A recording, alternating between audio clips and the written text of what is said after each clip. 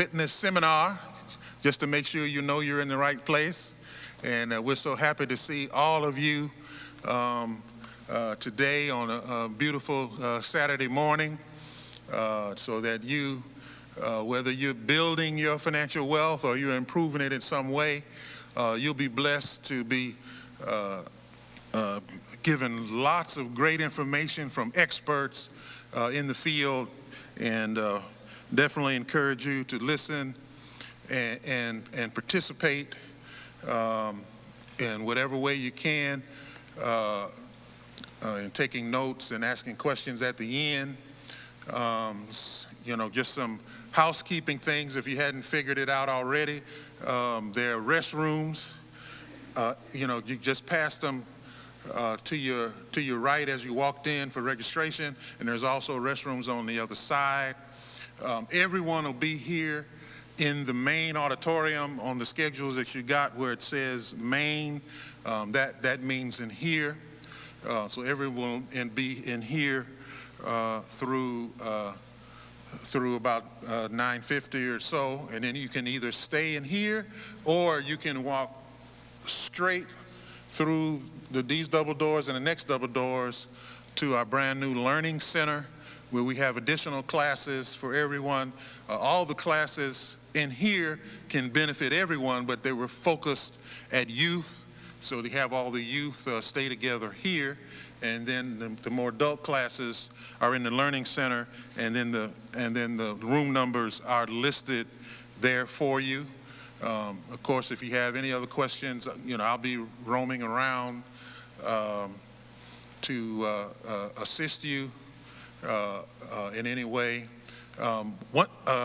Another thing, and I'll probably run and grab it in just a second. There'll be a QR code and a link provided for you to provide your evaluation at the end for every session. Okay, and I ran in here and left that out there, but I'll go grab that. So that's always important to make sure that the information that we're sharing is helpful and needful for you and your families and your friends.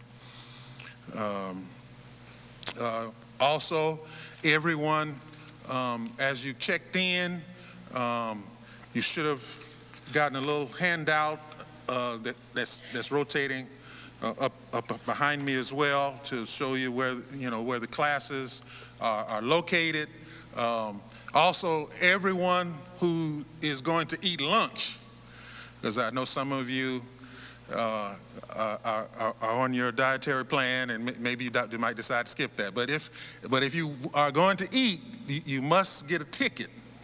All righty, you don't give it away, but you show the ticket.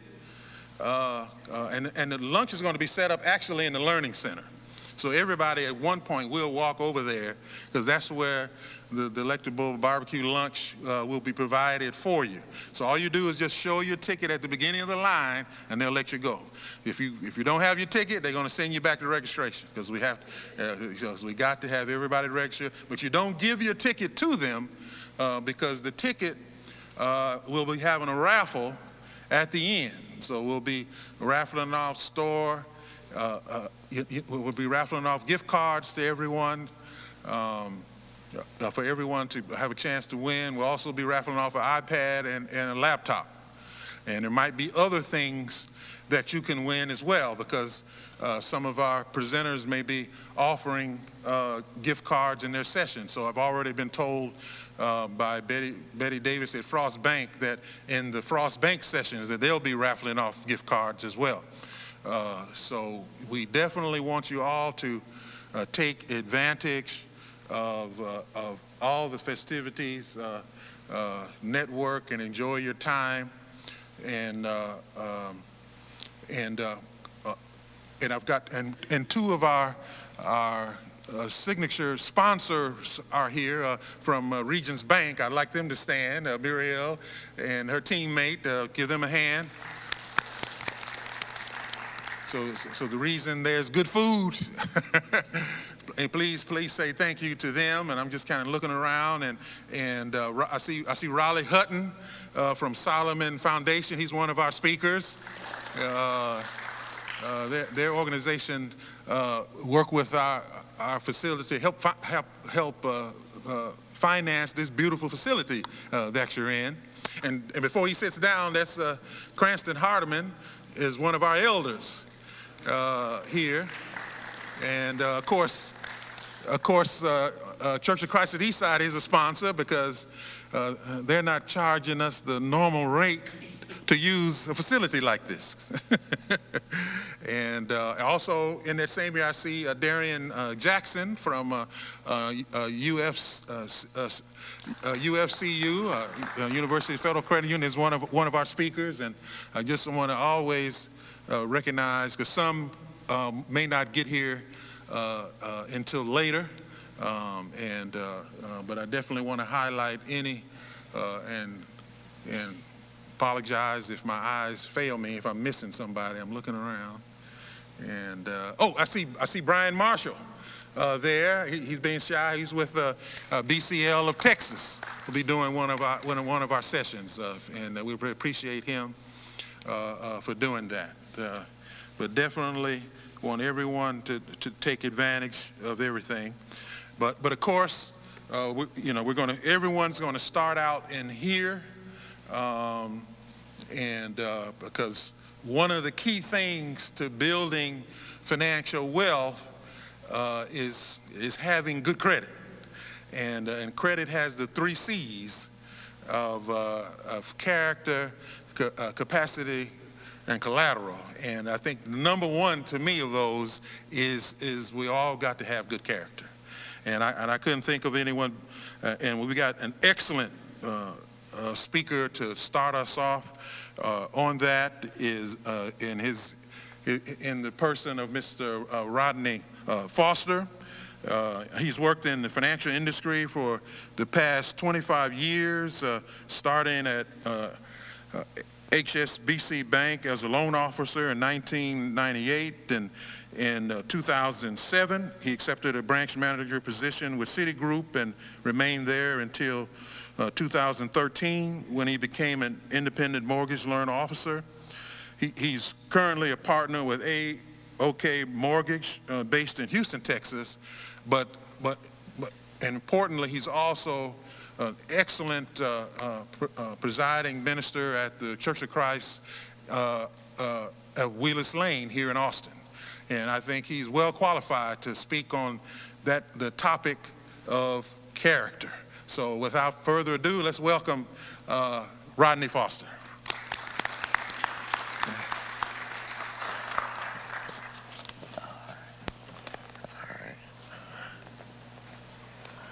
Thank you, Brother Davis. I appreciate the kind and warm introduction. And it's good to see this many people here this early on a Saturday morning, a time when most people decide they want to sleep in. And we see that there's a nice number of people that are here today. I do have a handout for those who might be interested in taking notes. If I could have some assistants maybe passing these out. And I think I just dropped the battery. Okay.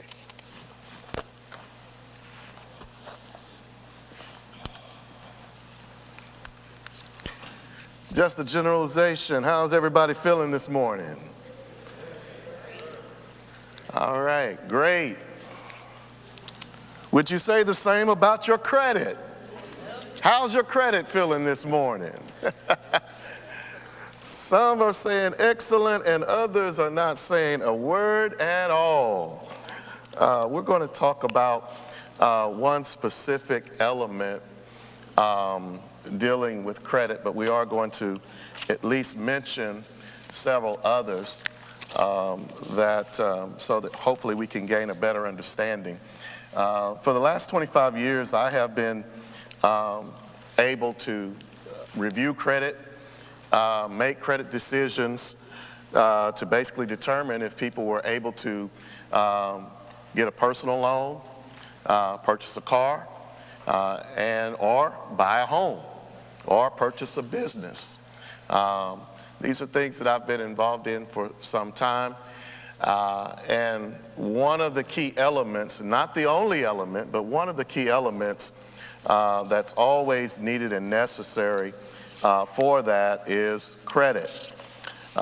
So today we want to really take a look at just a few things, and then we will also provide opportunity for questions if there are those who may have questions, and I will do my best to try to answer them. 3 specific areas that we want to look at this morning. What are the advantages of having good credit? What are the advantages of having good credit?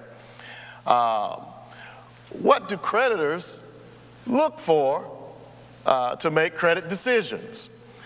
It's very important to know what the creditor is actually noting or looking for when you get ready to apply for any type of loan.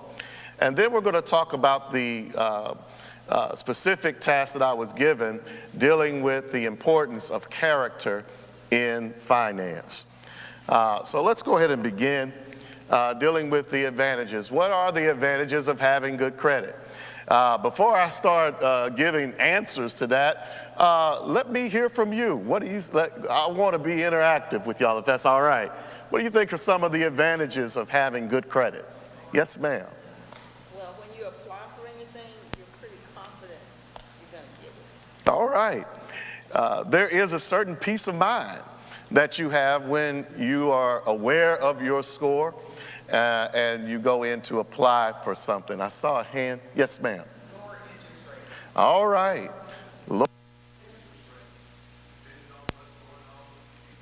Testing.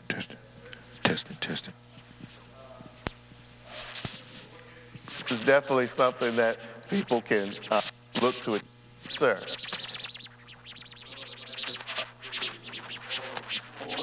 All right. Increased credit power. So these are all things that we can obtain and have another hand. Yes, sir. Is credit necessary for wealth building? So hopefully you'll get to that too. That's a difficult question to answer because there are many programs now that would tell you no. But in essence, many of the programs that do say that you do not need credit wealth, they are dependent. I don't know if this is me making this noise or it is. I'm good. Okay. Most of the programs that will say that credit is not necessary, what they really should be saying is that your credit is not necessary. They are depending on the credit or the functionality that someone has provided for them. So very good question. Very good question. So let's go ahead and take a look at the advantages and we'll talk about them. Most of you those who have spoken have done very well. One of the first keys is, of course, lower interest rates. The better your credit scores are, the more likely you are to get a better rate or whatever it is that you are attempting to purchase. And then there is the likelihood of qualifying for a loan itself.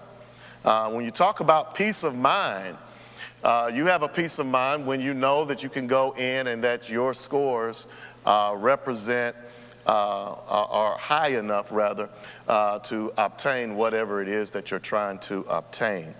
I don't know if anyone has ever been denied for credit, but if a person has to go through that denial process, it is a very demeaning process to go through to apply for something and not be able to qualify. So the better your credit, the greater the likelihood of you qualifying for a loan. And then there are increased job opportunities. There are many fields, especially in the financial industry or in some government agencies, where credit is a factor in whether or not they will hire you. So we have to be mindful that the better your credit is in certain industries, the likelihood of that could be the difference between you obtaining a job with that particular company. More buying power. This was mentioned.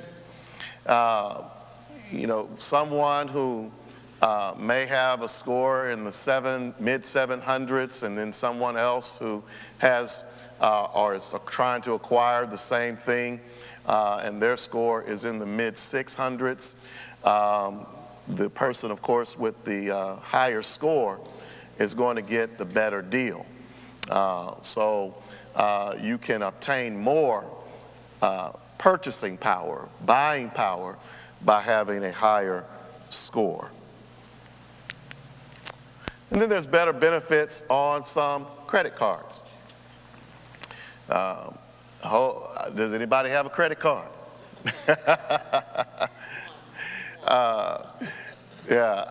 Thank you. She said one. Personally, I don't recommend having too many cards. You should try to limit the cards that you have. But it's okay to have more than one. But when you have multiple credit cards and you're using them all at the same time, it can create some difficulty when it comes time to pay all of the interest that you will be paying. So when we talk about benefits, credit card companies, when they look at your credit scores, they may also determine what type of benefits that they give you. Sometimes certain card companies will charge fees for people who have lower scores. Sometimes they will offer discounts on things such as travel or purchasing other items. They will pay you back. And a lot of that is dependent upon your scores, as well as how often and how well you manage that card over a period of time. So there are some better benefits through some credit card companies that can be obtained. Easier approval for real estate.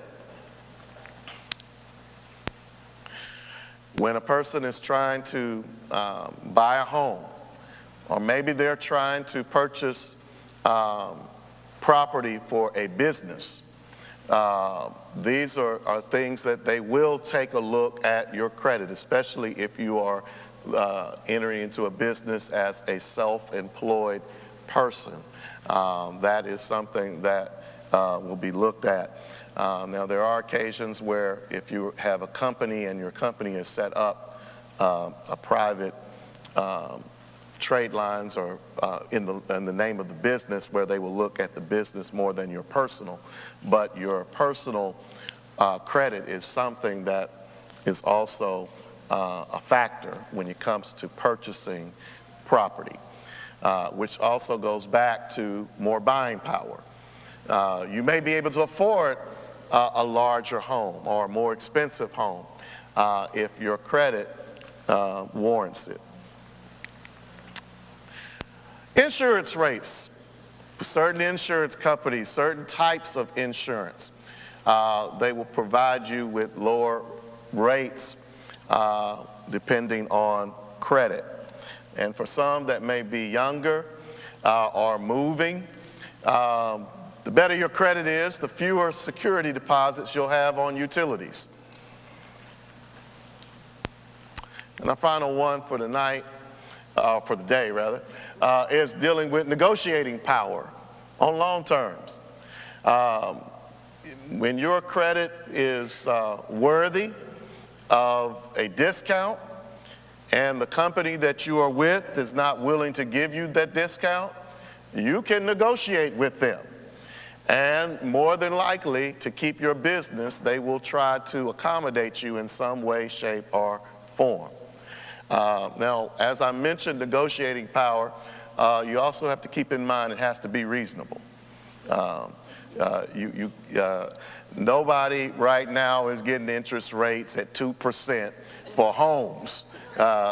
Those days are long gone. So you may have a credit score that is 800 and you still will not get a 2% rate on a home purchase. So these are some things that we can note when it comes to keys to maintaining good credit. And these are, as we look at these particular advantages for good credit, we want to kind of move our focus a little bit and talk about what accreditors actually look for. You go in, you're trying to purchase a vehicle, and they pull your credit and they have the copy of your report, and very rarely do they show you the copy of the report. And you're wanting to know, what is it on that report that has really captivated their attention? What are they focusing in on? This actually gets us into, Brother Davis mentioned 3 C's. We're actually going to talk about 5 C's when it comes to credit. So what do they really look for? The first one is a little darker than the rest because we're going to spend a little bit more time talking about that, and I will come back to that after I talk about the other 4. Character, of course, is the one that we're going to spend the most time on, but we want to talk now about capacity. Usually when you're applying for credit, one of the things that the creditor is going to want to know is, do you have the ability to pay back the loan? And as they look at that, they will look at something known as a debt-to-income ratio. They will look at what your liabilities are, what your bills are. And they will look at the assets that you have. And then they will take a percentage of that, and that percentage will help them to make a credit decision of whether or not to provide you the loan that you are asking for. One of the other areas is the area of dealing with capital. Sometimes it's not always about what's reflecting on your paycheck. You may have other assets that can be collateralized. I see my brother from Solomon Foundation is back here in the back. And a previous congregation that I was serving had contacted Solomon Foundation. And when we contacted them, we told them what we wanted. They said, we can do that, that's not a problem. But we noticed that you got 5 acres behind your building, and we want to use that as collateral. It's not just things that we consider liquid assets. When I say liquid assets, we're talking about money, what you may have in your bank account, what you can easily access. But you may have other things of value that can be utilized as capital. It could be another structure, a building. It could be retirement. It could be other avenues where money can be easily transformed. Then we have conditionals, or conditions. This is referring to your environment. Some environment situations that are beyond our control can have an impact on our credit and our ability to borrow. We just came out of something, most of us say we came out of it here recently, this pandemic, where everybody was shut in, and there were some leniencies given because of the circumstances in which the country was under. Now, there are other things that are not so much on that broad of scale. Sometimes it could be a negative factor. There could be some cutbacks in a particular industry, and you work in that industry, and that condition may have an impact of whether or not you are approved for a loan. So I'll go ahead and deal with the last of those 4, which is dealing with collateral. Capital. Thank you. Okay, we've already dealt with the others. Capital. Capital is dealing with your net worth. You know, what is my total value?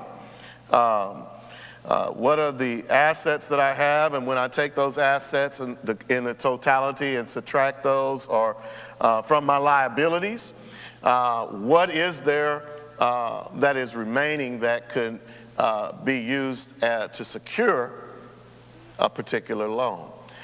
So these four areas are very important areas that most creditors will look at somewhat when they are making a credit decision, which now brings me back to that first area.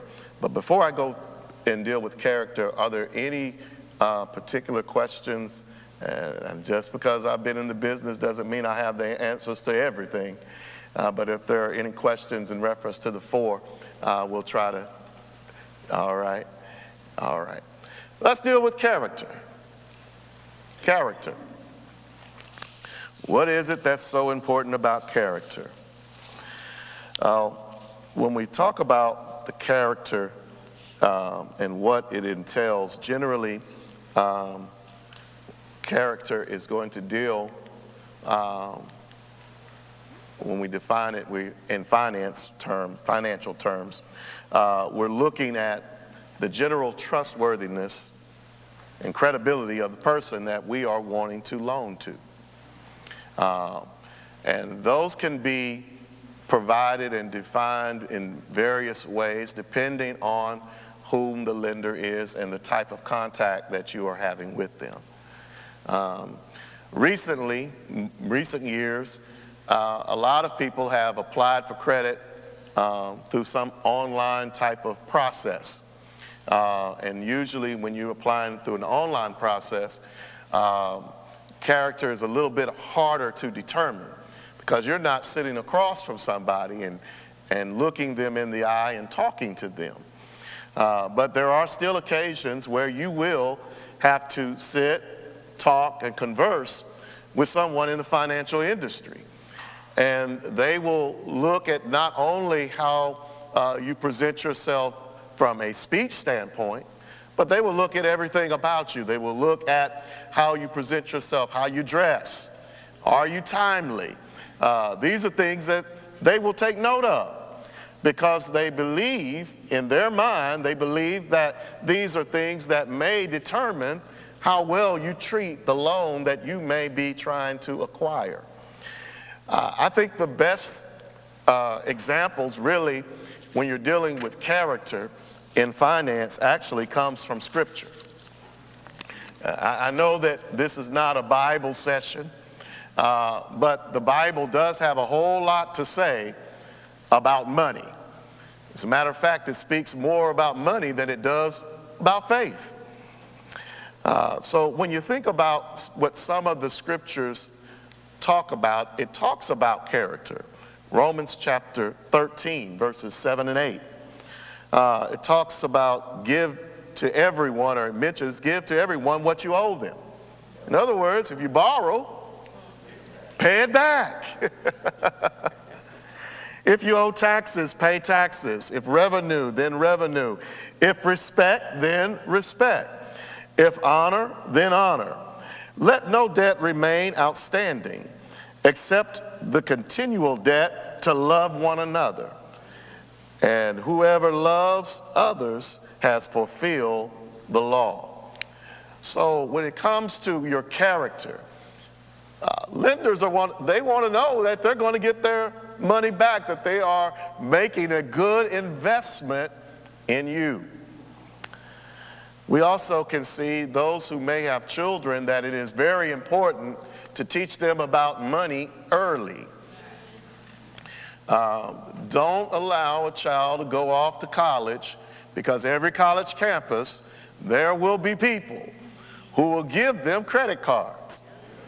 And they won't even have to have a job. They will tell them, just put down that you have a certain amount of income on the application, and the next thing you know, that child has rang up a whole lot of debt and has no means of paying it unless they go back to mama and daddy. So you want to try to help them in that particular area. Proverbs chapter 22, verses 6 and 7. Train up a child in the way he should go, and when he is old, he will not depart from it. Well, what are some of the things that we may need to train? If you look at verse 7, the Bible says, the rich ruleth over the poor, and the borrower is servant to the lender. It's important to teach your children about money management. And I know there'll be other speakers who will probably speak to managing your money and your finances later on through the course of the day. But the importance when we talk about character, taking on the responsibility for those who have been entrusted to you. Creditors will look at that.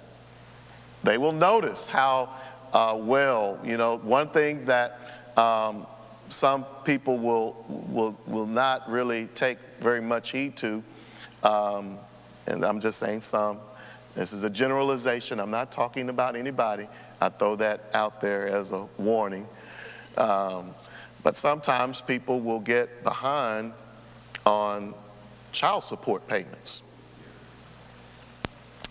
Well, the mother is getting everything that she needs, so I just decided I was going to do this. Well, the state of Texas will place that on your credit.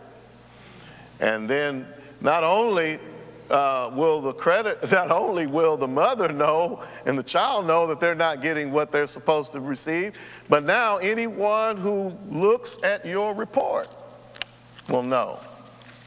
And they will look at that as a character flaw.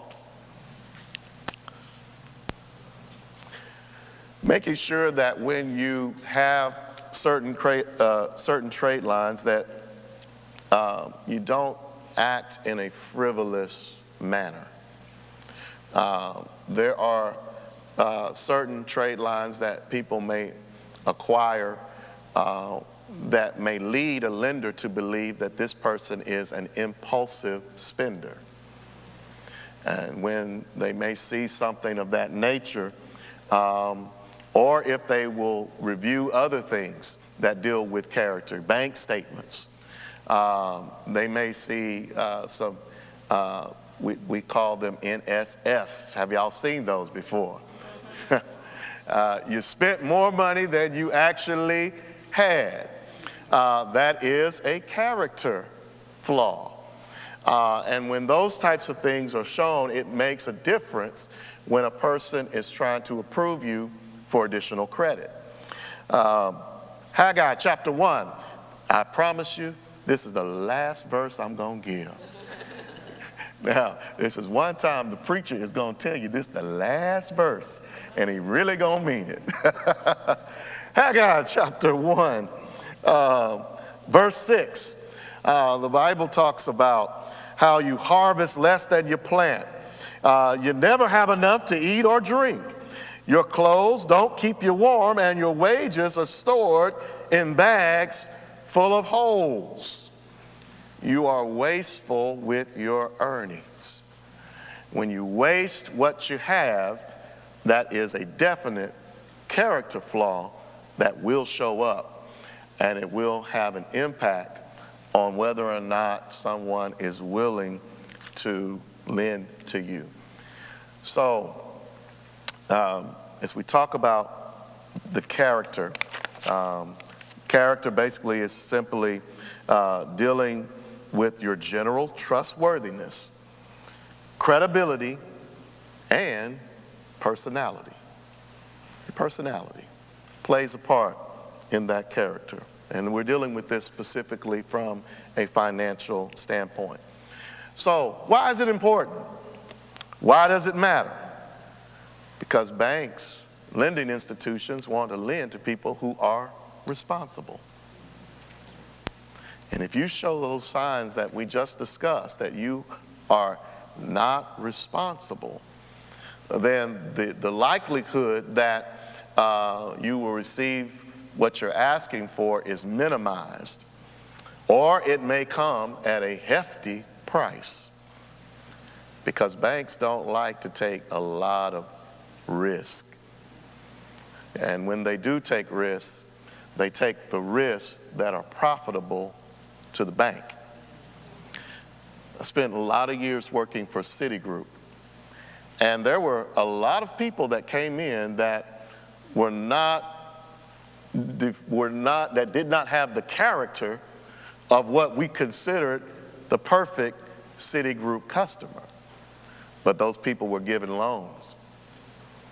And they were given loans for a particular reason, because they had a track record of being late, which meant that we could charge them late fees on top of giving them a high interest rate. And before you know it, they will have paid for that loan 3 to 4 to 5 times over, and the company has made a lot of money because of your indiscretion. So responsibility, it matters. How can character be assessed? When someone is looking at reports or looking at information that may appear on an application, one thing that they will look at is your work experience, your work history. Not saying that you have to be on the same job for decades, but they do look to see if you're in the same industry. They look to see not only if you're in the same industry, but they look to see if there's any type of progression. You know, is this a person who started out as a clerk and now they have worked their way up to mid-management with a particular company? Is this a person that there is an acronym that we use called VOE, Verification of Employment. If we send out a VOE to their employer, would their employer say, we would be willing to keep this person on as an employee? These are things that, that we assess when we're looking at a person's character, their work experience. We also look at credit history. Is this person able to keep an account and pay on an account for an extended period of time? Are they able to make timely payments? These are things that are important, because it's not necessarily as important to see a person that can make payments for 3 months or 6 months. But what about that person who has a car note? 36 months, 48 months, some 72 months. How consistent are they going to be? Now, I don't recommend taking 6 years to pay off a vehicle. I'll just say that right now. But some people want to see how are they going to be over a period of time when it comes to their history, their credit history. References are still used. People will still call for references and will find out if this person is noted as a dependable person. And then another thing, when you are looking at how character can be assessed, when you're looking at borrowing on a local level, people will also look at your reputation. How is this person presenting themselves?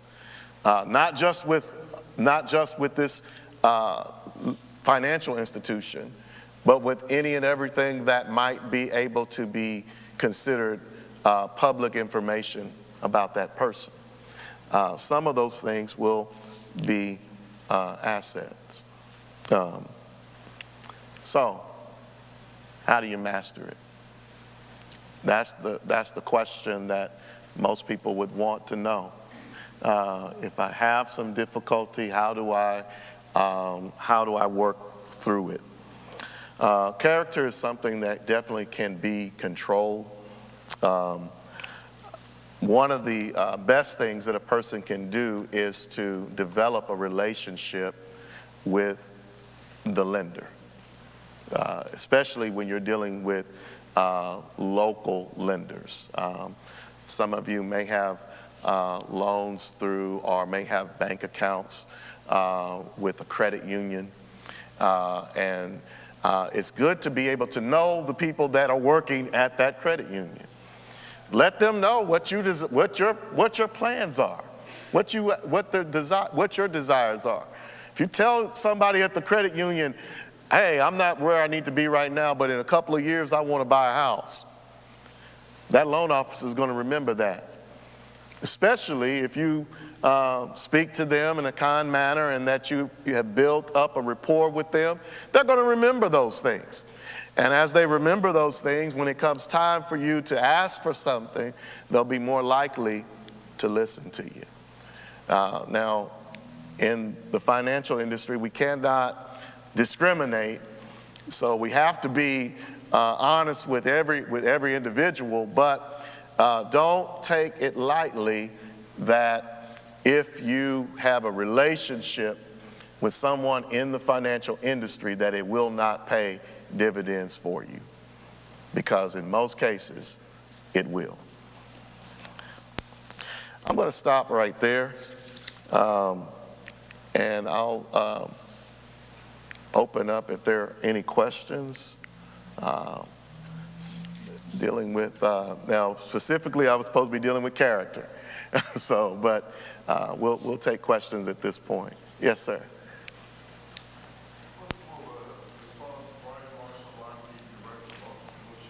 Small business community lenders of Texas. So, Brother Foster, I like the area of character. I look at it quite a bit. So I'm going to frame up a couple of statements here from the biblical. Hot mess begets hot mess. If you are a hot mess, taking care of your personal finances, that then, and you're coming to a business lender, and you're a hot mess, meaning you're managing your 2 dimes, nickels, and a penny, you tend to be a hot mess when it comes to running the business. Thus, character, right? Absolutely. Character.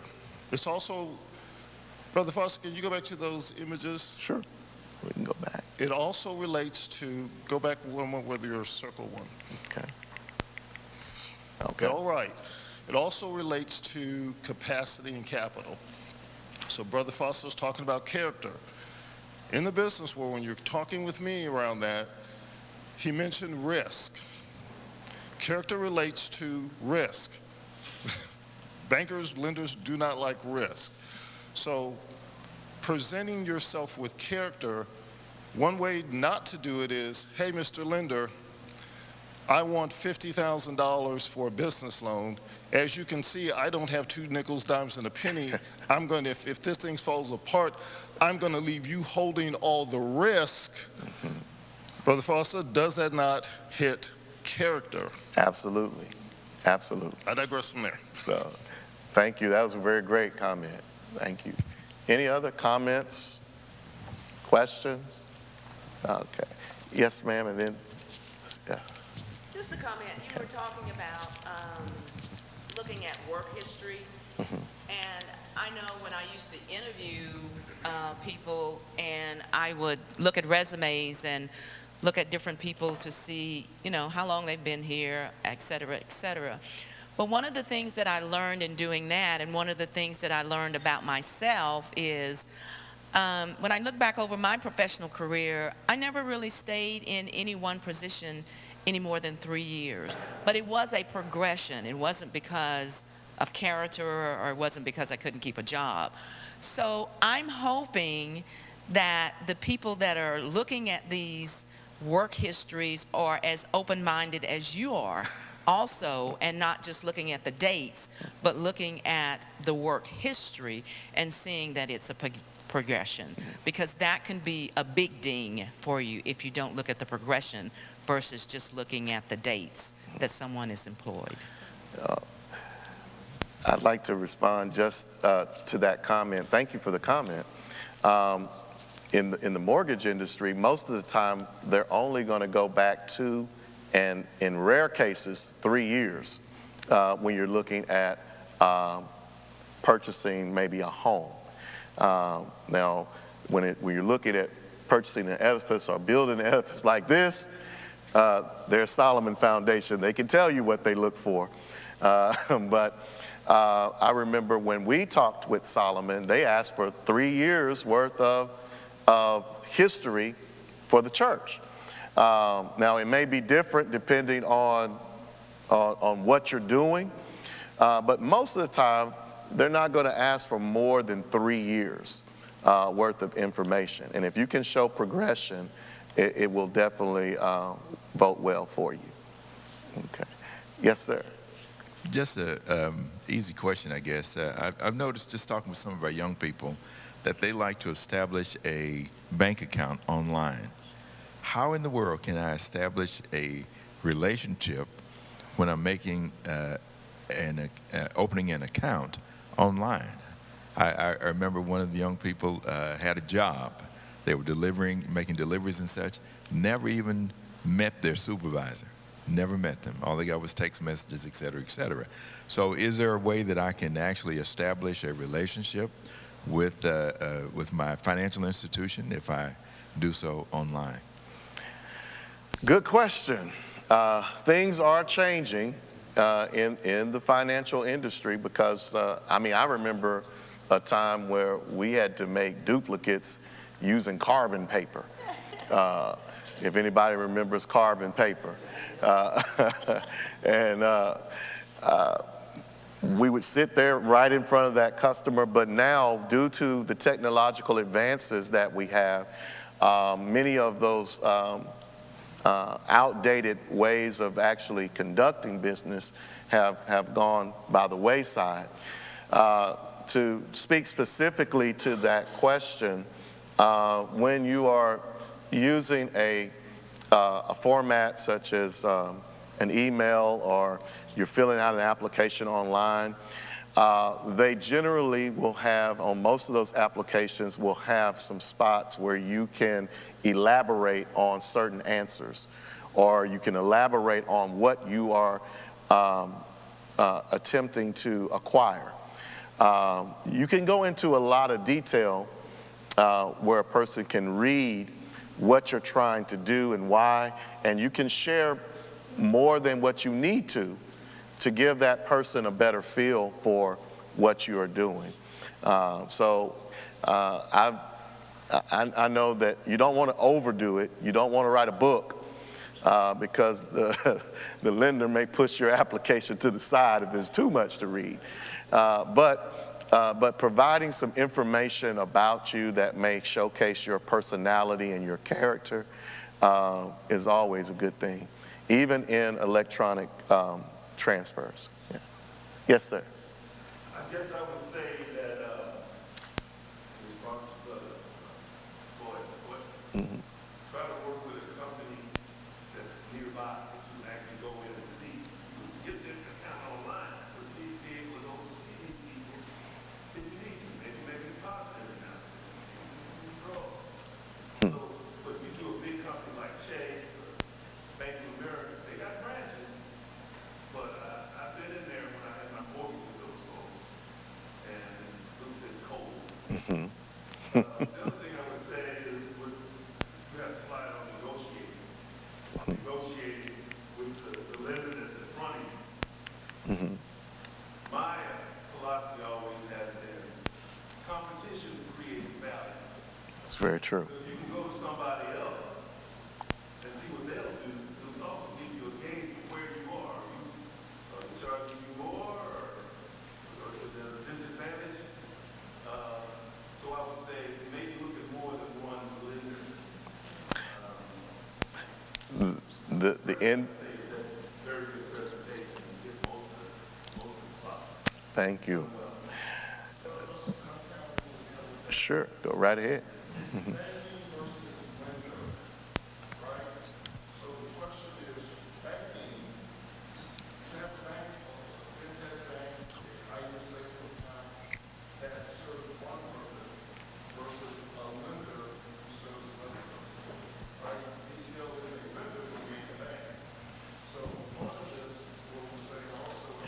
We've been recording it, so tell them that we got a mic, so they have to raise their hand and take their turn, because we're recording it, okay? Okay, I was distracted for a moment.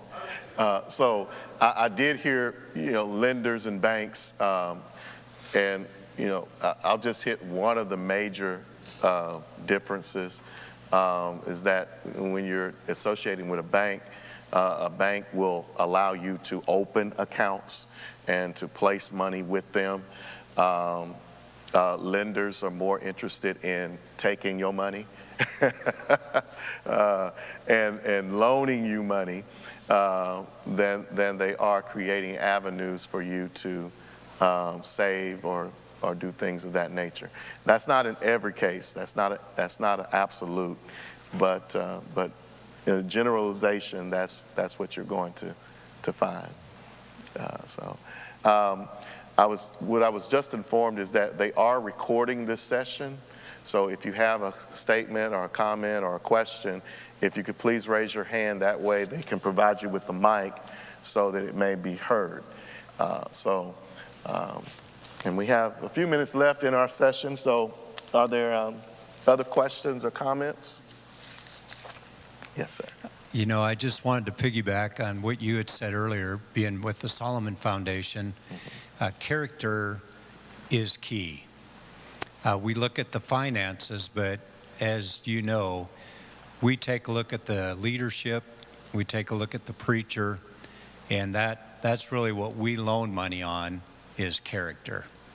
And so even though finances are important, character rules. So I really appreciate this here today. Thank you. Okay. All right. Anyone else? Okay, we have over here.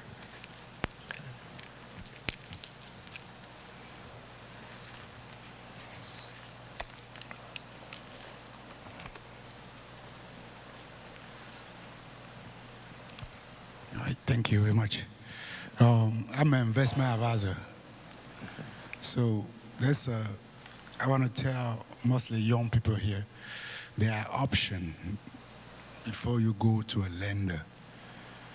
You have to maybe get used to talking to somebody, advisor.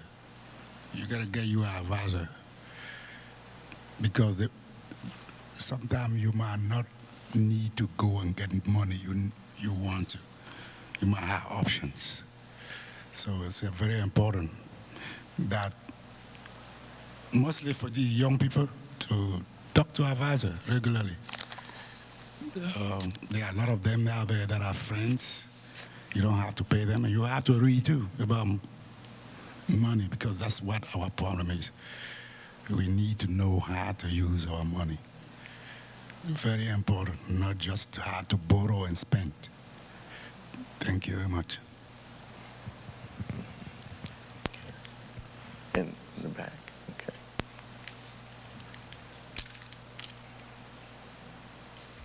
I'm just going to put the QR code that Roger was speaking about back here. Okay. So for the survey, the QR code will be back here. Okay. Thank you.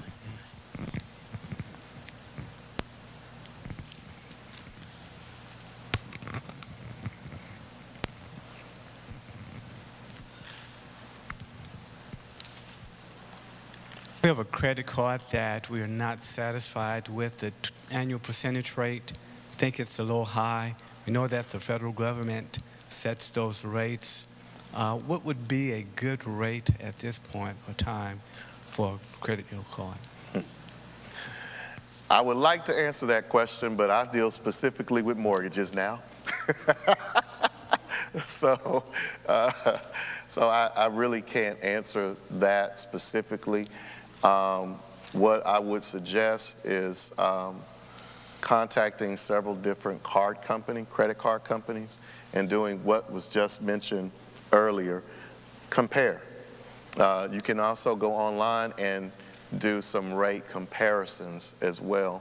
I would warn you, make sure that you read the fine print because when you are looking at interest rates specifically with credit cards, sometimes you will be hit with an introductory rate. And that introductory rate may last anywhere from a month to a year. And then after that introductory period is over, you may end up with a higher rate than what you initially had to begin with. So always make sure that you do read the fine print.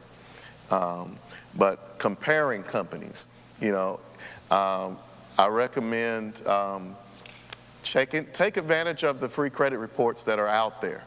Now, as I say that, I'm going to preface it because most of you may be aware, and if you're not aware about the three major bureaus, Equifax, Experian, and TransUnion, they have different scoring systems depending on what you're applying for.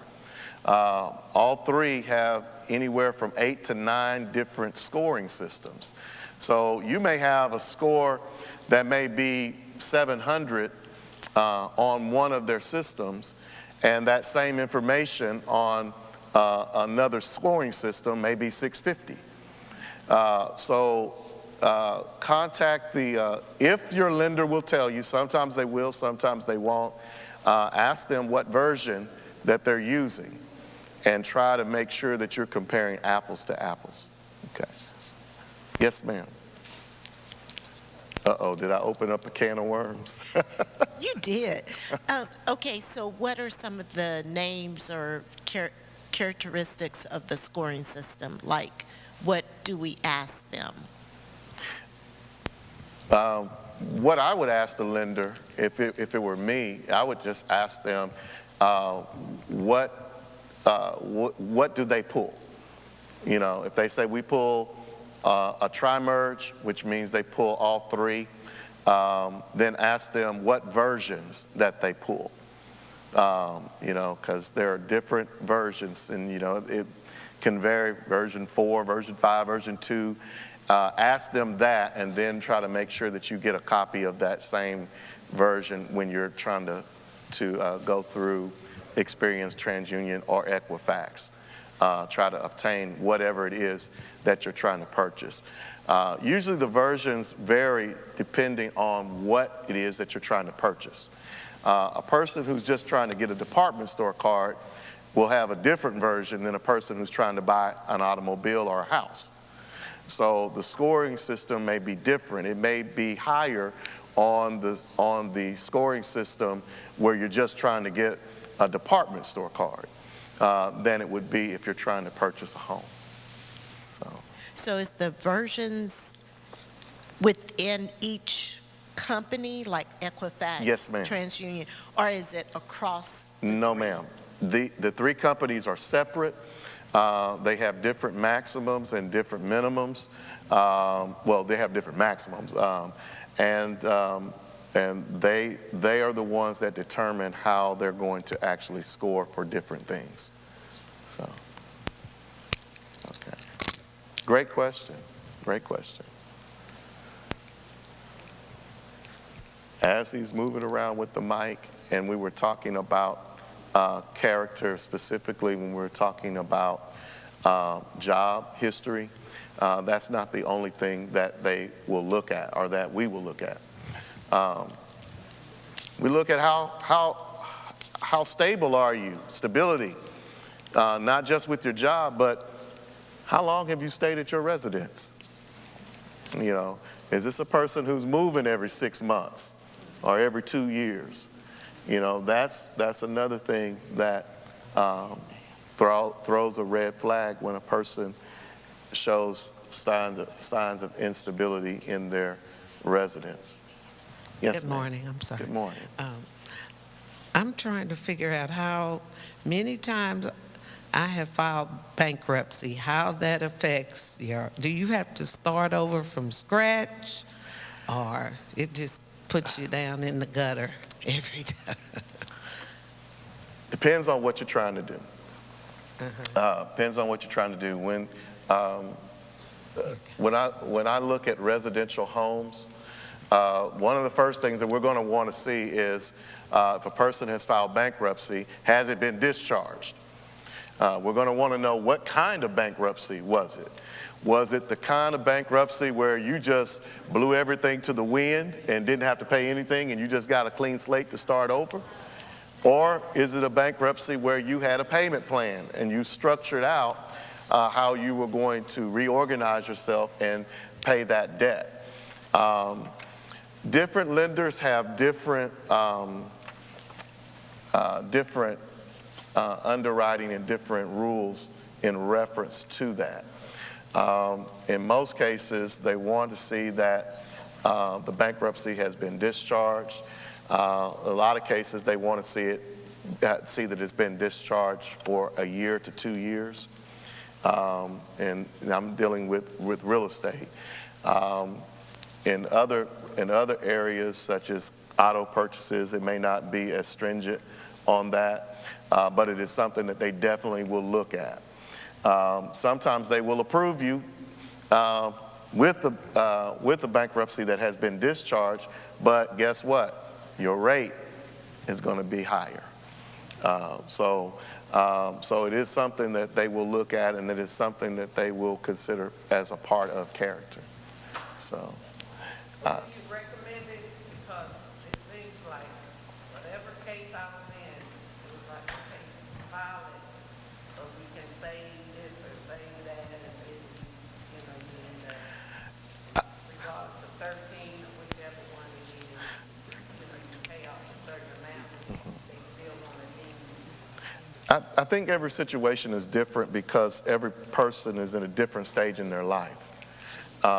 There are some people, now, would I ever recommend somebody to file bankruptcy? Probably not, because I'm in the industry. I probably wouldn't recommend it, but there are sometimes situations where it may actually benefit the person and give them some breathing room. But with that being said, depends on where that person is in life. You know, some people are at a point where they're not looking to buy another home. They may not need a car for another year or so or longer, and they're just trying to get themselves above water. So that's something that is understandable, but it really just depends on the situation. If someone knows that they are at a stage in their life where they are going to need to use that credit, especially within the next 7 years, then they may want to reconsider and try to work out. This is another way that building relationships with those creditors can help. Contact the creditor. Before you file bankruptcy, contact the creditor. Let them know, hey, this is what I got going on, and I need some help. They just might refinance you, or they may do something to alleviate just a little bit of that pain to give you opportunity to catch up, defer some payments or something of that nature. So talk to the creditors before you just jump into a bankruptcy. That would be my advice. Okay. All right. Got time for one more? Going once? Oh, all right.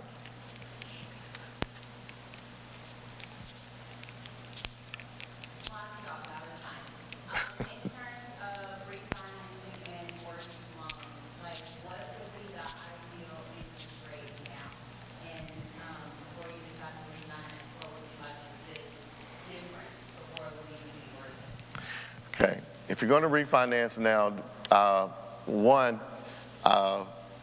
I think it's important to see if that person is trying to acquire some equity out of their home, current home. So it's really a question of why. We have had extraordinarily low rates, and really where the rates are now, I would say in that 5 to 7 range is normal for homes. So we have been well below normal for many, many years. So if you have one of those rates that make you smile, think twice before you refinance. What is the reason that you want to refinance? If there's no reason, personally, I wouldn't refinance. But if you are in a situation where you've accumulated a lot of debt and you want to pull out some equity to pay off that debt, you may actually come out ahead, because 7% will give you some breathing room to pay off some other things and maybe catch up, make a couple of extra payments on the mortgage a little bit later. to try to balance some things out. I would rather pay 7% and have all of my credit cards and everything else paid up if I had to go into a situation like that than have an interest rate at 2% and be paying 28, 29, 30% on cars or credit cards and all other types of things that could amount to a lot of interest. So I would try to definitely eliminate as much interest as possible. But personally, refinancing my home, if you got one of those sweet rates, 3.5%, 4%, I would think twice. Some people 2.9. I would think twice before refinancing if you have a rate that's somewhere in that ballpark. Okay. All right. Thank you very much. I hope that this was informative. I enjoyed your comments and your questions. God bless.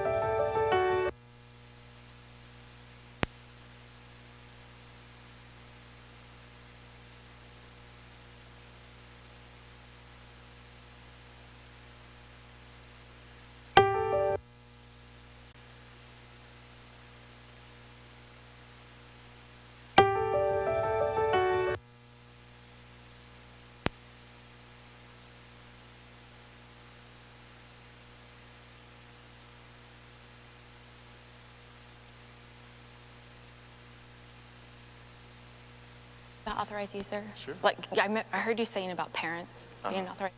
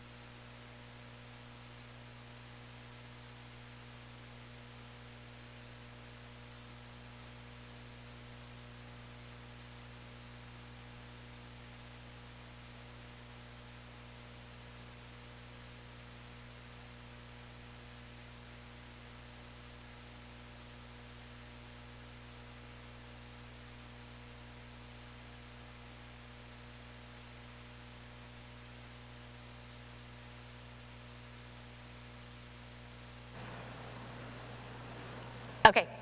I don't even need the camera, or I don't even need the audio, but that's okay. We're broadcasting, so Oh, that's how we hear you, so. that's okay. So should I start over since you're broadcasting? Please. Okay, sure. Okay, I'm with Keystone Bank. I'm Carrie Kastner. I've had 15 years in banking experience. Banking for students I'm passionate about because banking can be fun, money can be fun. You want money to work for you, not vice versa. And what a better way to start as a student, you know, in the safety of whether you're living at your house or going to college. So I thought it would be fun to do, let me go back to this screen real quick. Yeah, I thought it would be fun for us to do a choose your own adventure. And what I mean by that is I'm going to show 3 different videos of students that created these videos on money management. They actually did it for a contest, so they could win from $1,000 to $9,000 on this video submission. And I'm going to show you the top 3 winners.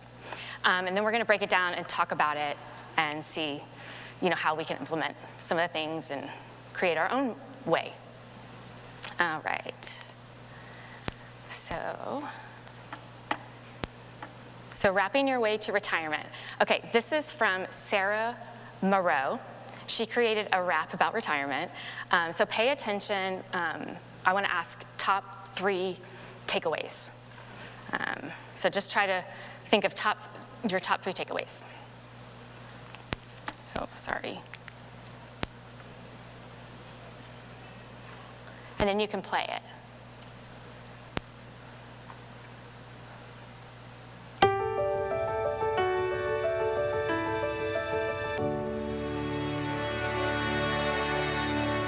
Retirement is years away, no need to start an IRA. But blink your eyes and it is here, then it's too late to plan, I fear. Let's rewind so when you decay, you can avoid my dismay. Just follow me and you will see preparation is as easy as 1, 2, 3. I know it might seem cliche, but really there is no time to delay. And when you get a job someday, stash part of each pay in a 401k. This is where it often gets rough, but with yourself you must be tough. Follow these steps, 1, 2, 3 for a happy retirement, they are key.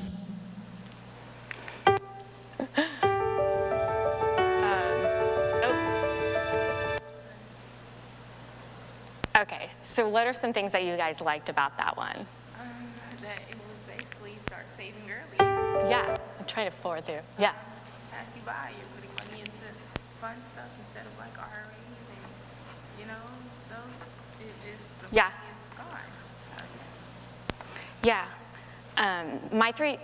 She said it's easy as 1, 2, 3. And so like the first thing I think is to start early, prepare, and budget. Budget is a great way to start thinking about your credit. If you can budget, then you know how much you have, how much you can spend, and you don't overspend. Yes? and like the smart like purchases, she didn't want to buy the car. Right. That was a lot of money. Yes. I wouldn't too. But yeah. That's what I was going to highlight. So I'm so glad you said that. She made smart purchases. She didn't buy the car. That could be like not going out to eat, maybe not putting entertainment, clothes, anything on your credit card. Thinking of other creative alternatives. And then so what she started doing is saving money. And so what are some ways that we can save money? Everyone knows that there's like a basic savings account that you can have. But there are also high yield or high interest savings accounts. And just to keep it simple, there's a CD. So when people say CD, that's just, there's a time frame. Think of like, for 1 year, you're gonna get 5% in this savings account. And so you have to keep it there, you can't take it out. CD stand for? Certificate of deposit. So that certificate of deposit, the money has to stay there. So that's really smart if you want to discipline yourself and think, I don't want to touch it. So you keep it in that CD for 1 year, and then it grows at a higher rate than most interest rates. Then a money market, though, is very similar, except you don't have that time frame. But the rate might change depending on the bank.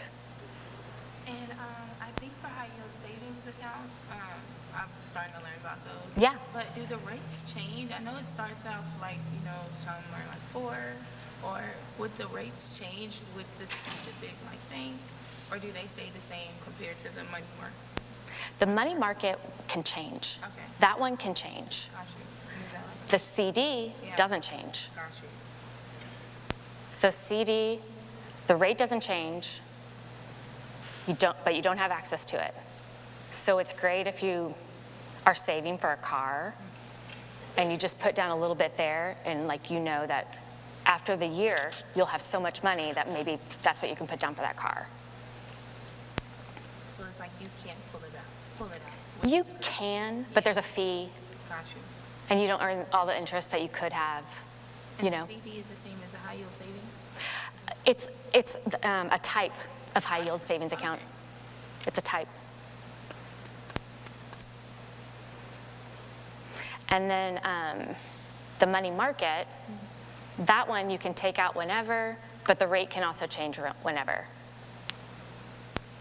So that might be a good way to think of it. CDs, the rate stays the same, and your money stays there. Money markets, the rate can change, and you can take it out. How many of y'all have heard about IRAs or 401ks? Awesome. What do y'all know about them? Well, I don't work right now, but when I used to work Yep. at HEB, they had one after I turned 18. They sent me. Not really. Is that better? Oh, I don't like this. Can you hear? Oh, Yeah. Just try that. Yeah. You can, it'll hear you. You don't. That's already better. okay. I was saying, I don't have a job right now, but when I did, I worked at HEB, and after I turned 18, they sent a letter about 401k, and I do have some money on there. So it's good that a lot of companies start that for students, because not a lot of us know about it and don't invest in that, because it's really, really good. And I think you can also transfer 401ks to any companies that you work for. So that's what I know about 401k. Do you know anything? About the 401ks, oh no, you're okay. About the 401ks, I realized that some companies actually match it, or they put towards it as well. With the IRAs, I've learned, I'm sorry, I may be jumping the gun. Are we talking about 401k? You can, Okay. yeah. The IRAs, I've learned that you can invest in them now, and it's kind of like a retirement. Yep. In a way, but for some people they can get it early if they start earlier. Yep. But the only thing about those is I've learned that they're kind of tricky, because you have to actually do more with the IRA than just put money in it. So that's kind of an interesting thing that I'd like to learn about a little more. Okay. In that sense, yeah. Yeah. So I love this. This is all, I love this because you guys are really smart and equipped, and you know more than you think. And so I feel like you should go about money with confidence, not fear. Because you basically just explained what I was going to explain. So the 401k, an employer offers it to you. So when you get a job, they're like, hey, free money. You can also, you contribute a portion of your paycheck. It's not taxed. And then when you take it out, it's not taxed either. But then an employer will often match it. So they're giving you even more money. So when you get a job, jump into the 401k, try to max out as much as you can, because it's not taxed when you put it in or when you take it out. And then you're right, the IRA is you can do kind of outside of your employer, but it's an investment similar to the 401k, but you have a little bit more freedom with the IRA. You can pretty much open up one of those at any financial institution, and they kind of help you manage it, and you can move it. So that one has a little bit more freedom. You guys nailed it. Okay. All right, so the next video we're gonna talk about is the playbook. It's a correlation between football and finance. So this, we're going to learn from Omaron Tanner, and the metaphor of football and finance is really kind of cool. So pay attention to it and tell me about 3 takeaways. And actually, I'm going to up the ante. So you guys have been talking a lot. You get a piggy bank. Thank you. And there's more to come for other people that want to participate. And I can carry it, I can move this around if I need to. We can just take it off. Yeah, I'll take it off. Okay, so we'll watch this next video. Here we go.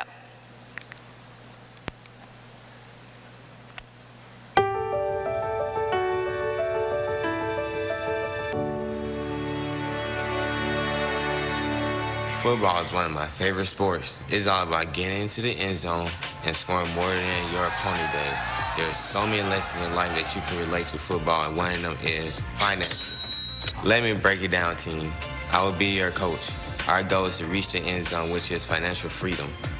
But the only thing stopping us is not defense, but depth. Here's a strategy that will help us pass the goal line: saving, budgeting, investing, and only borrowing what you need. Okay, so what are some takeaways that you guys found from that? What did you like? Yeah. Here, just hold it. He mentioned financial freedom, like it's a part of like getting to the goal, and ways to do that is budgeting, investing, and he's mentioned something else, I don't remember, but yeah. That's awesome. Yeah. Yeah, that's Okay. all. Any takeaways that y'all had? You don't have to use a microwave or microphone. Debt is bad. Yeah, that's the defense. That's what preventing you from getting to the end zone. I got you shouldn't try to go in debt, and you should save. Yep. And invest. Yeah. Yeah. And to me, that's being offensive. That's on the offense. You're proactive about it. You're confident. You're going for it. You're gonna save it. That you need to start budgeting. Yeah. That to avoid debt, investing and making sure you build up your credit score and making sure you're making wise financial decisions is definitely important for avoiding stuff like that, like debt and stuff. Y'all are geniuses. You really are. That football is just not about money, it's about debt and financial freedom. Yes. Yeah. I loved that video. The only thing I didn't love about it is it said your goal is to have as much money as you can by the end zone, which yes can be true, but maybe you can have several different end zones. Maybe you can have as much money as you can after college, as much money as you can in your first job. Play different games, I guess. Move your end zone appropriately. Because life, they say life is not about the destination, it really is the journey. And so I think if you're in control of your money and you're confident with your money, the journey can be fun. You're not just saving to one day retire. You're doing a little bit of everything. Okay, I'm gonna give y'all swag, don't worry. Okay. Yes. Oh, okay, thanks. Thank you. All right. Okay, so this was actually the first place winner,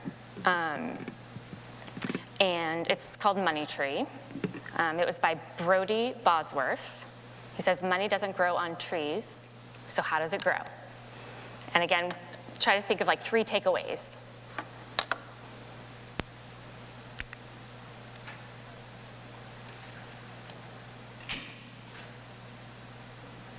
Is it playing? Yeah.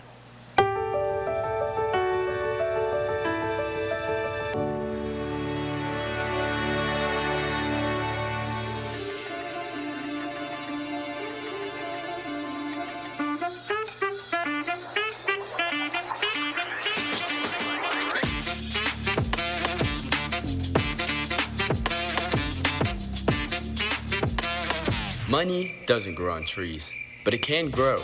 When you watch what you spend and save money to your bank account, you can see this turn to this. You'll never know what you might need, but with smart banking, you won't have to worry.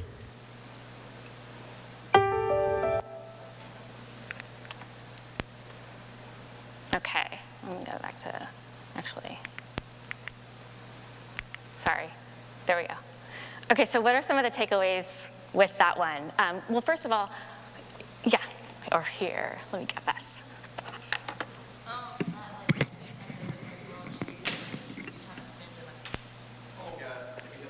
You got it, yes.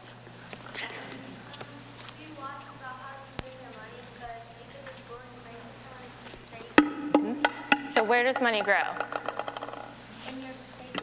Yeah, in your bank account, not on trees. Wait, did you have your hand up? So also got like you have to like be willing to save. You can't just like do something and not just stick to it. You actually have to stick to it to actually see improvements in your bank account. There you go. You can look how money grows on your budget account. Say it one more time. You can look how money grows on a budget account. Yes. I know what to say.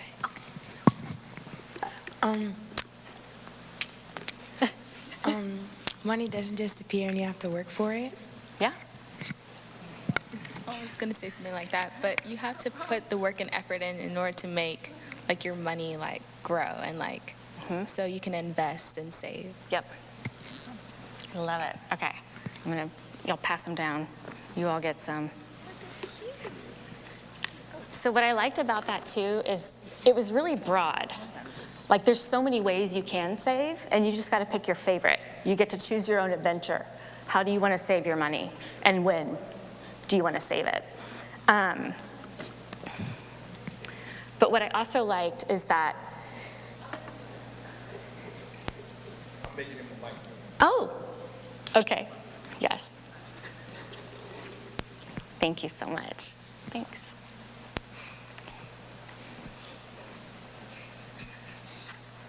What I also liked about the money tree is it really showcased what everyone is, it was so broad that it kind of showcased what the other two videos talked about.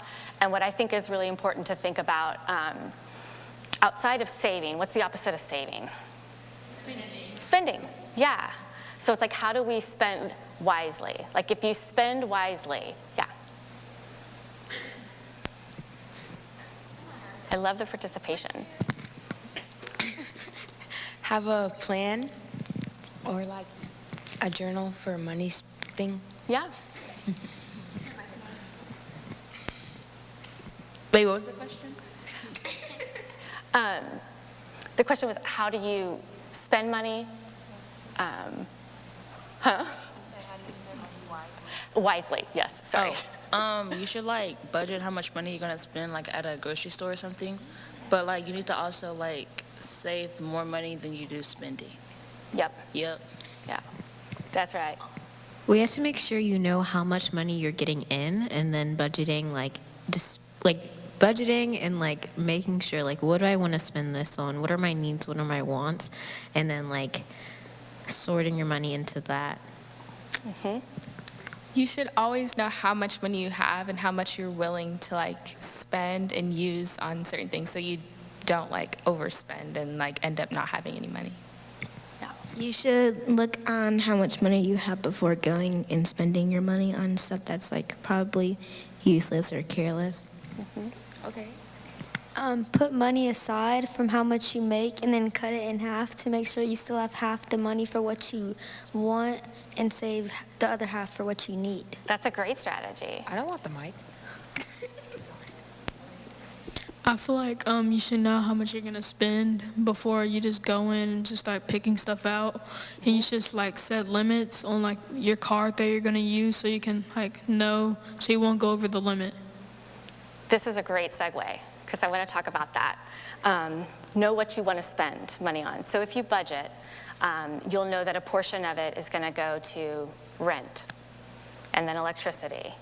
And you know everything of revolving around your house that's every month, that's what you're going to have to pay for. So that's fixed income. You know that's going to be there. And then if you want to open up a credit card to start building credit, there is some advice that I would give you. So in college, I opened up a credit card whenever I started college, because when you go onto campus, there's going to be tons of tables, and they're going to want you to open up a card.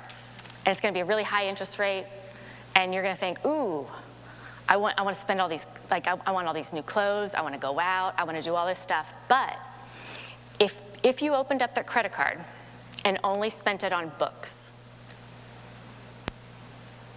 or I wouldn't put tuition on it, I would only put it on books. Start there and pay it off every month in full.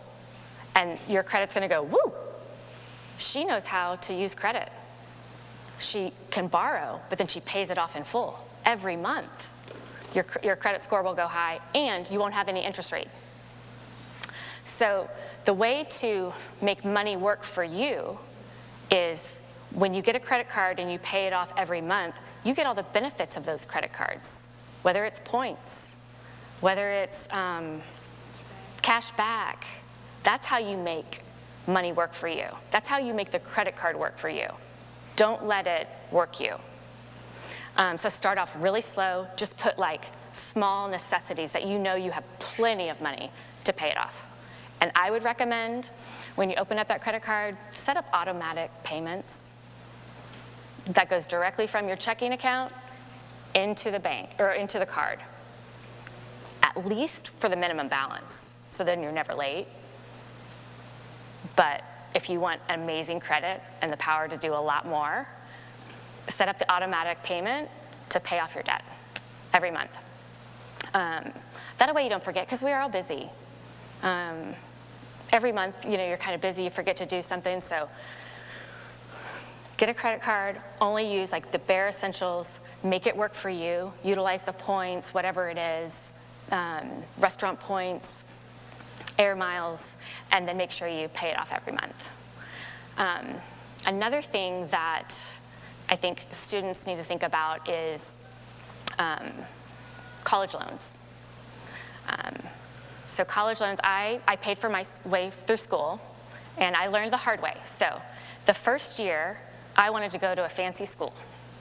I went to Baylor. It was a private school, and I got financial aid. And then I saw how much it was. And so I transferred to another school, a state school, and I decided I want to be able to be debt-free from like my school loan within like 2 years of graduating, which meant when I went to North Texas and Denton, I took out short-term loans through financial aid.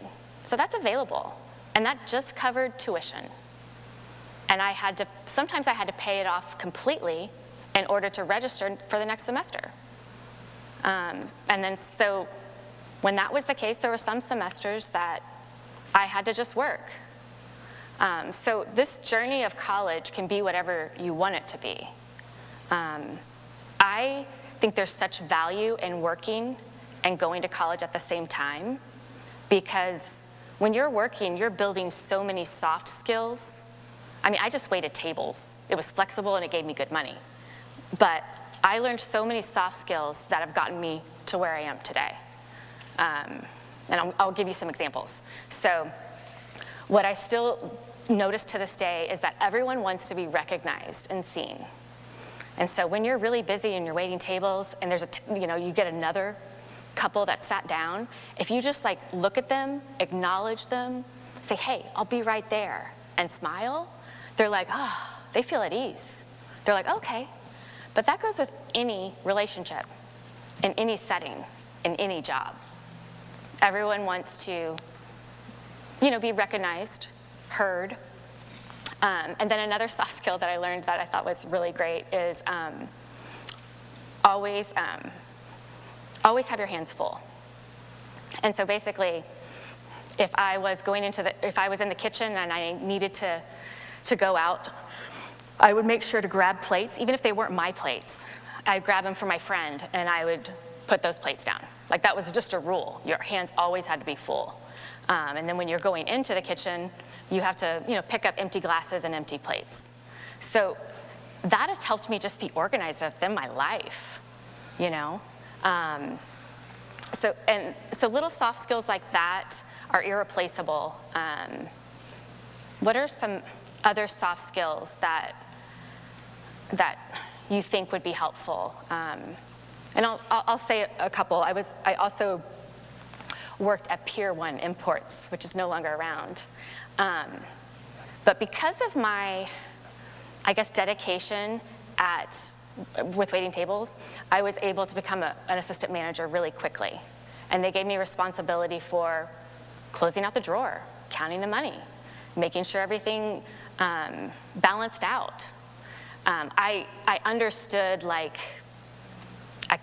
money comes in, money comes out, accounts payable, how to reconcile it. I understood it there.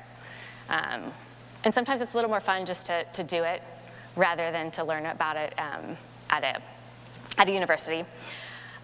Other things that I think could really help if you're planning to go to college is Austin ISD or any school district really offers a lot of college credit courses. Max those out. I wish I would have done that. I grew up in a small town. They didn't offer it. That's free. That's free money. And typically you're living in your parents' house. They're paying for everything. Take advantage of the college courses. And then, yes? Another thing I want to say as well is the early college programs, like dual credit or early college programs that offer you to take some of your college courses as a freshman in high school really helped me. I graduated with my associate's degree, and that took a lot of finances off of college. So I always recommend that. Or even if you don't want to go the full year, maybe you can do 2 years in high school. Either way, it still decreased your time in college overall, saving you more money or your family more money. So yep, that's another great resource. Absolutely. There's one back there.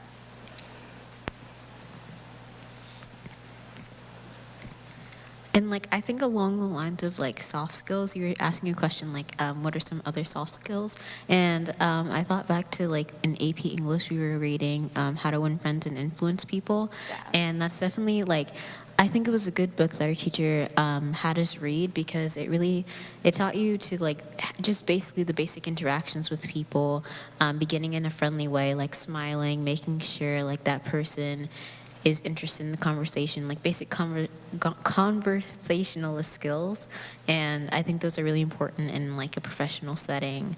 So, yeah. That's a great point. And I want to expand on that because how most people get jobs, the jobs that they want, are through conversations and people that they met. I got my first job and it was a great job. I was waiting tables and it was a regular that worked for a bigwig company. So yeah. I'm so glad she made you, or that was part of your curriculum to read that book. But no. I feel you should also have good planning skills. So you can know what you're gonna do in the future. Absolutely. And some people will roll their eyes at oh, what is your 5-year plan? It doesn't have to be staunch and miserable. You should be excited about your 5-year plan. What is my 5-year plan? I want to go on a big trip. I mean, this is your adventure, whatever it is you want to do. So planning should be fun, and if you make it fun and you keep yourself accountable with your peers, you're both lifting each other up. And that's when it gets really special, and that's when even your relationships get stronger too. So I'm really glad you brought up planning, because planning and budgeting, for some reason, have kind of a boring tone to it. But not when you can switch it around and think of oh, I'm budgeting for this, I'm planning for this. Give yourself rewards. Okay, let's see. Let me go through this again. Okay. So, Students Win Big, if anyone has a cell phone with a camera, you can click on that QR code. So Keystone Bank is sponsoring Lights, Camera, Win. And what it is it's a 30-second video contest about money matters. And our local winner will give a scholarship of $1,500, and then one local winner will go to the national level, which will have a chance to win $5,000. So students can win big doing something that is fun, creating a 30-second video. So I just wanted to kind of go through some of that process. So this was the third place winner. That was Sarah, who did the rap. So she's a student just like you guys, and she's like, okay, I'm gonna come up with an idea. I'm gonna do a rap. She probably borrowed the office of her dad, you know? But it was a great story, and it was fun. And then the second place winner was Omarion Tanner, and I just loved his illustrations and his association of football to finance. Because we're Texan, we all love football, you know? We understand that. He got the second place winner. The first place winner, Money Tree. Money doesn't grow on trees. So part of the judging criteria is production. It's like 40% production. So I think that's why he won, the production quality. It was laid out really well, and it was a good story. It was a good story, and it was broad enough for you to want to take action. But yeah, so I would love for anyone to participate. You have to be either 13 to 18 years old, unfortunately, I'm sorry. But yeah, and it's pretty easy. On the national level, you can win from $1,000, $2,500, and $5,000. And then, yeah, that's the QR code again, and that will show you how to do it. It's pretty easy. It's basically you download the submission packet and you email it to us, and then you upload your video. But yeah.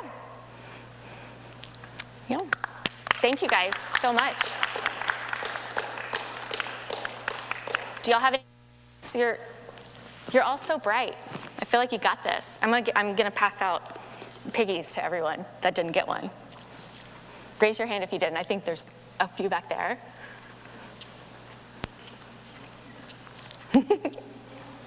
You had a friend sitting back by you. Do you want to give him one too?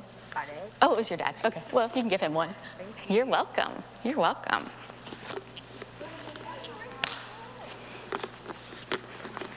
Y'all got one? I also have bags. Do you want a Keystone bag? Yeah. And then I'm gonna hand you, while I do that, might as well, talk about different kinds of bank accounts here. You need help passing them out? Sure. I would love that. Okay. Okay, she's gonna help me. Thank you so much. I'll keep one of them. Thank you so much. Okay, so I'm also giving you a flyer of one of our bank accounts. So we have a 6% interest rate for your bank account. So this is when interest rates work for you, rather than the high interest rates that are on credit cards. This is where you're allowing your money to work for you. Yeah, it's free to open. You get 6%, but there's 3 things you have to do to get 6%. And the first one is electronic statements. Who likes paper statements? No one. So electronic statements is pretty easy. Second is a direct deposit. So from your employer or an ACH. You need at least one ACH transaction a month. And then the third thing you have to do is on your debit card, you have to use it 12 times. So basically, they want this to be an operating account. They don't want it to just be a savings account. But with that debit card, you only have to spend $3.49. So it's like small stuff. And you can link that debit card to Venmo or Uber. What? Cash App? I don't know if you can do Cash App. That's a good question. I'll have to ask our deposit ops. But yeah, if you're looking for, well, I think this checking account is for over 18, so you guys get a prize too. But we also have minor accounts too. Would you suggest Yep. opening a bank account as younger? Yeah. No, she asked a great question. She said, would you suggest opening up a bank account when you're younger? Absolutely. Open up a bank account, and then whoever opens up the bank account, have them walk you through how to do a register. That's the start of budgeting. Oh, thank you so much. No, yeah, it does. I have a debit card, and whenever I'll go to Target or something, and I put my card in, and it'll say like, "Do you want cash back?" What exactly is that? So you can only get cash back from a debit card. The debit card is linked directly to your bank account, whereas a credit card has a high interest rate that's working against you, you know? And so it's asking you if you want cash back, because some, like grocery stores, you can sometimes get cash back. Okay. They might charge you a fee. They typically don't. So does it mean it like gives you money? It will give you cash, and it will take it out of your account. Oh, okay, I see. So do you want cash back? You could say, yes, I need $10, and $10 will move from your account to that store, and then that store is giving you $10. Oh, okay. Good question. What, so you could turn your credit card money into like paper money, like that? Debit card. So your debit card is, you're not borrowing that at all. The money that's in your debit card is in a checking account, and that's money you put in. And if you go to a store and you want to get some cash out, or you go to an ATM, you would do that through your debit card. If I was to like change my course selection in college, would I have to like pay more? Would I have to pay more money for it to do that? You talk to your counselor or your advisor and figure out like what hours you would need, and see if they can work with you. Oh, okay. Never mind. Do you think a debit card or a credit card is better? I think for young people starting out, a debit card, because it doesn't really affect your credit as much as a credit card would, and it helps you learn to start budgeting. So a debit card is money that you put in there. It's not borrowed money. What is the difference between a credit and a debit card? Yep. So the credit card is through Amex or Visa, MasterCard. And I like to think of it as a highway. So there's so many ways to move money around. When you use a debit card, you're going from the bank to somewhere else. That's the highway. Which one's better? It depends on how you use it. It depends on how you use it. So like for a credit card, that's going from a different financial institution, has nothing to do with your bank. It could be Amex, and then it's going to the vendors. And then you have to pay them back. At what age do you think we should set up a savings account? Now? Okay, Jace. Okay, Jace, nobody asked. Now. I think you should set up a savings account first, kind of see that grow, build some confidence, and then next open up a checking account that's linked to the savings account and start budgeting. Could you go into like debt with the debit card or no? You would go into what's called like non-sufficient funds. Like if you didn't have the money, the transaction would be voided. You wouldn't be able to buy it. And so you'd be embarrassed, you know? Like you're trying to buy something. If you had a credit card and you went into the negatives, how would you pay it back? The credit card? Yeah. Or the debit?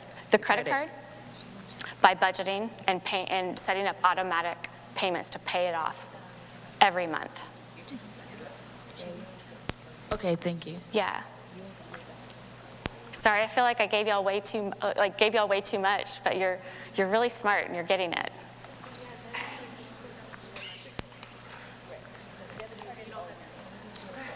Oh, thank you so much. Thanks, guys. Let me give y'all my business card too.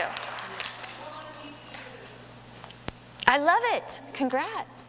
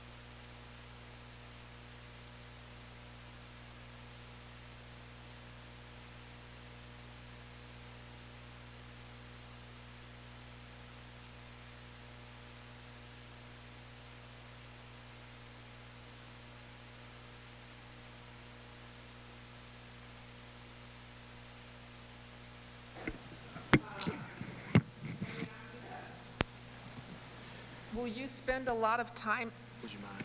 Thank you. All right. Will you spend a lot of time and energy to get a better deal? Anybody ever shop online? Okay. When you look for your item online, do you look at different sites and to try to figure out where can I get the best deal? You just go to the site that has it and you buy it, right? Okay. All right. So something you might consider, and you have to really look at it. So I do a lot of online shopping also. But typically I'll go to Walmart, Target, and Amazon to look for the items. So, but the thing is, sometimes they're packaged differently, right?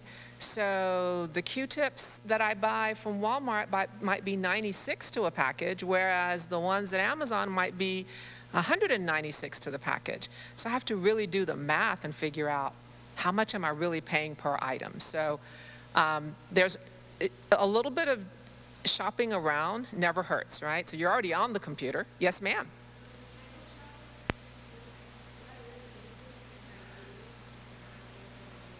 Yeah. So kind of back to those needs and wants, right?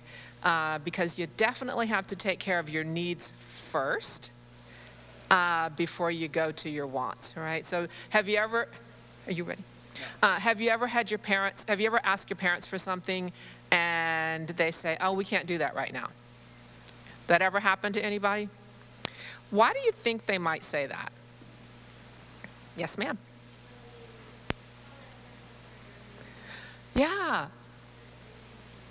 It might not be a priority because they want to make sure that they have a roof over your head. They want to make sure that you've got transportation, clothes, maybe tuition for school, school supplies, clothes for school. All of those things are things that you need, right? And if you say, hey, Mom, Dad, I want a new pair of earrings, is that a need or a want? That is definitely a want, right?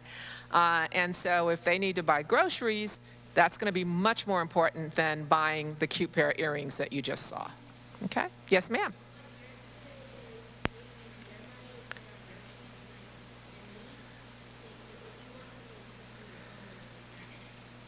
How does that make you feel? Annoyed? Okay, there's nothing wrong with that.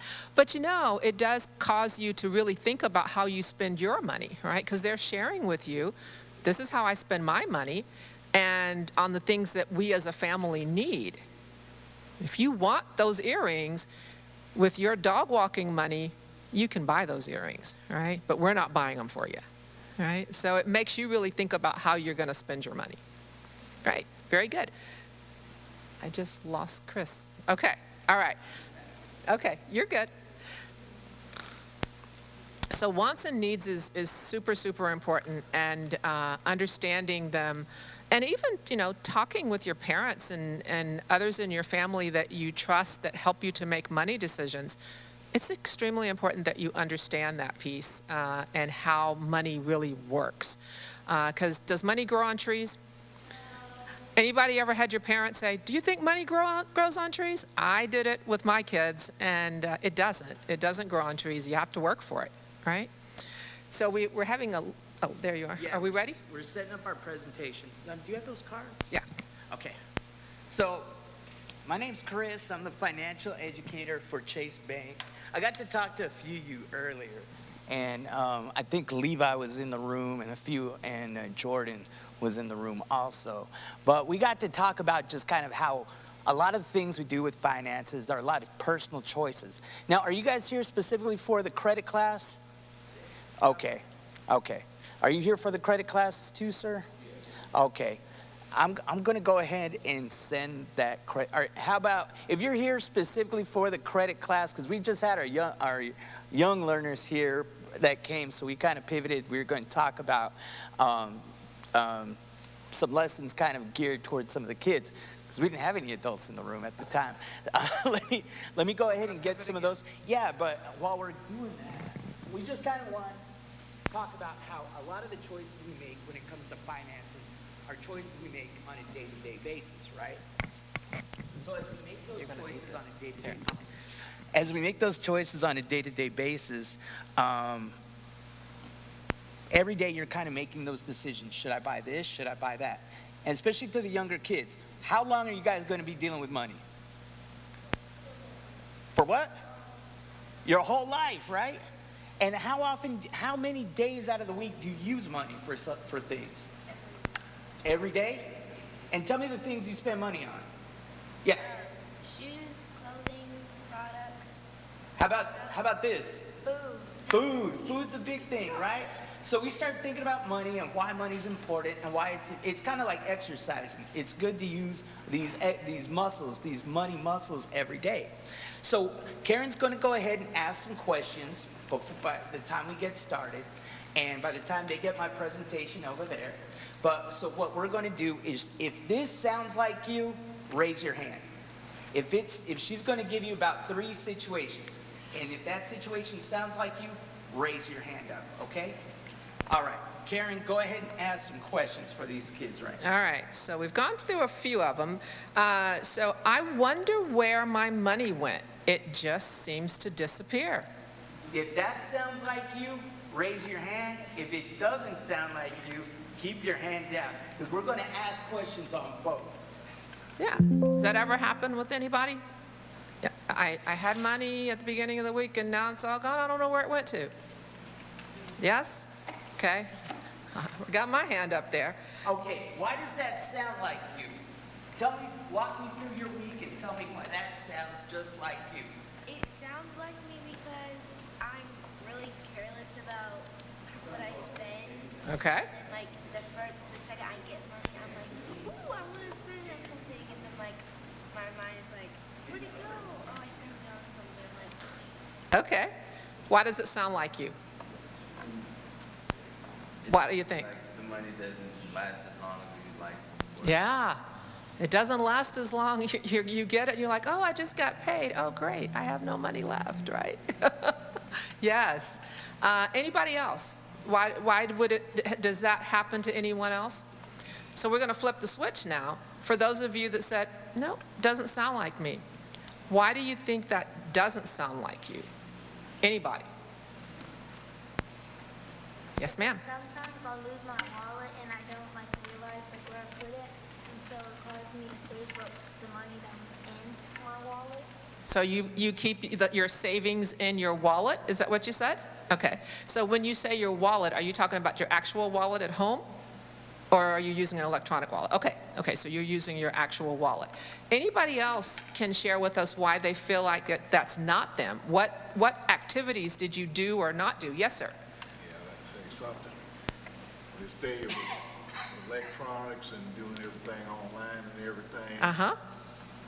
One thing, and to the young folks also, limit the amount of auto pays that you sign up for, because for me, I only got 2 entities. I think it's PayPal and my Sirius XM. Reason I want to keep control of my money. Yeah.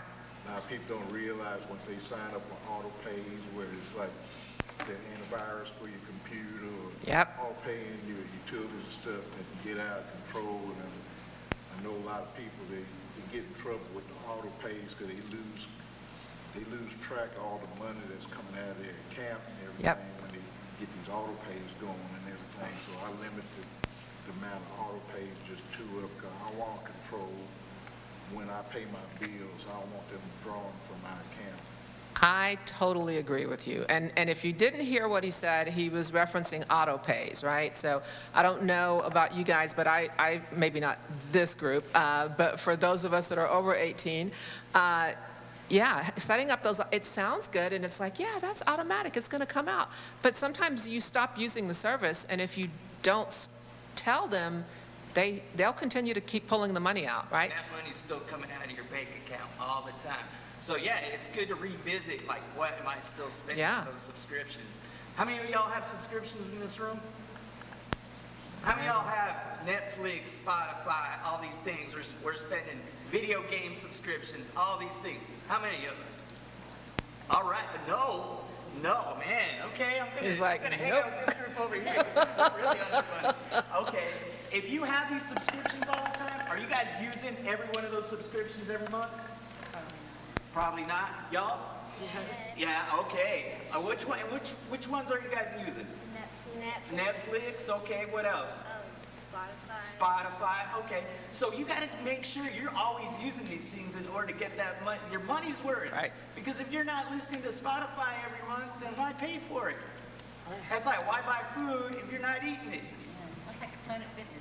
Planet Fitness. Gym memberships. Gym membership. Yes. Why pay for a gym membership if you're not using it? So these are kind of the things you stay on top of your money, so you make sure that your money is being used right. Yeah, I turned off my husband's Sirius XM. Not using that. I see. I love that Sirius XM in my car. I do an hour drive every day, so I need that. Well, I'm also spending on Spotify. I could probably just listen to the same 20 songs they play on Sirius XM all the time there. Okay, we got one more question for you, right? So we've only done the first question. No, we did some others. We did some. What's the next question? So these are kind of like Oh, we already talked about spending time and energy to get a better deal. time and energy, get a better deal. Spending on others, we talked about that. We talked about having a plan. I will pay more for a brand name that others will recognize. I will pay more for a brand name others will recognize. Does that sound familiar to anybody in this room? Does Coach Purse or a Air Jordans, Nike shoes. Oh, okay. We got our good friend Jordan. Now, Jordan we talked with earlier in the day. Now, Jordan, tell us why it's important that you have a brand people know about. Because it's what?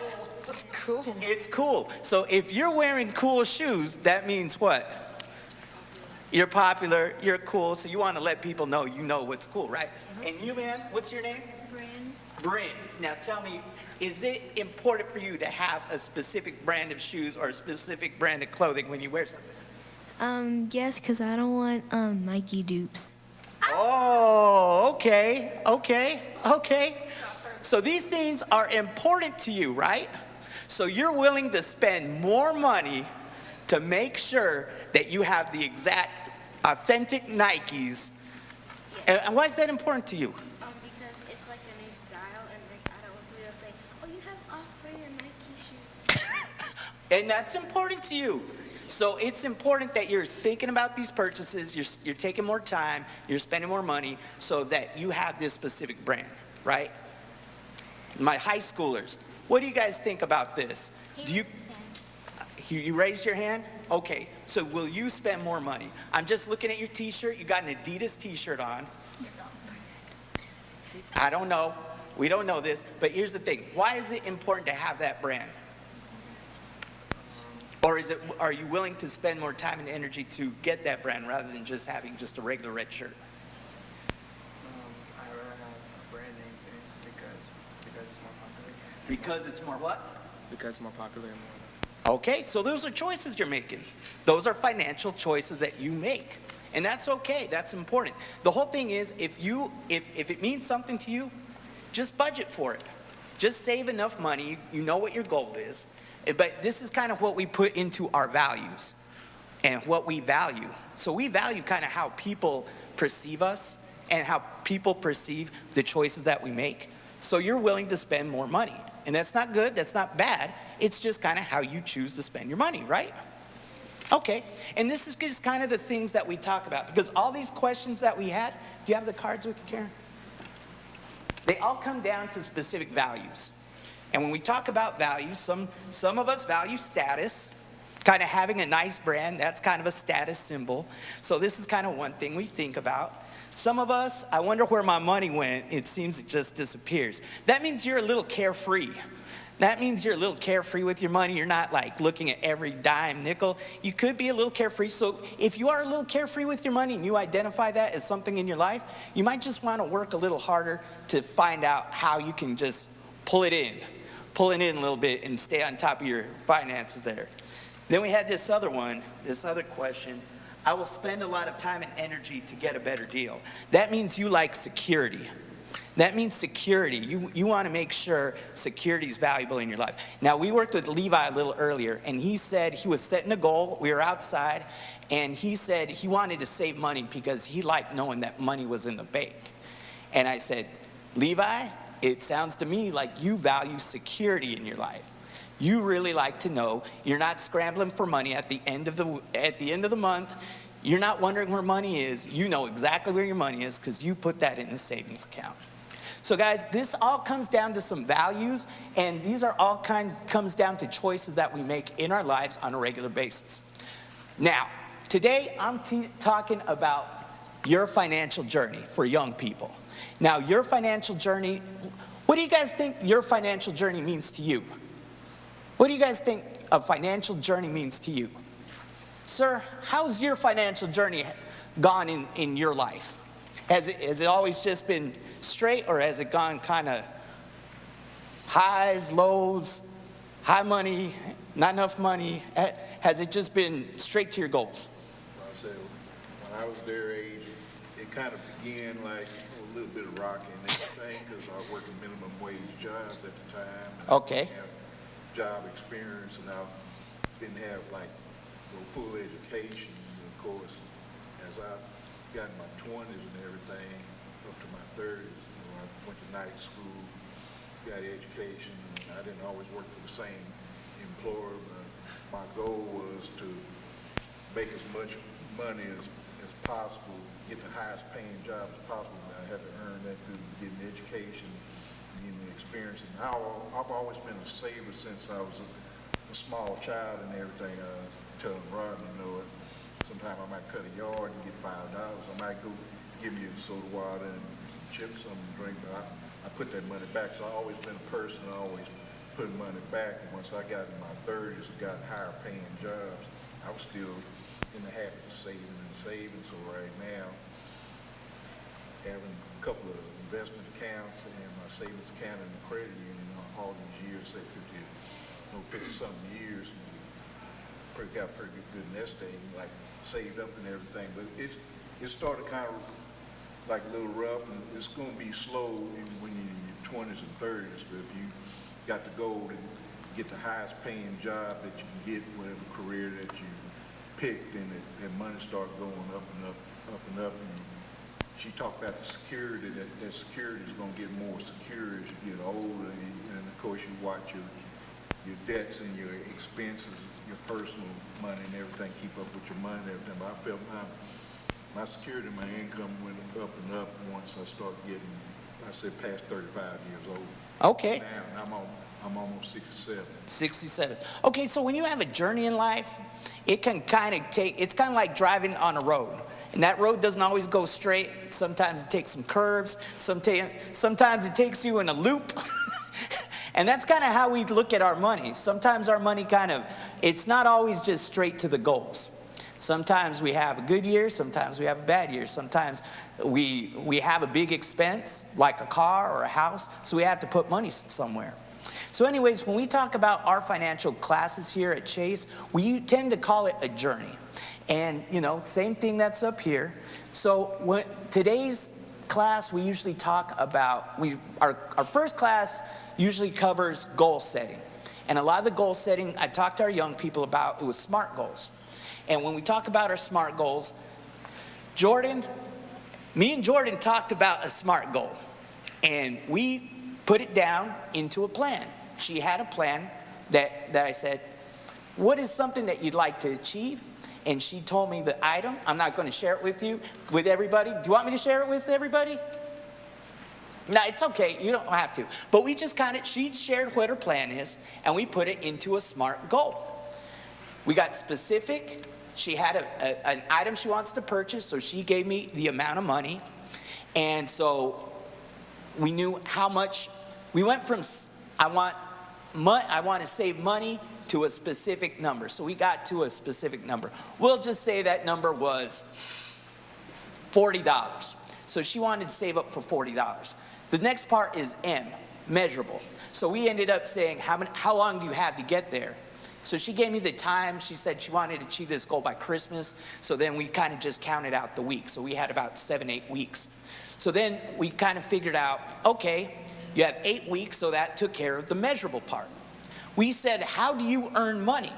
So then she told me all the things. She has a job, she babysits, she does some other things. So these are the action items she's going to get to actually earn money for that goal. And I said, why is this thing relevant to you, which is the R? And she said it's relevant because I really want to purchase this specific thing. It's going to look great. I'm going to be very proud of it. So we kind of went down. She went from saying, I want this specific item, and we kind of made a plan around it. So then we the second part of our presentations is we talk about budgeting and why budgeting is important. And when I talk to people about budgeting really comes down to one thing, or two things. The money you got coming in versus the money you got going out. And so that can either wind up in three different ways. Doesn't matter if you don't have a lot of money or if you're like 10 million in the bank. Every month, your budget's going to come out three different ways. You're either going to come out on top, you're going to come out even, and when you come out on top or you come out ahead, that means you have more money than you spent. If you come out in even, that means you spent the exact money you made that month. So you kind of didn't grow, you kind of didn't go down, you just kind of stayed even. The last way, like I said, doesn't matter if you're a millionaire or doesn't matter if you have no money. The other way is you spent more money than you brought in that month. So you came out under. So we talk about budgeting. Today we're going to talk about credit. Now, credit can anybody tell me the difference between credit and money? What's the difference between credit and money? Credit is like money that you borrow when you have to pay back. Okay, credit, she put it in a very simple term. Credit, you have to pay back. So it's kind of like if I want to go buy a house. In Austin, Texas, right now, our homes are going in the area, our average home in Austin, Texas right now is probably in the area of somewhere like $400,000 to $600,000 for a basic house. So if you want to go out and purchase a house, you either have to have $400,000 to $600,000 sitting in the bank where you can just write a check, get the house, and you go on your way, or you have to finance it. So you're going to have to finance it. So if you finance a home, you're going to have to purchase that on credit. So that means you're going to go ahead and borrow the money from a lender, and then you're going to have to pay that lender an additional amount of money just for borrowing the money. Where if you had just the money, just the cash sitting in the bank, you don't have to pay any extra fees because you're just writing this check. So when it comes down to credit, you always have to pay it back. So when we're thinking about that, right up here it says the word credit, the word credit is used many ways. Let's break that down, what it means to use credit. Check your credit or build credit. Knowing the basics is the foundation for making smart choices. So today, we're going to go ahead and just review the benefits of using credit and what are the costs of credit. Can you guys see these screens up here? Now, we're kind of like going to go through this information kind of quick. So if there's at any point you guys need for me to slow down or have a question, please raise your hand at that point. So, ways to build credit. Credit is the ability to buy now and pay over time. To build credit, you must make on-time payments. Where you are in the journey will inform your credit options. Building a positive credit history early could be beneficial for you for the future. So ways to kind of create credit or to use credit, one is going to be through student loans. One's going to be through credit cards. The other is renting an apartment, and the other is through getting an auto loan out. Yes, sir. What's your question?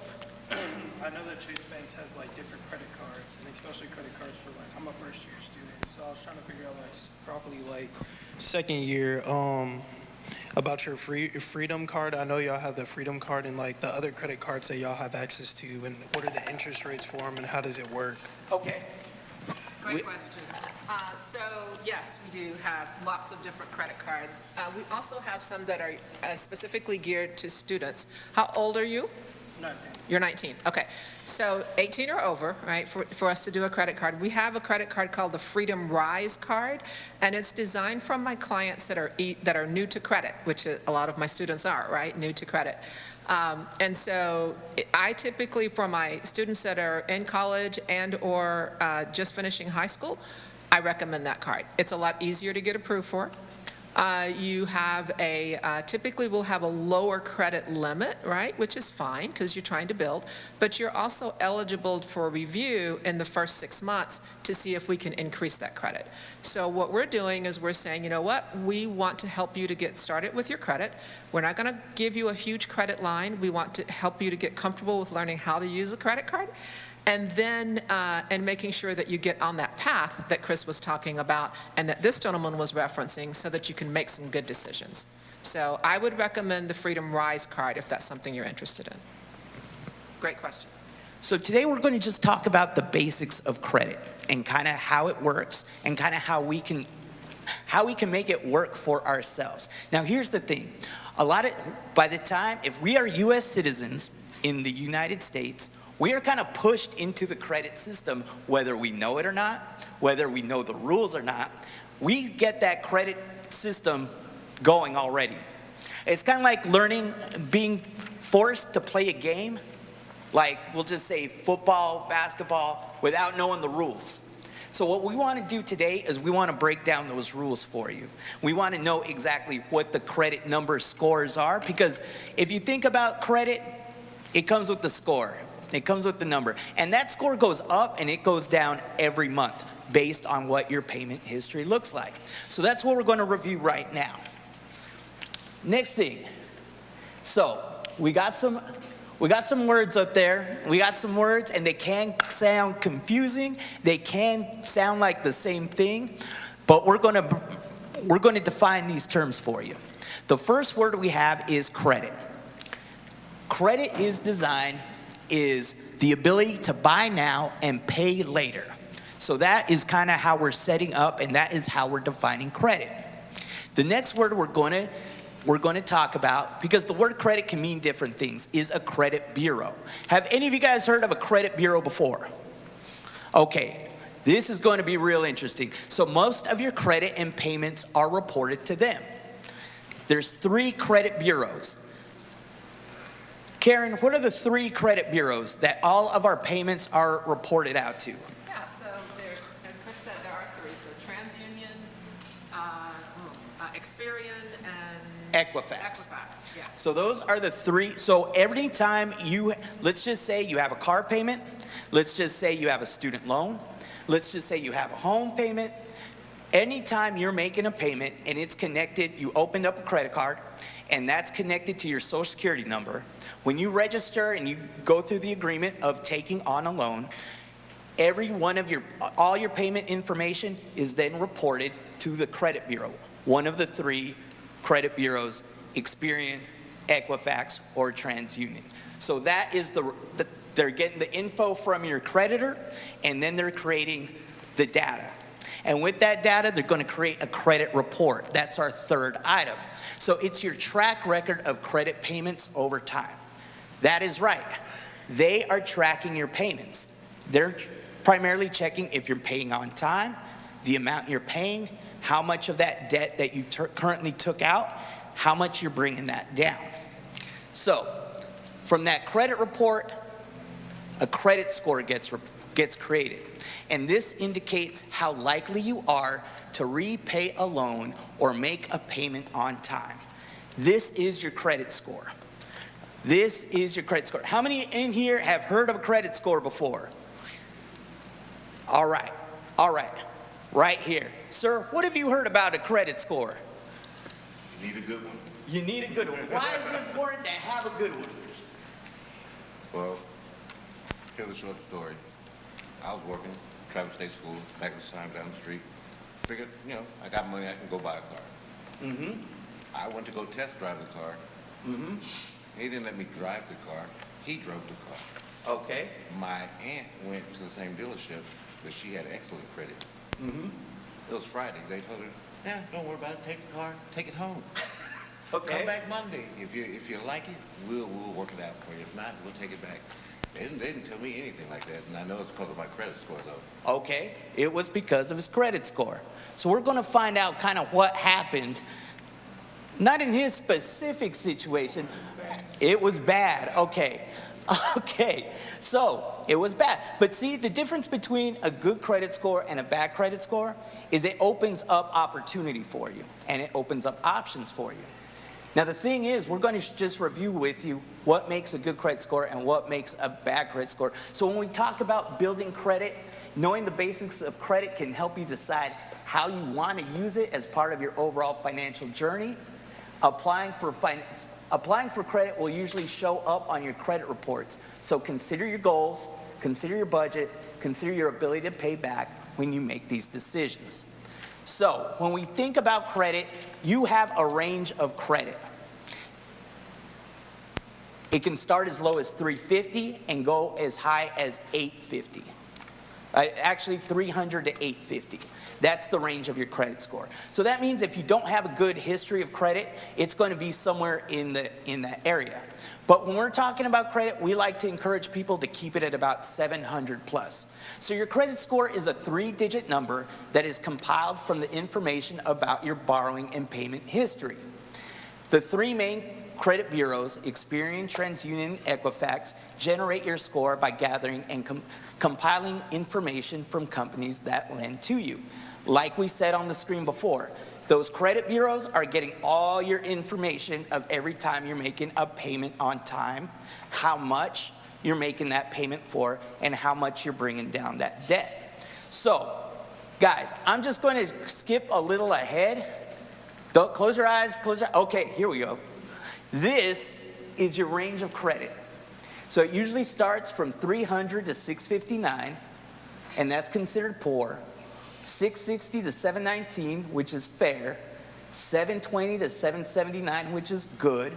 And 780 to 850, which is considered to be excellent. Excellent credit. Now you might ask yourself, how do I get to this excellent credit part? How do I be there instead of poor? We're going to review that with you right now. We're going to review that. We're going to give you kind of like the life hacks, the cheat sheet. We're going to get into it. Sir, do you have a question? Is it based on your purchase power and is it based on paying it back? We're going to get right into it. We're going to get right into it. Any other questions before we jump into it? All right. So this is just the range. This is the range. You can be anywhere on here. Now, if you have, let's just say, I'm Chris. I have my credit score in the area between 300 to 658. Does that mean I'm going to stay in that area my entire life? No. How can I change it? How can I change it? Paying it back on time. We're going to review those rules. But all this to say is just because you may be in one section doesn't mean you can't build yourself up. So we're going to encourage people, these are the rules. So like I said, this is kind of like playing a game. This is how you get scored. This is kind of like if you make 0 points in a football game, that's not good. That's kind of being in that poor area. But if you make about 42 points in a football game, that's being, and the other team doesn't make 43 points, that's kind of being a really good team. That's kind of being in the excellent area. So let's go ahead and just go back. So when we think about credit, it's kind of like it's kind of a weighted credit score. So how many of y'all have been to school before? How many of y'all? Oh, okay, good.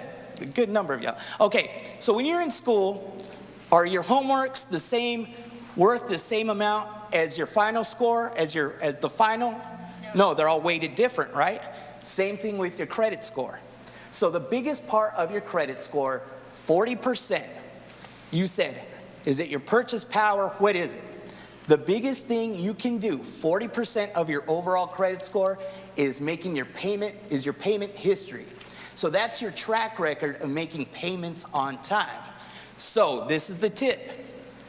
Paying bills on time and in full could help you build credit. If something is worth 40% of your overall credit, and this is the difference between being able to buy a car or not being able to buy a car, how important is making your payments on time? Pretty important, right? So this is rule number 1. Just make sure you know when your due date is and you're making that payment on time. Rule number 1. The biggest thing you can do to help your overall credit score. Rule number 2. These are the rules. Remember, I'm teaching you the rules of how to have good credit. Rule number 2. 21% is your credit history. The length of credit history and types of credit. Keep your accounts open and in good standing for a long time. Having a longer credit history could benefit your score if you pay on time. So this is the difference between, say you take out a credit card, say you go purchase a car. Is it better to use that and, what's your name, sir? Abdul? Abdul, let's just say I work for Chase, you apply for a card, I give you a credit card in the amount of $1,000. That is your limit. Abdul, would you get that credit card and put $1,000 on it, pay it off over about 10 years, and then just clip that card up? No. Based on this rule of number 2, that means you're going to get that credit card and you're going to keep that credit card open for a long period of time. Why is it important to have it over a long period of time than just use it all up and then you're clipping it up? Because it increases your credit score? Well, it will increase your credit score, but it's also you're building a long-term relationship with a financial institution. So that means if anybody runs your credit, they're going to say, wow, Abdul, we'll just say you're 45 years old now. Abdul took out this card at 19 and he's 45 now. He's had 26 years of working with us. He pays his bills on time. He wants to buy a car now. He wants the home loan. We're going to give it to him because we know we've been working with him for a long time. He's built history with us. So that's important. That's the importance of keeping a long relationship with a financial institution over a long period of time. So that's rule number 2. Rule number 3, another 20%. So these top 3 rules are 81% of your credit. 81%. If something was 81% of your grade in college, are you going to make sure you're doing those things? Definitely. So it's your credit usage. So companies, the amount of credit you've used, it says compare the amount of credit you've used to what you can still borrow. Keep your ratio of credit used and unavailable under 30%. Let's example this $1,000 card I gave you. Try not to carry a balance over $300. This is a key point in building your credit. Let's just say you were in that poor area because you were maxing out that card. Just by doing this, you're going to increase it by 20%. Let's just say you had that $1,000 card, right? You had that $1,000 card, you maxed it out at $1,000. I just gave you this information. So now you have the idea, you have $1,000, you're only supposed to use 30% of that credit usage. So what are you going to bring it down to? You want to bring it down 70% to where you only have $300. So even though we gave you a limit of $1,000, you really only want to use $300 of that card. Let's just say we give you a $500 card. What would you want to keep it under? What's 30% of 500? I would say probably like 150. Exactly, 150. So if you ever get a credit card, find out what the limit is. Pull out your calculator, whatever the limit is, multiply it by 0.30, and that's going to be your guide to what you need to keep it under. And that's going to boost your score up 20%. Okay? If you do, like, let's say you max out the credit card, like you said, like I bought a MacBook or I bought an iPad, and then I pay it back instantly, because I was going to ask you, you don't have to do monthly payments. What if you can just do, you can do monthly payments, right? But can you just pay back the whole thing instantly? You don't have to, like... Correct. And that matters what benefit you have on, like if you're on a point system on a card. But yeah, you can max it out. But the thing is, the quicker you can pay it off, like if you can, as soon as that hits your credit card and it registers there, then you can go off and pay it down. Because credit card companies, we do track how much balance you carry over every day. So you want to make sure that you bring it down right away, okay? All right, fourth rule. This is only 11%, but it's the total amount of recently reported balances, current and past due. Keep low credit card balances. It will show you are not reaching your credit limits, okay? So when financial institutions were running a credit report on you, okay? And let's just say you own a house, you have a car, and you have about 3 credit cards. So are we only looking at one credit card? No, we're looking at your entire life. We're looking at how much you owe on the house. We're looking at how much you owe on the car. We're looking at how much you owe on the 3 other credit cards. And we're trying to see how low you keep those 3 credit card balances. Because by keeping those credit card balances low, that means you're improving your score 11%. Now, things like your student loans, your vehicle, your home loan, those are installment payments, okay? So those are just going to kind of go down every month a little slower. But things like credit cards, that's rotating. So you have more control on how much you put on those items and how much you're paying off on those items and how quickly you're paying those down. But what financial institutions want to see is that you don't have like 5 or 6 accounts out that are all maxed out.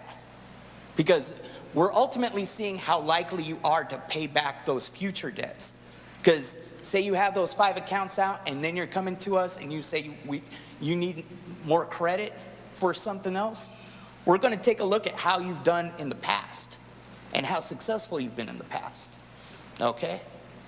Next rule is your recent credit.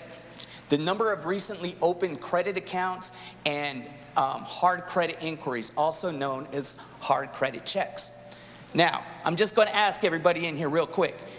How many times have you gone to a store and they offer you a credit card? Many. Every store has their own credit system now.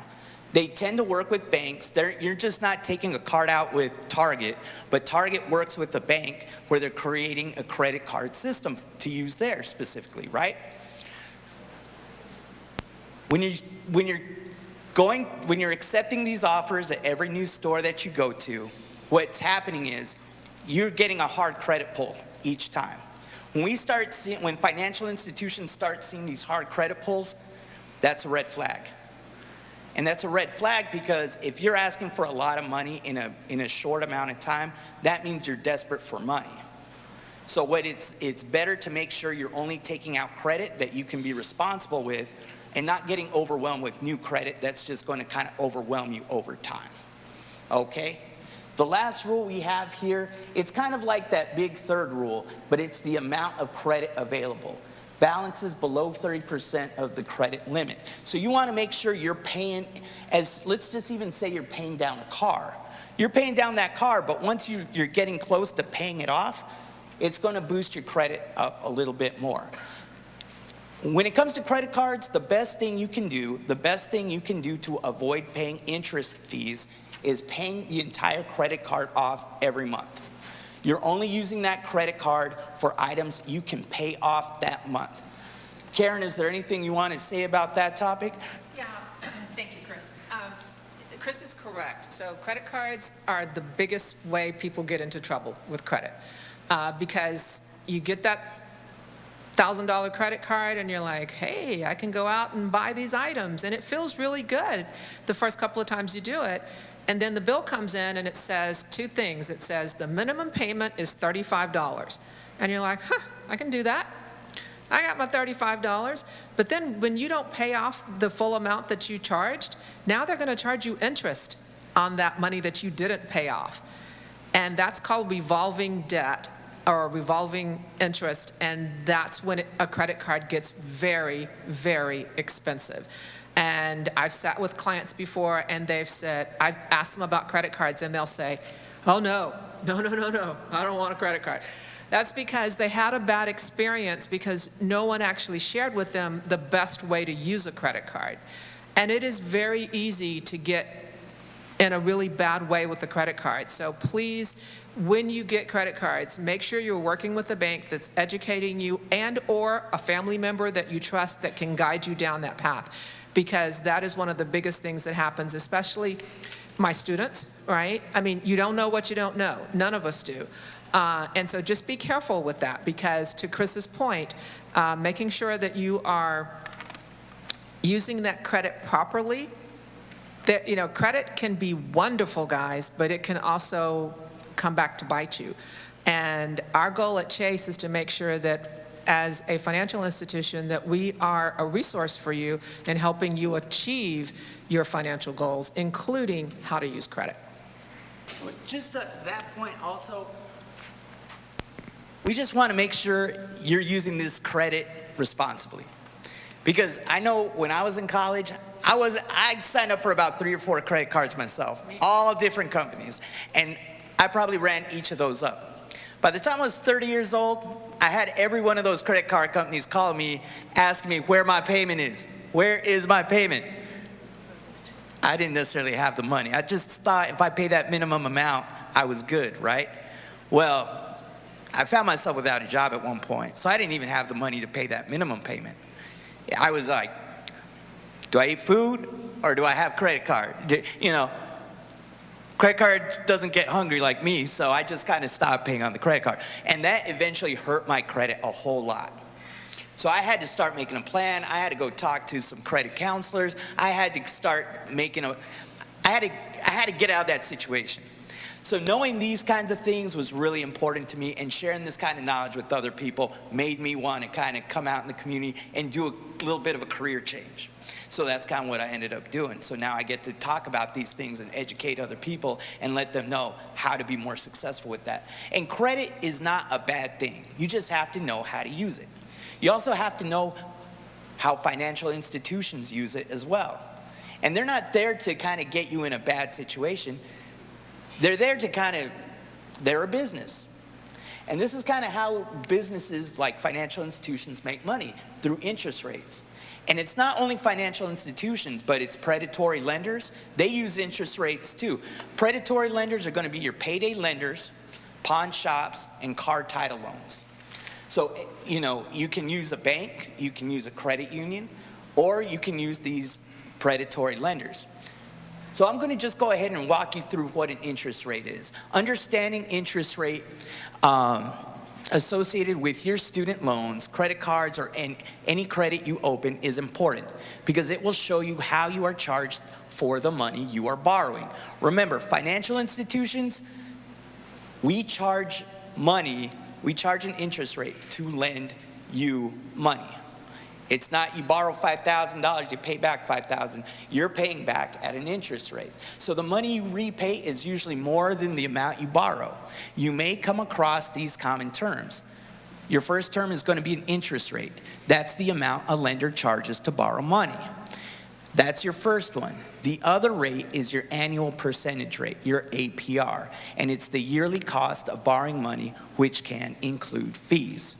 So, anytime you're looking to borrow money from an institution or a business, these are the two things that you want to really look at. Your interest rate that you're going to be paying back and your annual percentage rate.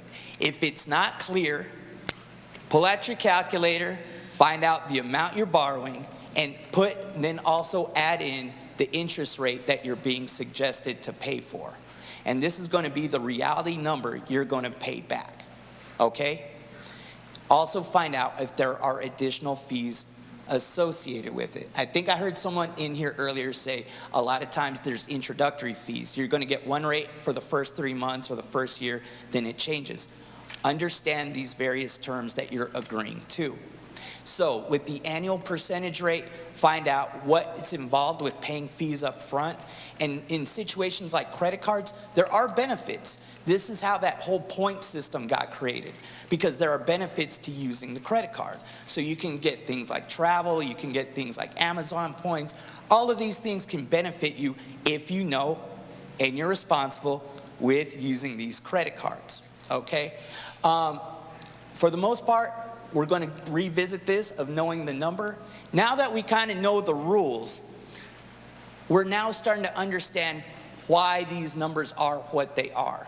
Because in situations where you were in that poor area, that was usually means you weren't successful with making payments on time. The more successful you are with making payments on time, the more your score goes up. And the thing is, a lot of these times that it's getting reported that you're not making the payments on time, it's usually those kinds of blemishes stay on your credit report for about 7 years.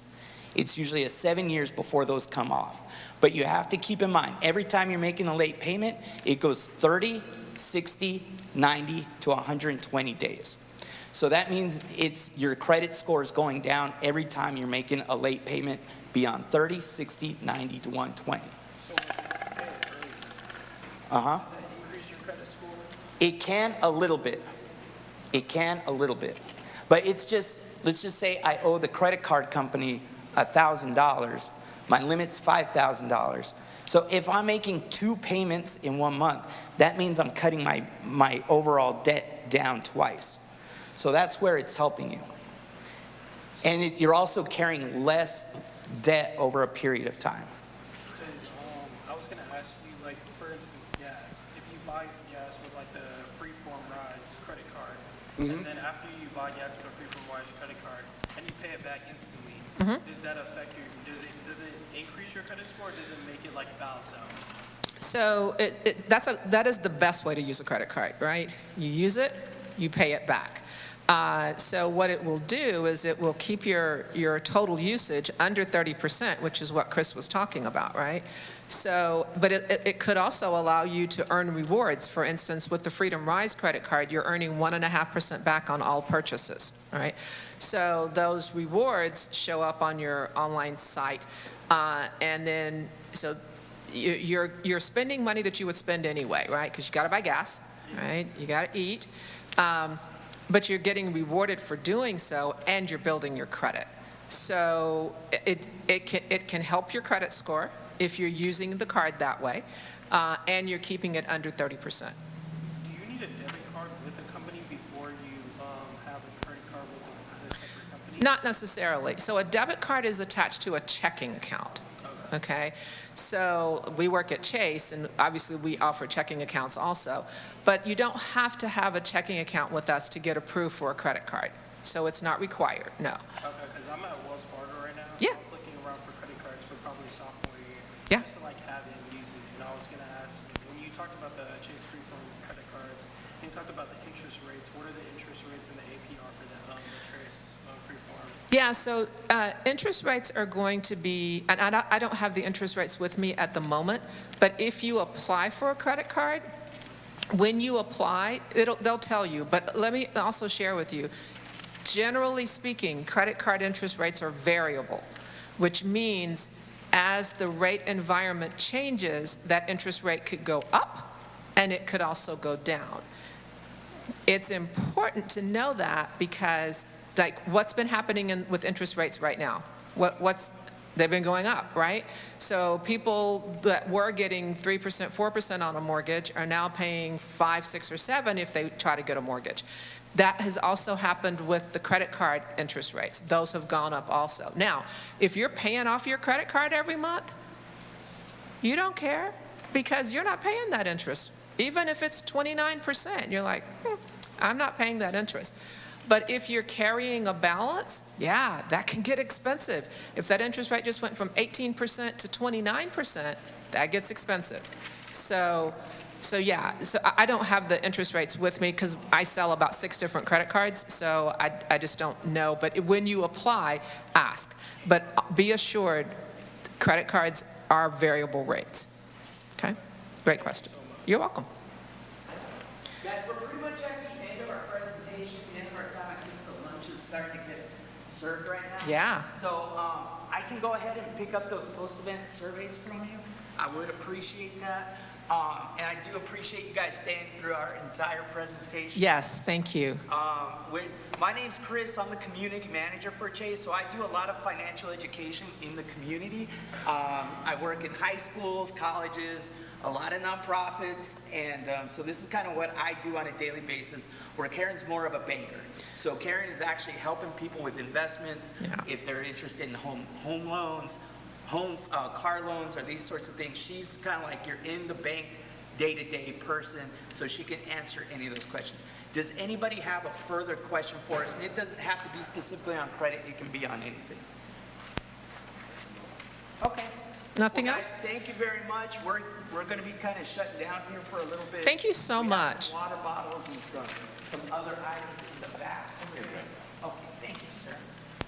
And sir, I'll give you a post-event survey, but are you 18?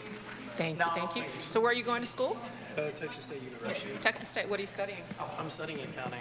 Very nice, very So, nice. yeah, I wanted to get a credit card, so from there, I wanted to build it up by doing the gas deal. Yeah, we have a branch down there at Texas State. Yeah, so I'll also give you, yes, okay. She's on a freedom plan, but like, she didn't explain anything to me, so I wanted to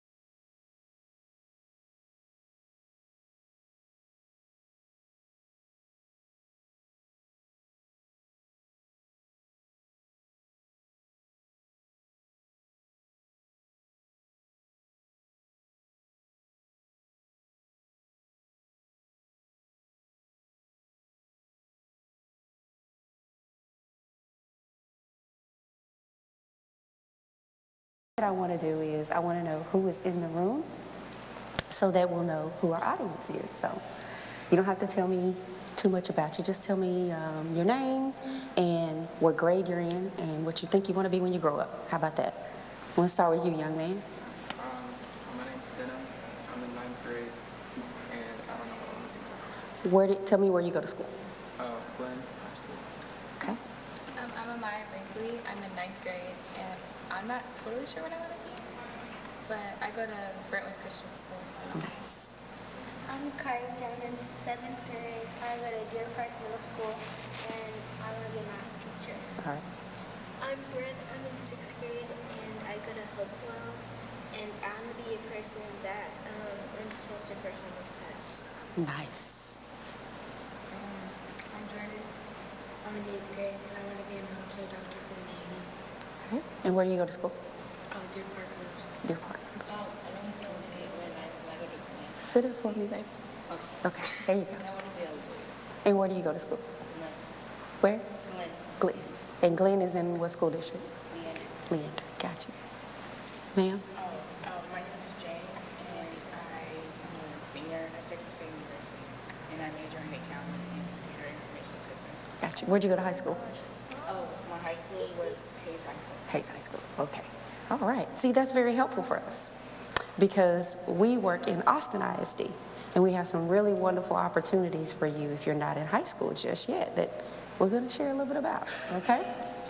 So today we're supposed to be talking about going off to college or trade school, and many of you kind of already have your plans together where you want to go. And if you don't, then we can help you with that too and kind of plan that out. But the most important thing that we're here to talk about is how you're going to get that paid for. And so there are a lot of great opportunities that we have to offer at Austin ISD, but we're going to help you no matter where you want to go, okay?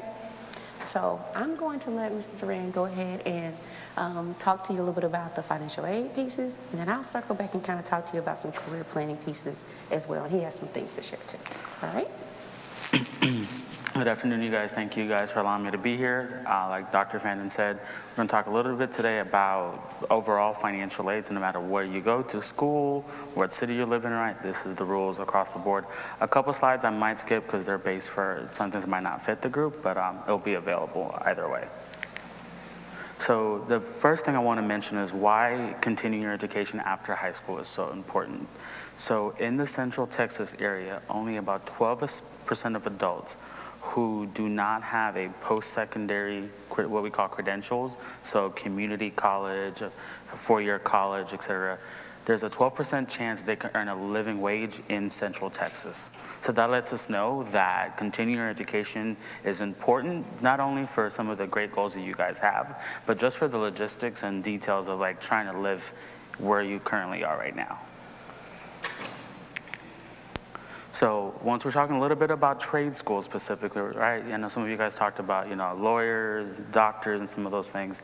This question might not necessarily apply to you, but if you're looking at perhaps becoming a healthcare administration where you're handling some of the billing and some of those things, right?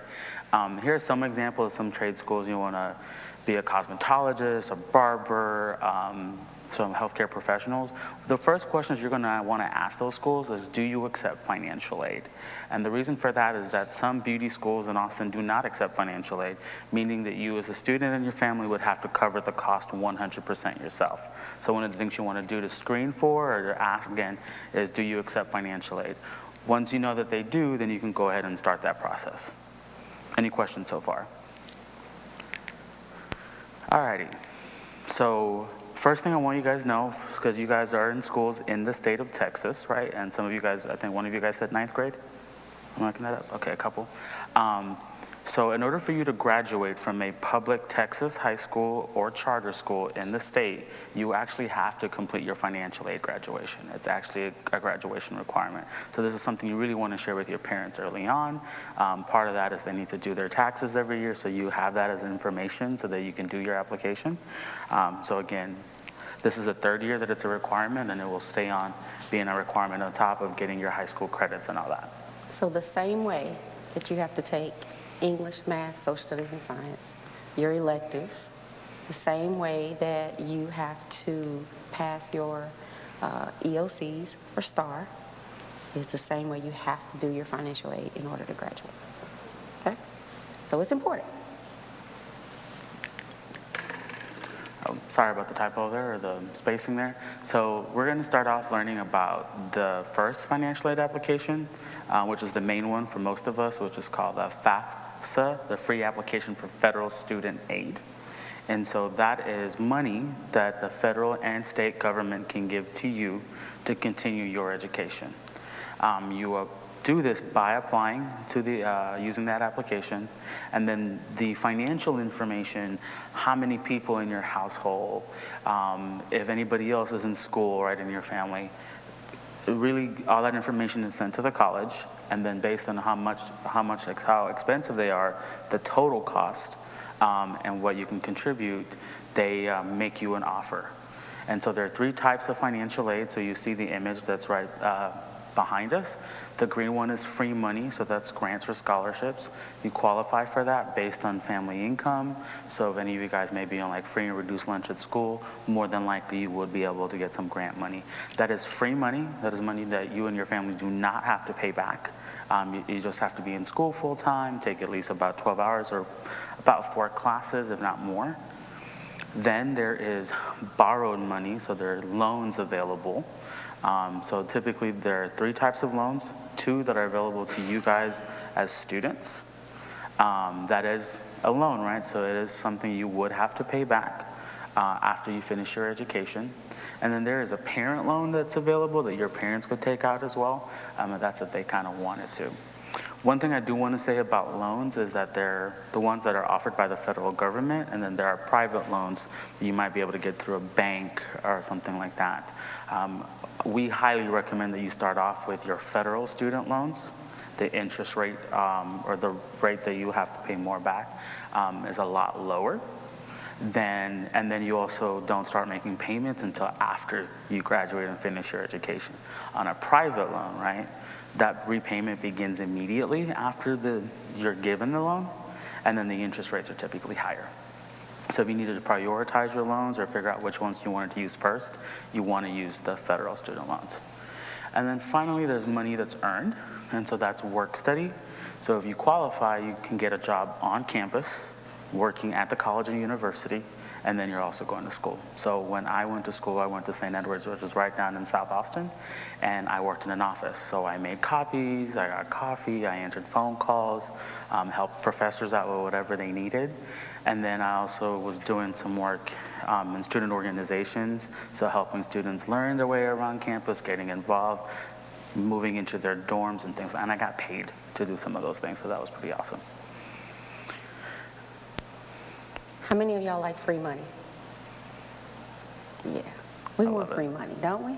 Yeah. Definitely. Yeah. And parents want free money. Yeah. We don't have to pay anything back. But the reality of it is, if you don't get a full scholarship somewhere, if you don't get a partial scholarship somewhere, or that if you don't get a bunch of scholarships, there's a high chance that you probably will have to take out a student loan. And a lot of families are really scared of taking out loans. It's that word of loan, and I have to pay it back. Don't be afraid of that. Over half of America has to take out a student loan to pay for college. So it's okay. It's about being responsible with the money, not taking more than what you need, and then paying it back on time. After you graduate, after you start working and you're making money in your job, then you set up a payment plan with the federal government and you pay it back on a monthly basis. So it's not like you just got to pay this big chunk out of your check. So you're going to be making a bunch of money as a lawyer, but you're going to have a bunch of student loans if you don't have a full scholarship. So you're saying, how do I pay this back? I went to law school and it cost me $250,000. Plus I got my undergrad stuff. How do I pay this back? I got $300,000 in loans.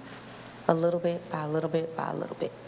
And then there are some companies and organizations that will pay for you to go back to school and reimburse you.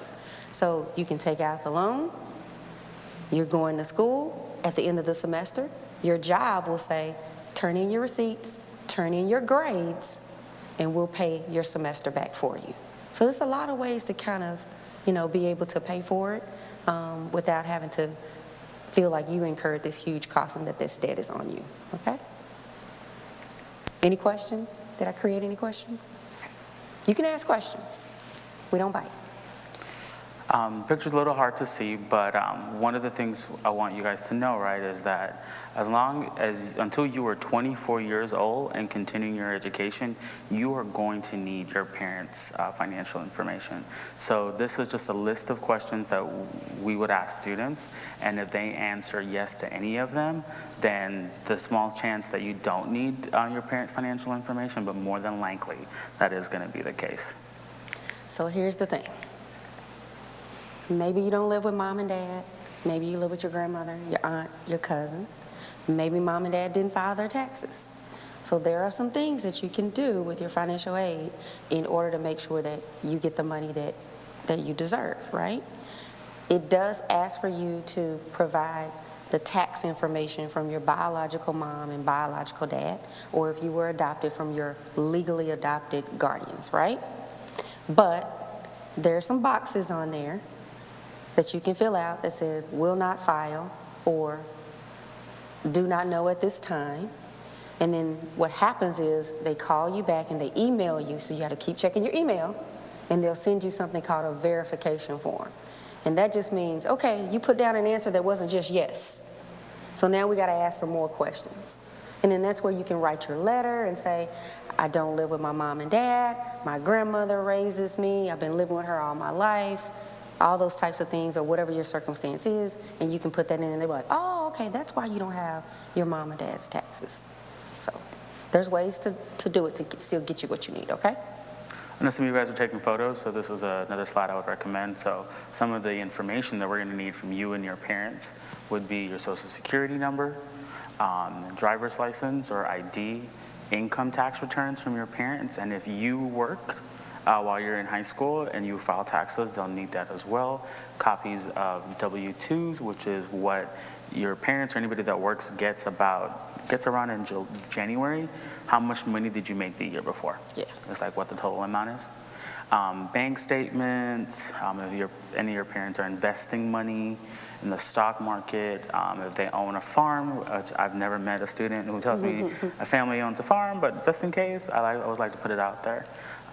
And you need all that for you and your parents in order to complete the financial aid application. Now, if you live with mom and dad, they're filing their taxes, all they need to know is that they're going to use what is called prior year taxes. So it's before you turn it, like it's going to open in December of this year.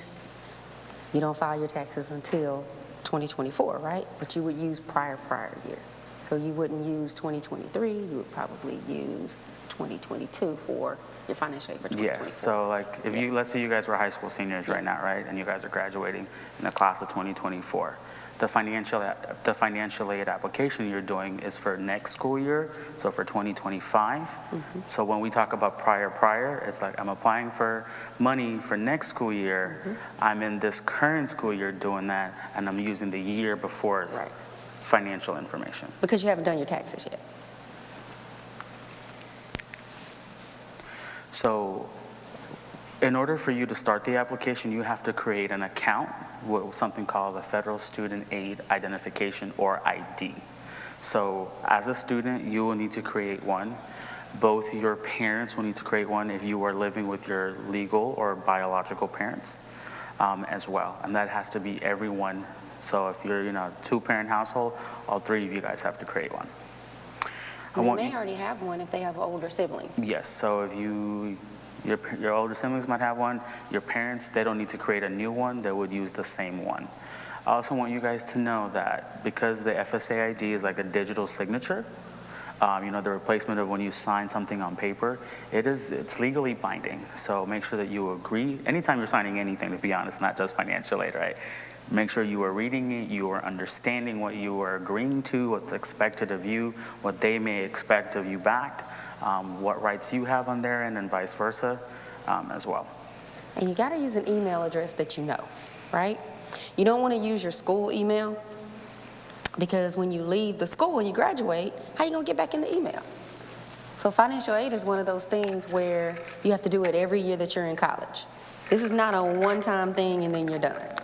You got to do it every year, right? And so you're going to need to make sure that you have that email address that you created, your personal email address. It could be your first name, last name @gmail.com. or at whatever else y'all use. And you want to use that email every single time. So that way, if they send you a verification email or they say, we need more information, you're checking in. If they say, guess what? We're going to give you more money than what we told you before. Don't you want to know that? Don't you want to know if they're going to give you more money? Because we like free. How many of y'all like free money? There it is. So if they're going to give you some more free money, you want to be able to get that email and sign up, right? Yes, ma'am. When you get free money, do you have to pay them the money, or is it just free? It's free money and it comes to you for your college education. Yeah. Sometimes they'll give it straight to you and sometimes they'll give it to the college. So it depends on where it comes from. If it's a scholarship, sometimes they'll give it straight to you.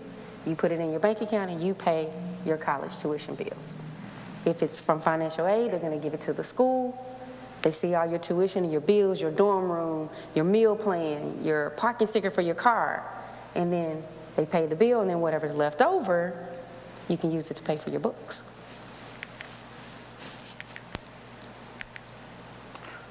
Alrighty, so accepting financial aid. So you completed the application, you got all the documents together, you signed, your parents signed, then you were applying for schools and colleges and trade programs, right? Super excited, you're checking your emails that Dr. Fannin talked about. You get an acceptance email saying, hey, you have been admitted to the University of Texas at Austin. You have been admitted to Austin Community College, or whatever programs that you're looking like. Around the spring semester of your high school year, what you're gonna start receiving is a financial aid package. So it's gonna be a combination, if I can go back, of these three things here, right? So they're gonna combine their free money, the grants, scholarships that you're getting from the university, borrowed money options or loans that they're offering you, and then maybe work study. So you're gonna look at those three categories in your financial aid award letter, and you're gonna decide, hey, I'm gonna look at, if you look to the image, right, what makes up the total cost of a college, tuition and fees, books and supplies, room and board to live there, transportation, and personal expenses. Think about gas, some of those things, right? You're gonna look at the total cost, and they're gonna make you an offer, and you're gonna have to look at those three categories and decide, do I want some of it, all of it, or none of it? So if I want all the free money, which I highly recommend accepting all the free money, no reason for you not to take it, right? Accept that. Loans, that might be a conversation that you and your family need to have together. If the difference is just $1,000, maybe it's a short-term payment plan that you can come up with the university where your parents are paying that over 5 months in that semester, if that's something they want to do. And then you have to go in, like I said, accept each of those things, decline it, or make a modification on it. Like Dr. Fannin was mentioning, right? Financial aid, that will go straight over to the college and university first, and they will pay themselves first. They will make sure that your tuition and fees are secured, and if you're living on campus, they will make sure that that is paid. Anything extra goes to you personally in your bank account. So that's when you can go ahead and buy your books, your food, and when Dr. Fannin was talking a little bit about being responsible with the money, right? Also making sure that you're not wasting it on things you might not necessarily need. So just be mindful of budgeting and some of those pieces there. You got a question?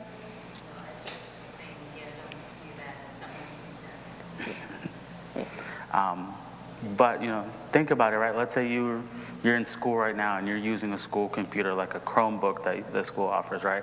One of the first things you might want to buy once you get your reimbursement is a new laptop, because you need that for school. That is a school expense. Yeah. I'm carrying one in this backpack right now. Yeah. For anything that kind of comes So up. your college is probably not going to give you a laptop. You're going to have to come to college with one. So who's taking notes? You're doing notes on your phone? That graduation list that you're creating, that's what you need to put at the top of your graduation list. When people come to you and say, what does she want for graduation? A laptop. Tell them to get you a gift card, and tell everybody to start putting money on your gift card. Or just tell everybody, I want a Visa gift card. And you take all your Visa gift cards and you go to the Apple Store, to Dell, wherever you want, what kind of laptop that you want, and you purchase you a laptop with software and with a plan that covers any, if you break it or anything like that, any insurance and stuff like that, okay? Put that at the top of your list before you put down sheets and comforter and pretty towels and clothes. Laptop first, with the software with insurance, okay? There you go. And with the software piece, right, let's look at a Chromebook, for example. Like if you don't have internet access, right, it's not going to work. Now, I'll agree there may be very few instances where you might not have it, but let's say you're at your dorm and the power goes out and that doesn't work, but you still got work to do. So you want something that has like Microsoft Word, Microsoft Office, where it isn't dependent on internet for you to actually use it.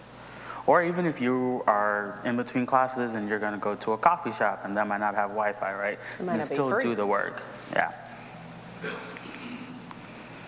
Alrighty. So let's say there is a $5,000 difference in your tuition, you know, split in half, $2,500, and you and your family are just looking at this and it's like, you know what? We're going to have to take out the loan. And that's what we're going to do. I want you guys to know that there's additional things you need to do in order for you to get the loan, and it's processed in your school account. One is entrance loan counseling, and that's just like an online short class or modules where you are reading up on like what a student loan is, how it's beneficial to you, what are your rights as a borrower, if you maybe lose your job after 2-3 years after you finish school and you might need to pause your payments and stuff like that. And then once you finish your degree, your program, you have to do exit loan counseling. And so this is something your university is going to go ahead and tell you prior to graduation about the fact that you need to set up a payment plan for your loans, that you're going to get some. The first 6 months, you don't have to make a payment, and then you want to set up maybe direct deposit, not direct deposit, auto pay, so you don't forget a payment, because if you forget a payment, right, they start adding fees that would build up like crazy. Or even if you're going to continue your education, I think someone talked a little bit about being a lawyer or a doctor, right? So that might mean after you finish your bachelor's degree or your 4-year degree, that's like your senior year of high school all over again. You're applying to graduate programs, and then your exit loan counseling might look a little different. Alrighty, so we're almost wrapping up here. I do want to share with you guys that there are some major changes to the application, especially for our audience that's online. If you have supported, you know, older children or older students, or you've done an application for yourself or done one for a child before, that this school year there's some major changes to the financial aid application.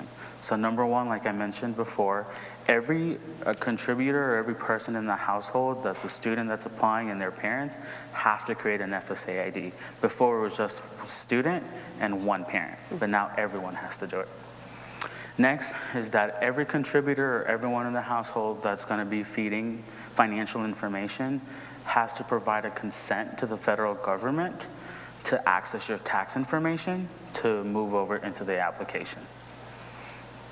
In the old version of the applications, you only could put 10 colleges at a time. So let's say you were applying to 15, you would put 10 first, submit the application, wait till that application was processed by all the colleges you put in, you would log back in, delete those first 10, and add the additional ones that you wanted. For this new one, you could add 20 at a time. For this school year, this application opens up in December of 2023. They have not released a particular date, and in previous years it opened up on October 1st. One of the good things about this change in the application is that they made it a lot shorter, because a lot of the information is going to transfer from your parents' tax information or yours if you work. So that's going to go from 108 questions to 46 questions, and then it's currently available in English and Spanish, but they're going to add 11 more languages to the application. I also wanted to share with the community, the College Hub with Foundation Communities provides support. Obviously, you guys can go to your school, your counselors will be able to assist you, but if it's over the holiday, over the weekend, you can make appointments with Foundation Communities and they will help you with financial aid, scholarships, college application, and even if you've graduated from a program and you need help finding a job, resumes, job interviews, and things like that. What's up? So when I go to college for like a long time, I should be learning about it, but it's a question. So when I go to college and I get a Chromebook, I have to have like, does it depend on like what college you go to, if like either Dell or an Apple? You can get whatever you want. Overall, you can get whatever you want. I will say, like, you didn't talk about it, but let's say someone wanted to be a graphic designer, anything that might be computer-based, you might want to ask the advisor over there, like, what device. But if you're just kind of doing a regular, almost a regular major, but a standard major, then it's up to you what your preference. Like, I prefer Apple, so I have a MacBook, right, and then my phone's an Apple, so those pieces can connect. Because everything's in the cloud. I think we'll transition to Dr. Fannin talking a little bit for some of you guys who are still in middle school or early high school, perhaps, looking at what are ways that you guys can get college credits now that are free to you while you're getting your high school diploma, and then we'll take any general questions at the end. Yes. So, we have some really great programs in Austin ISD. We have a program called Early College, where you can get your associate's degree for free. So your associate's degree, how many years does it take to get that? Anybody know? 2. Your bachelor's degree, how many years does it take to get that? 4. So if you can imagine getting 2 years of your college already done while you're in high school, and then that way when you go off to college, you only have 2 more, you can start your master's degree. But somebody's going to pay for you to get your first 2 years done. So, we talked about free money. This is that free money, right? So in Austin ISD, we have early college high school, and then we also have what is called P-TECH. So if you don't live in Austin ISD's school zone, if you don't live in this school district, you said most of y'all lived in Leander, and you wanted to take advantage of this. So Leander is far up north. I would probably say the innermost campus that you could get dropped off at would probably be like Anderson or McCallum.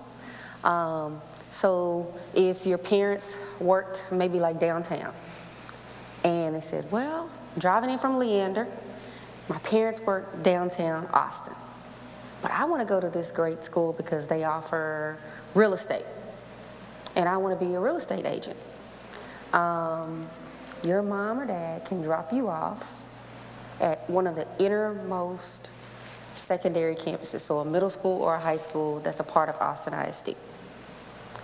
Then our bus will pick you up there and take you to the school of your choice that offers our P-TECH programs. So I'm going to pass this out for you. Give you those. So you can take a look at the different programs that we have to offer.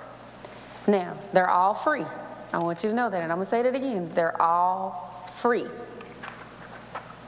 Free. It's going to save you probably around $12,000, $13,000. They're all for free. And you're going to get an associate's degree for free. And it's through a lot of dual credit, which is where you take your high school class, but at the same time that you're taking your high school class, you're getting college credit. So for instance, when you take your English class, say your English class and you're a junior, that same English class is called English 1301 when you get to college. So you can go ahead and take your English 1301 class while you're taking junior English. It's the same class at the same time, right? It's not 2 different classes, same time. So you're like, Doc, what does that really mean? Okay. When you go off to college, the first thing that's going to be on your schedule is English. That English class that you're going to take as a freshman in college is called English 1301. But if you take it for dual credit in high school, that English 1301 class that you would take as a freshman is also called English 3 at your high school. So you can go ahead and get college credit and take that class your junior year, and now you don't have to take it when you're in college.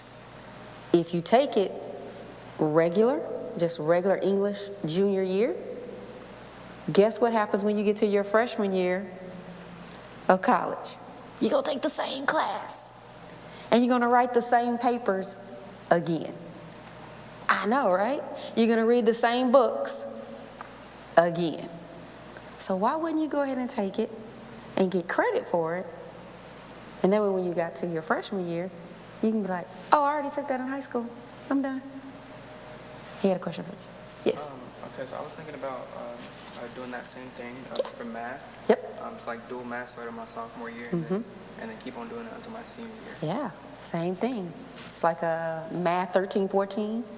It's probably like what, algebra? College algebra, College which would algebra? be like Yeah. junior It's the same thing. algebra 2. You were next. Isn't college an option? So, like, is it an option or do we have to do college? It's an option. You can go to college. You can start your career. You can go to the military. You can take a gap year. There's so many things that you can do. So when you go to college and like you get a job, that will be on like your resume saying, oh, this person went to college, like they want experience. This is true. You get a little bit more experience. And it also says that you have some perseverance. It says, I know how to start something that's really, really hard, and I know how to finish that. And that's what jobs like to look at. They like to see, can you finish something that you start? And it doesn't have to be college. It can be going to the military. I think one of the young ladies said she wanted to go to the Navy. Or it could be if they wanted to take a year off and say, you know what, I'm going to travel the world, and I'm going to learn another language and learn another culture. I want to do this trip around the world. You can also do that too. You should probably talk to your parents first, though. Okay. Yes, ma'am. I go to a private school. Okay. And they don't offer early college options. They don't? They don't. Oh. So is there any other outlet that I can Do they have dual credit, though?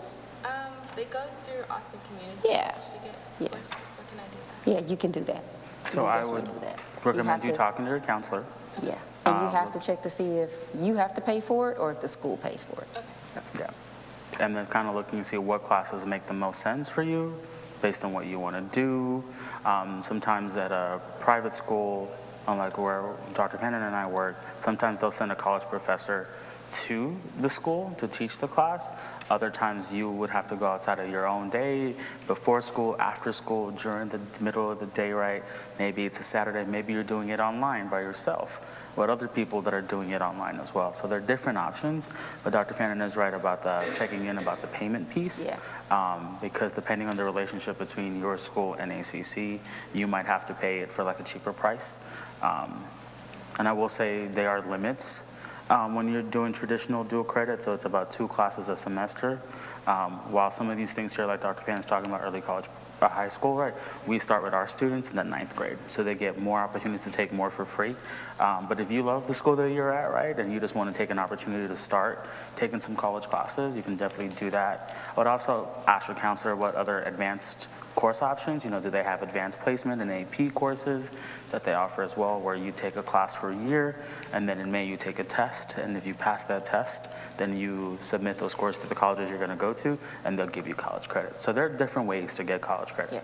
And you may have UT on-ramps. That's another one. You have that? Yeah. You want to go to UT? Okay. Your mom works there? Nice. All righty. So that's pretty much what we wanted to talk to you about today with the financial aid pieces, and really talk about your college planning and what you want to do. Take a career assessment if you haven't already taken one, to really try to figure out what you want to do. So when you get into these types of spaces, one of the first things that the presenter is probably going to ask is, tell us your name, what grade you're in, where you go to school, and what do you want to be when you grow up? Everybody's going to be asking you that. What do you want to be when you grow up? And you may not know right now. But how do you figure out what you want to be when you grow up? Well, it's trial and error, right? But it's also about what you're good at and what you love to do. Those are the 2 big things that you really need to know. What am I good at, and what is it that I love to do? And you take those 2 things and you put that together, and that is what is called your major. So you can have a major and a minor, or you can just have a major when you go off to college, but you take what you're good at and what you just love to do. If nobody paid you in this world and you could just do it all day long, you put that together, and that's how you pretty much pick your major. Yes, ma'am. Instead of a major and a minor, can you have a major and a major? You can have 2. You can be a double major if that's what you want to do. Absolutely. Absolutely. You can. So I'm going to tell you a little story to kind of wrap us up, and then we'll take some more questions, right? So I'm going to make sure I got everybody's attention, because I'm about to share it with you. I don't do this often, but I'm going to do this for y'all today, because I feel like you need to hear it. The Spirit is leading me to share my story with you, right? So I graduated at the top of my class in high school. I was number 5 in my high school. And I had scholarships from everywhere. I mean, I'm talking everywhere. I had a full ride pretty much anywhere I wanted to go. And I was active in my high school. I was on the yearbook staff. I was on the newspaper staff. I did all the interviewing and different things like that for our school cameras and things like that. Any videos that we made in the schools, on the superintendent's council. I was on student council, class officer, National Honor Society. I mean, all those things that you could be involved in, I was involved in it. And I was a cheerleader too. So some of y'all might be athletes. I was an athlete too, I was a cheerleader. And so my mom was a school teacher. She had been a school teacher for about 30-something years. And so, of course, she was in my business, right? She knew when I had a test before I knew I had a test. And she knew what I made on my test before I knew what I made on my test. So it was a lot of pressure, but you get through it. You get through it because you can. And you get through it because you know that you have God on your side. So I graduated, and I chose to go to Baylor University right up the street in Waco. And when I got to Baylor, I was a pre-med student. You know what that means? I was going to be a doctor. I wanted to be a pediatrician, and I wanted to help little kids get better if they were sick. So I was majoring in pre-med, and I'm about to share something with you. I had to take a lot of classes. Probably had to take about 18 hours my freshman year, which is a lot. It's more than 4 classes. And I took biology with Dr. Etheridge. See, I remember him, Dr. Etheridge. And I took a biology class. And you know, when you take a biology class, you also have what? A biology lab. So I had a biology lab, biology class, some other classes, and I also had a Spanish class at 8 o'clock in the morning, every day, Monday, Tuesday, Wednesday, Thursday, and Friday. Now, some of your classes you get to pick. It's like block scheduling, A-Day, B-Day. You go on Mondays, Wednesdays, Fridays, and Tuesdays and Thursdays. You still have that in college. But that Monday, Tuesday, Wednesday, Thursday, Friday at 8 o'clock in the morning, as a freshman, it was hard. And I had to go and speak another language and learn another language. Oh, it was hard. Now, I graduated number 5 in my class, so guess what? I made straight A's from kindergarten all the way through high school. But when I became a freshman in college, with that Spanish and Dr. Etheridge biology, I didn't do so hot. And I had to figure this out because I was on scholarship. So one day, Dr. Etheridge came in and we were in our lab and we had to do some with the scalpel and, you know, just investigating the body and taking a look at it. That's what biology is, because I wanted to be a doctor now. He gets in there, he starts cutting stuff open, and guess what happened to me? I passed out on the floor. And Dr. Etheridge came to me, and he had his clipboard, and he was waving his clipboard trying to get me some air, and he said, "Cress, I don't know if you're gonna make it to be a doctor, because if you can't stand the sight of blood, I just don't know if that's gonna be the right major for you. But I always wanted to be a doctor." And I'm like, "No." He said, "Guess what? When I give you exams, when we take our test, you just write so much. You really have like really great answers. And I'm only asking for short answer, but you give me a whole paragraph." He said, "Maybe you should change your major." So I said, "Okay, maybe I'll change my major." So the next semester, I thought about it and I let that go. And I changed my major to liberal arts. And so here I am over in liberal arts, which is the English department. So I'm gonna be a writer. I'm gonna write a book. I changed my major. Now, I took dual credit, which means some of the stuff that they were doing in these English classes, I had already did it in high school. So, when the professor was asking all the questions, my hand was going up just like this. My hand was like, I'm answering all the questions. I already knew what was going on. And I was reading the book, reading every chapter. She said, no, we're only gonna read the first 3 chapters. But I would read the whole thing. And I was ready in class, telling everything that was going on. She said, "Cress, you talk too much. Every time we're in here and we're talking about the book and the novel, you're telling everybody what's gonna happen. We haven't even gotten that far. You talk a lot. Maybe you should change your major." So I just changed my major to liberal arts from pre-med. I think you need to change it again. So I said, okay, let me talk to my parents about it. The next semester, I changed my major again. It's the 3rd time. Changed my major again.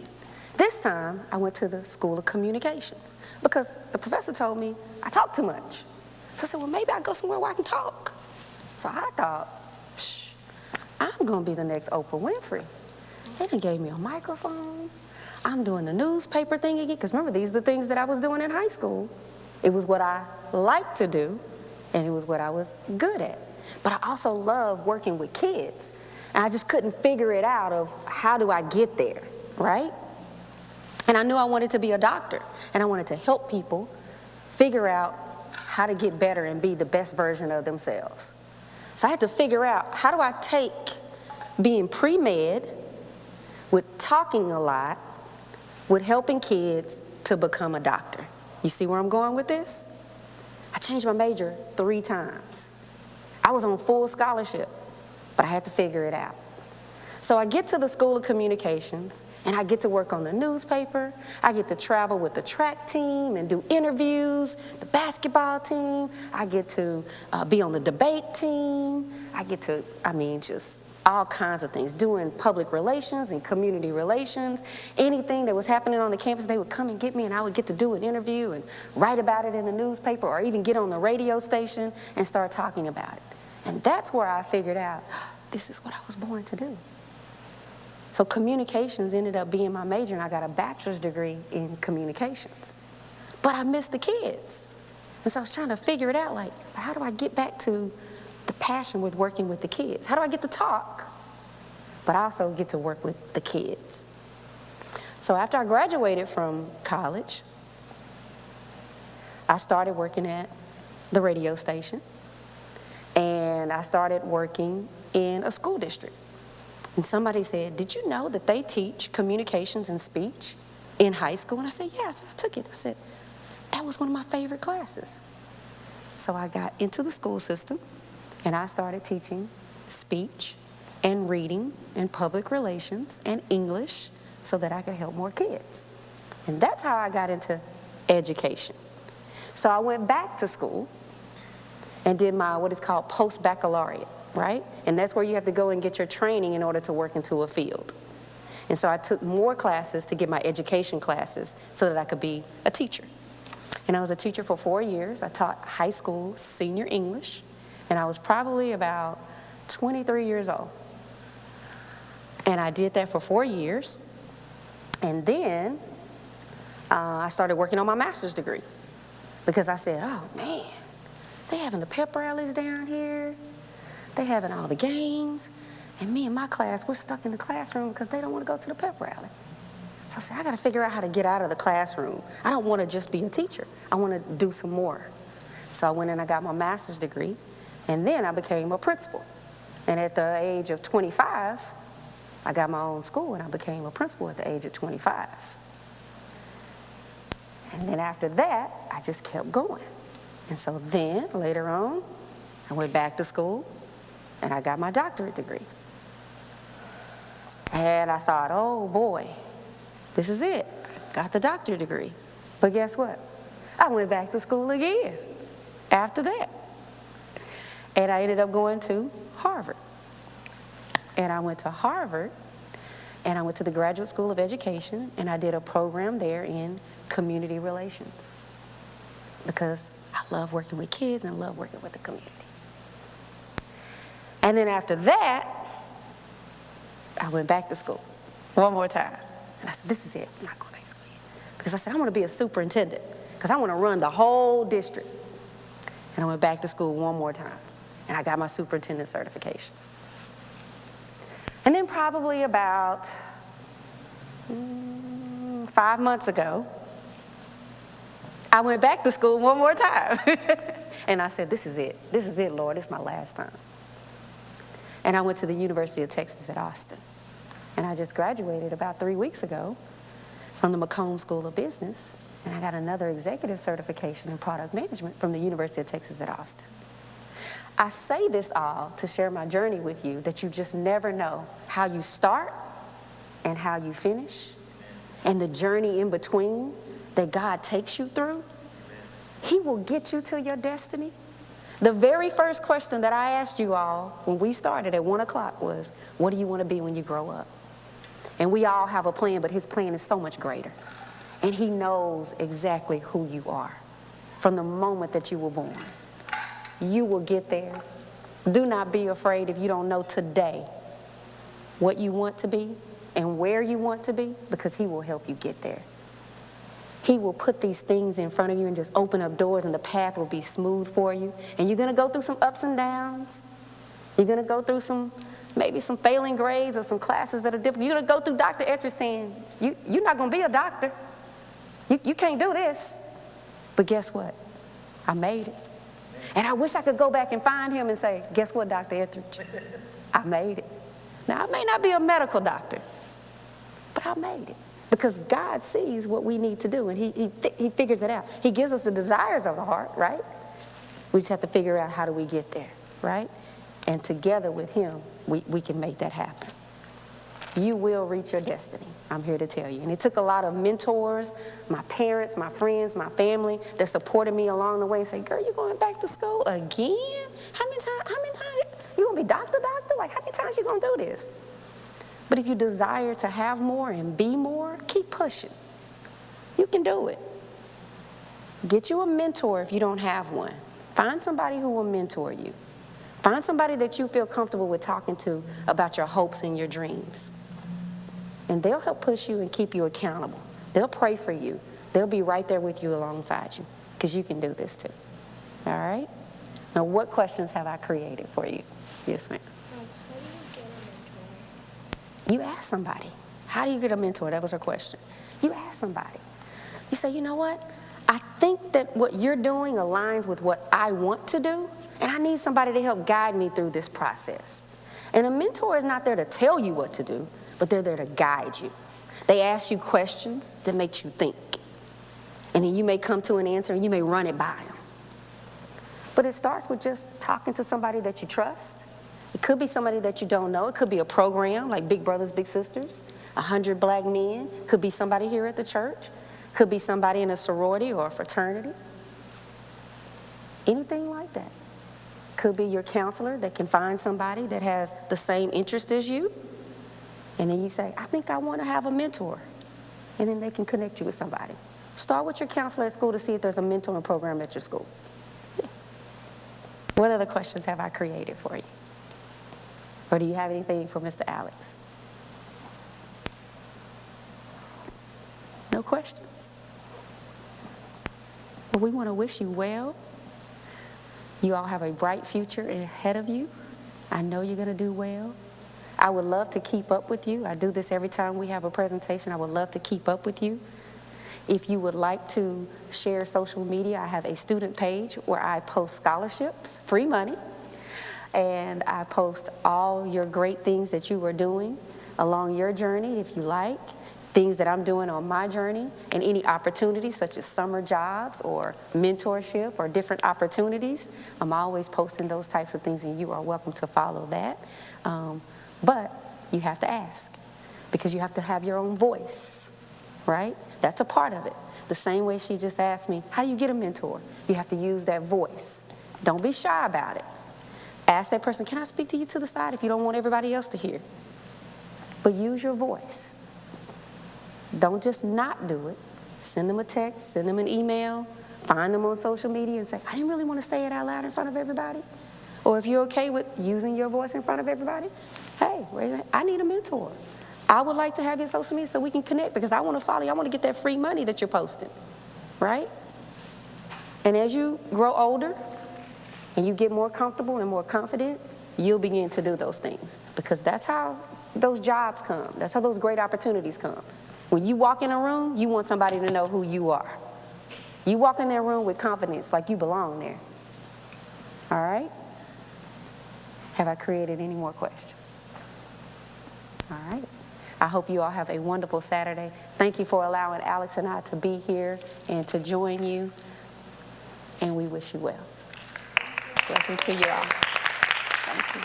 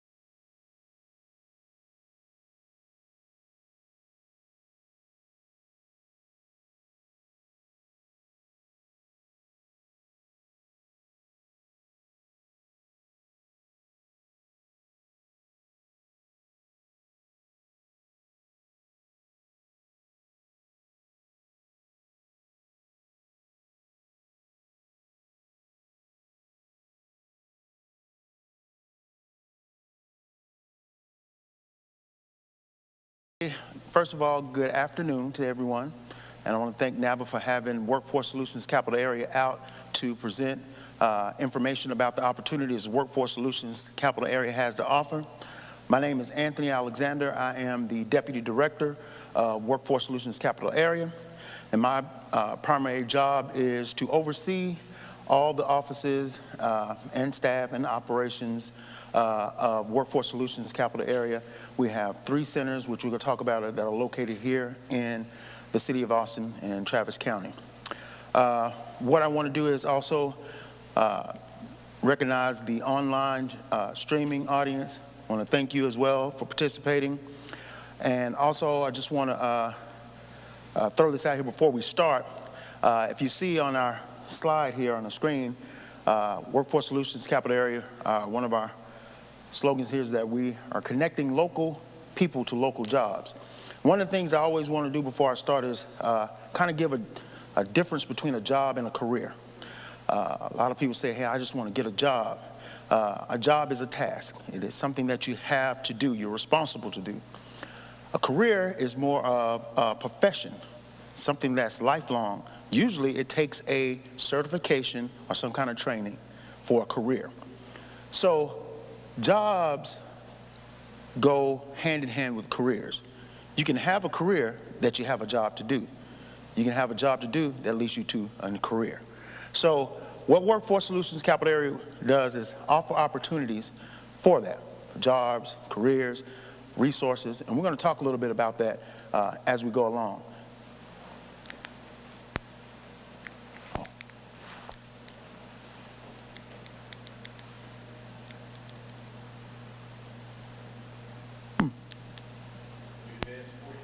Yeah. All right, so who is Workforce Solutions Capital Area? Workforce Solutions Capital Area, we are a private, publicly funded 501c3 nonprofit responsible for the data-driven planning, oversight, and evaluation of workforce solutions development activities in Austin and Travis County. Simply put, again, we connect local people to the most in-demand industries in quality jobs. And we'll talk about some of that in-demand industries as we go on. So we have 3 centers here in Austin, Texas, here in Travis County. We have a center in our North Austin, it has an address there, and we have one in the south, and we have one east, which is literally around the corner from here, right on Weberville Road. And that being said, also, I'm a native of Austin, born, raised here, went to elementary, high school, junior high, and even college here. Actually, I was born and raised right down the street from here, about 3 blocks from that Quick Trip that's built there. It wasn't there when I was coming up, and I remember this actual facility being just empty space on the access of 183 going south. So I've seen a lot of things change in Austin, a lot of growth in Austin, and we're going to talk about that as well as how Workforce Solutions ties in with this growth and movement of Austin, Texas. So we provide all different kinds of services, and one of our things is we provide a priority of service. And we provide those to our veterans, spouses of veterans, and our foster youth. We also work well with our Veterans Commission, and in each one of our offices, we have a veteran rep in each one of our offices to offer services to our veterans. When we say priority services, that means that we usually get right with them right away to connect them with someone to give them services immediately. We help all of our customers in the most efficient way that we can, but we do take a priority of service for our veterans, spouses of veterans, and foster youth. And we also have partner services. Our partner services are vocational rehab services that are inside of our North office and child care services as well. We know the child care services is very important, especially when you're in a career or if you're working. Child care is very important, very important. Vocational rehab services as well. We have a lot of services that we offer to our individuals here in the city of Austin, Travis County from our Voc Rehab department in Workforce Solutions. Now, Workforce Solutions is a one-stop shop for employment. We not only help the job seekers, which in the job seekers, we help them find jobs, we help them build resumes, we do interview training, we do career training and scholarships, and we'll talk a little bit more about scholarships. And we receive a lot of wraparound services, and we'll talk about those as well. But what we do also is, right now we're not really working with youth, but we are referring them to resources for the youth. So, but if you are 18 and up, we still can service you, but 16 through 16 and 17, we are referring those to another organization to assist them with employment services. But employers, I think that is one that a lot of people do not know, that we offer services to employers. Meaning that if you just started a business or in business company, you may need help with employers. We can help you with employers. We can help you post jobs. We can help you get assistance with employers. We can give people work experience through your job as like an internship, which is called subsidized employment. So these are some of the things we offer to employers. We also help out a lot of nonprofit organizations with these same kind of services. Sometimes, you know, even though they're nonprofit, they still have to have staff there to run the organization. And with parents, of course, as we talked about before, was the child care. So with parents, we offer a lot of services for them to actually, while getting the child care assistance, to go back and get that certification, upskill, whatever it is that they need to get them in that career that they need to be in. Now, Workforce Solutions Services, we have general services here. Each one of our centers is like a resource center. So in that resource center, you have everything from computers, telephones, fax machines. We have break-off rooms. We have interviewing rooms. We know that now the new thing is everybody's doing interviews on Zoom. Everybody doesn't have a computer. Everybody doesn't have internet access. You come into one of our offices, we can schedule you a room. We can schedule your own little office room to have your interview with a camera and everything for Zoom. We can actually go through mock interviews with you before your interview. It's a lot of different things we offer in that resource room and resource area to the individuals of the City of Austin, Travis County that can come in to any one of our centers and receive it. So I encourage a lot of individuals here, if it's not for you, at least share the information with someone, because there's someone that you may know or someone that you may that they know may can use this information. So we offer, again, a lot of workshops, as I said before, with the resume writing. We also offer a lot of orientations about our different industry sectors: healthcare, information technology, manufacturing. Work in Texas is a huge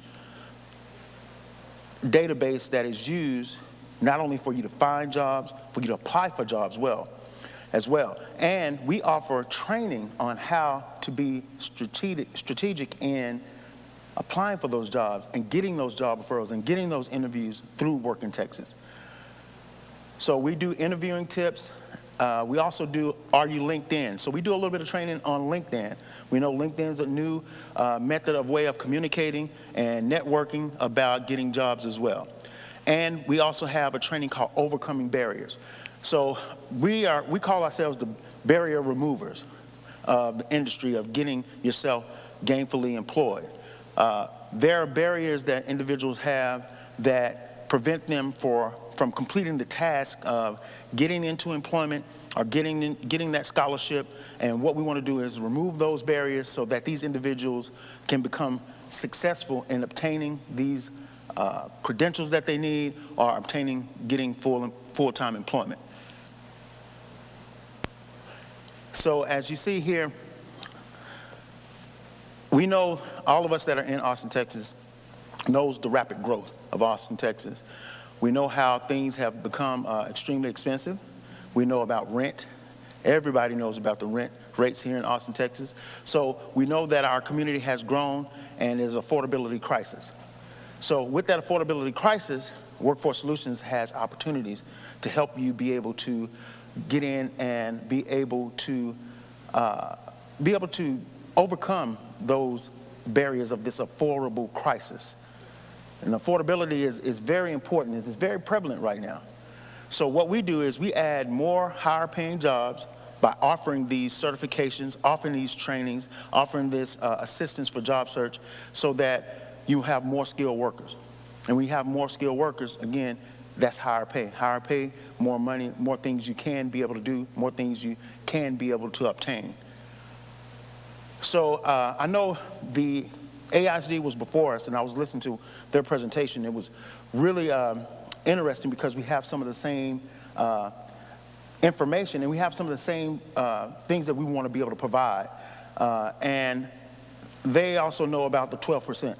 We know that 12% of y'all young adults without credentials or some kind of certification or degree within 6 years of finishing high school have a 12% chance of earning a living wage.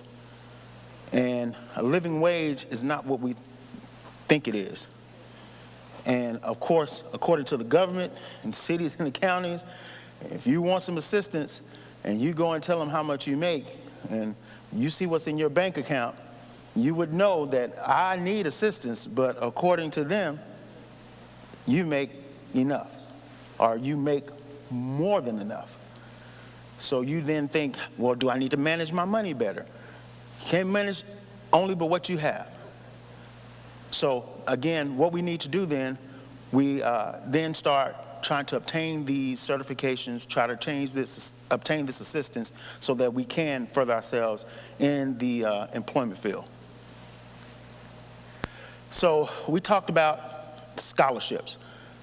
Scholarships is free money. That's what a scholarship means. So Workforce Solutions does offer scholarships. So that scan code you see up there will lead you to our website. And one of the things you'll see on our website, it'll pop up immediately, is it'll ask you, what do you want to do? Or what information do you need? So basically, you can fill that out, send it straight in, and someone will get to you within, I would say, 48 to 72 hours to be able to discuss with you what it is that you need from Workforce Solutions. So what we do this with our scholarships, we prepare for a career in Austin that pays well. And again, as I said before, it's the difference between a job and a career. So the career pays well and employers need, so it's in demand. We train for high skill, high growth occupations.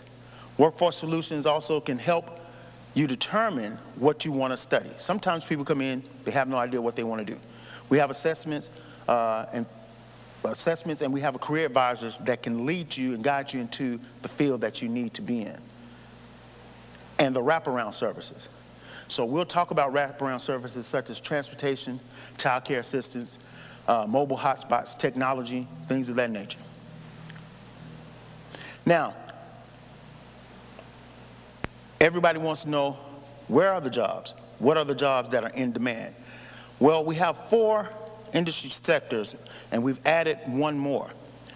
Austin Transit and Workforce Solutions has partnered together. I think you probably heard this term, Project Connect, in the news. Well, Workforce Solutions is working with Austin Transit, and mobility will be our 5th sector. So we have a mobility sector, healthcare, IT, and skilled trades. I'll tell you now, healthcare is very, very prominent here, everywhere. IT is very prominent in Austin, and skilled trades as well.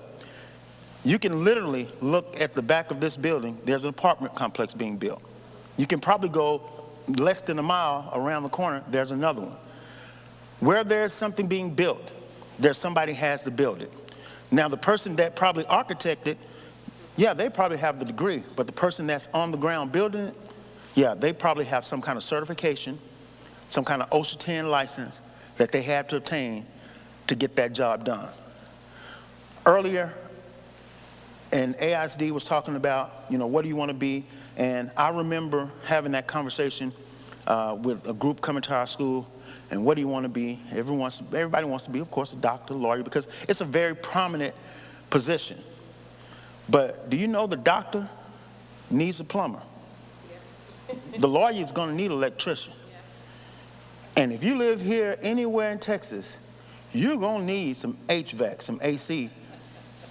And if y'all were here this summer, you know the minute that AC went out, you immediately picked up that phone and called somebody. So these are occupations that are in demand, and these are well-paying occupations. I was just telling someone today, and I think it was me and Roger, we're just talking, and I said, if I knew what a plumber made, I don't know if I'd have spent them 5, almost 6 years trying to get a degree, thinking I'm gonna make big money. A plumber can come to your house for an hour, and you can walk out of it with $200. I think lawyers charge around that same rate. And he don't have to wear a suit or a tie. And guess what? If he got his certification through somebody like Workforce Solutions, he don't have no debt because he got it for free. So I don't deter anyone from going four-year colleges at all. No, I'm in support of higher education. But I will say, if you did the pros and cons and you start looking at what the industry pays, the length you stay, the hands-on you get, and the debt you don't take with you, it makes you start to think. Because college is not for everyone. It's not. I think it is a very good thing, though. I would never downplay higher education, but it's just not for everyone. So it needs to be known that there are other opportunities out there. And Workforce Solutions is one of them. We are like a best-kept secret. A lot of people do not know about Workforce Solutions. We have 3 offices here. I encourage everyone that hears any of this information, take advantage of it. There is scholarship money out there for individuals to take advantage of this opportunity. So when I talk to a lot of people and I describe to them what we do and what we offer, they always jaw drop, as in, I didn't know this. And that's one of my jobs, is to let you know that this is out there. And as I explained to a lot of individuals that are younger out there, I tell them Workforce Solutions to me reminds me of a win-win. But one of the things is one win is spelled W-H-E-N, and another one spelled W-I-N. It's the W-E-H-N is what gets you the W-I-N. So when you make that decision, and when are you going to make that decision? We're here every day, pretty much all day, except for Saturdays and Sundays. So the opportunities are there. Again, it's just for them to take advantage of it. So we talk about support. And we talked about wraparound services. Workforce Solutions offers that wraparound service. So anybody knows that if you're in school, as a student, when I was in school, one of the hardest things for me to do was to concentrate in school, and I was broke. It's hard to concentrate when you're financially strapped, when you feel like you don't have any support. You might not really know too much where your next meal is going to come from. You don't have any assistance with your kids. I want to go to class, or do I want to feed my family? I want to go to class, but I don't have any gas, really. I need to save this gas to go to this small part-time job so that I can have some money. So these are the decisions people have to make. These are real-life decisions. And Workforce Solutions, our wraparound services that we offer, helps remove those barriers for individuals to become successful in completing their free scholarship training. So we offer one-on-one case management. You always have someone that will work directly with you through the course of your training. We offer child care support, transportation costs. So how do we offer transportation? Everybody doesn't have a car, but a lot of people take the bus. We give out bus passes. We give out gas cards. We know the price of gas is not what it used to be. We know it takes money to get from here to there. Tools. A lot of skilled trades trainings require tools. Uniforms, work clothes. And some of this stuff is post you getting your certification. So let's just say you get a certification in healthcare.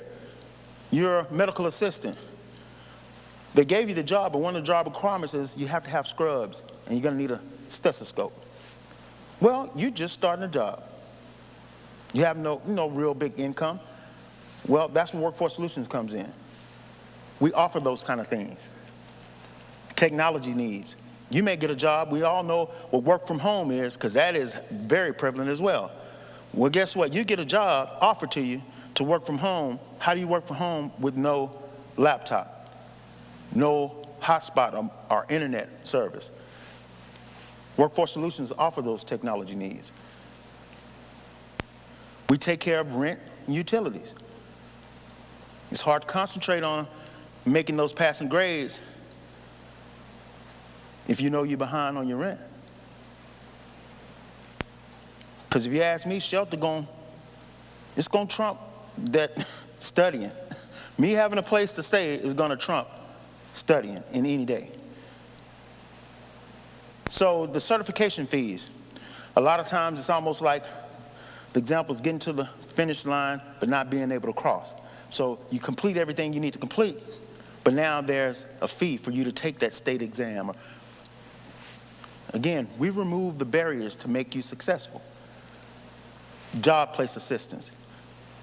All training providers or all institutions may not have something set up for you to get job placement right after you get out of school. A lot of them are, and a lot of them work with us. But let's just say it happens to be that's not something put in place. Well, before you even get out of school, we're going to be working on that. Before you get out of school, we're going to already start working on getting you in your industry sector. It's like we didn't want to send you to school, not for you to get the job in the sector that you went to school for. So now that we know about all the different opportunities and different things that Workforce Solutions provides, I'm going to leave this up here for a second so that individuals can utilize that. I don't know how much emphasis I can put on how important it is that we share this information because it's free. And I think one of the things that led me to do this is, again, me being from Austin, Texas, and me doing this job. When I took this job, I had worked for the state of Texas, and I had also been self-employed, owning a restaurant before, and I thought, if I get back into the working industry, what is it that I can do that I can give back to my community? What can I do? And to help the people that I grew up like me in my community. What can I do? You know, I was once told a long time ago, everybody's not a MLK and everybody's not a Malcolm X. So what am I going to be able to do? I'm not this prolific motivator or speaker that can go out to and get everybody revved up, but what can I do to provide for my community and the people that I grew up with? What can I provide for them? So that's how I got into Workforce Solutions. I saw what they had to offer, and I couldn't believe that I didn't know about this when I was growing up, and a lot of people still don't know about it. And that's why it's really important that I come, and Roger has me come here, because just before I spoke, me and Roger were talking about how a lot of people just don't know that this thing exists. That we pay for accounting classes. We pay for that kind of stuff. Bookkeeping. Bookkeeping was lead you to become a CPA. See, we're real big in the tier. We'll take an MA and keep paying for classes, paying for certification until that MA is an LVN and the LVN is an RN. So these are the kind of things that Workforce Solutions has to offer. And I also want to let people know that it is, everything that we do is pretty much a process, just like life. It's a process, and it's steps. And everybody know in the process there are steps. I do believe that taking these steps to getting to where you need to be are a must, because they prepare you for the end destination that you have to be in. So everything that you're going through in life is what I would think are ordered steps. No matter if it's a failure, if it's a loss, or if it's a gain, it's preparation for you for the next move. It's the same thing with Workforce Solutions. We try to do that. We try to prepare you for that next move. Because we know it's already there for you, but we're preparing you for what's there for you. So you don't have to prepare for it. We just got to prepare you for what's already there. Because the jobs are there, the opportunity is there. We just got to prepare the person. So with Workforce Solutions Capital Area, again, we want to make sure that this information is spread through our community, is given out to the individuals of the City of Austin, Travis County. I will say this, most of our services are geared financially. So that means that you have to financially qualify. All right, and some people are like, oh, well, it ain't gonna be me. Well, no, you can't say that because there are many different financial qualifications. So don't let that deter you. And I think that's one of the things that deter individuals is they hear, well, financial qualification, well, I already have a job. Well, if we do upskilling, we know people that they already work. So we do upskilling. So you may be already in a job. I know one of the things that's real popular right now that I notice is PMP, the project management. A lot of people already have jobs and they already have degrees, but yet they want that certification for PMP to get that next level job. So don't let that deter you in any way, shape, form, or fashion. Make sure that you still seek out that free. I tell people all the time, ain't nothing like free 99. Ain't nothing like it. You can have a lot of different prices, but free 99 is the one I like. So, again, my name is Anthony Alexander. I am the Deputy Director of Workforce Solutions Capital Area. At this time, I want to see if there was any questions anyone had, any comments. Yes, sir. Does any of the information that the scanner have your connection? Yes, sir. Yes, sir. Once you get on there and you get on our website, I'm on there as well. You can connect with me, and after this, I can also give you my contact information.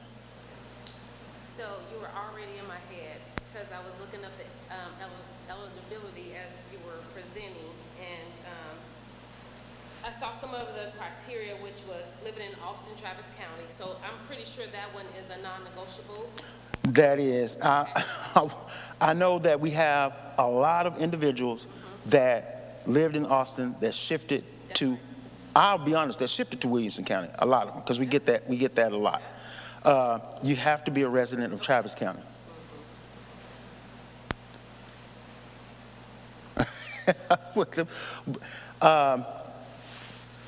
Yes, you have to be a resident of Travis County, which means, yeah, your address has to be in Travis County. So I'm hoping that that wouldn't be, but we do have a relationship with Williamson County, so we can kind of get some, we can try to give you a WIM handoff to Williamson County and let them know who you, yeah. So I would still, I don't want you still not to take advantage of the services because they, Rural Cap, they also have services just like Workforce Solutions Capital Area does. Well, I want to say thank you for this information. I've passed this office many of times, but never really understood, the services. I really thought it was just for, those that were unemployed, not those that were. So thank you for spreading the message. And I was just texting my son as you were presenting because he's in that job, but he needs that career. Right, yeah, So, and that's the beginning of your presentation, which was awesome. Yeah. right, yes, and that is a big thing that a lot of people get not confusion, but they get the misconception of between a job and a career. It really does, and because I even say that sometimes, well, I got to go to the job. Yeah. But and because usually most people who go to a job or to work, it is something that they do. It's a task that they do pretty much daily. But like I said, a career is really a profession. A career is lifelong work. What's the name of the organization in Williamson County again? Rural Cap. Okay. So if you just look up Workforce Solutions Rural Cap, RURAL, and that they cover Williamson, Bastrop, Hayes, I think, and a few other counties. They cover quite a few counties. Because, like I said, Austin is growing so much that a lot of original Travis County residents are moving into Williamson and other counties. So we're very well aware of that. But like I said, we still want you to reach out to us. And if you can't get them, reach out to us and we can try to get you a warm handoff with our partnering people in Rural Cap. But I will say again, before I end the session here, that again, just to reiterate, please, everyone that's listening online as well, take the information, please spread it along to let everyone know who we are and what we do. Thank you all again for having me here. It was a great pleasure. Thank you for the questions, and thank you for your time and energy. And I hope you have a great weekend, the rest of your weekend. And if any of you in any organizations online and want us to present with Workforce Solutions Capital Area, please reach out to us. You can go to www.workforcesolutionscapitalarea.com or just look up Workforce Solutions Capital Area and reach out to us, and we'd be glad to come out and speak to you. Thank you very much.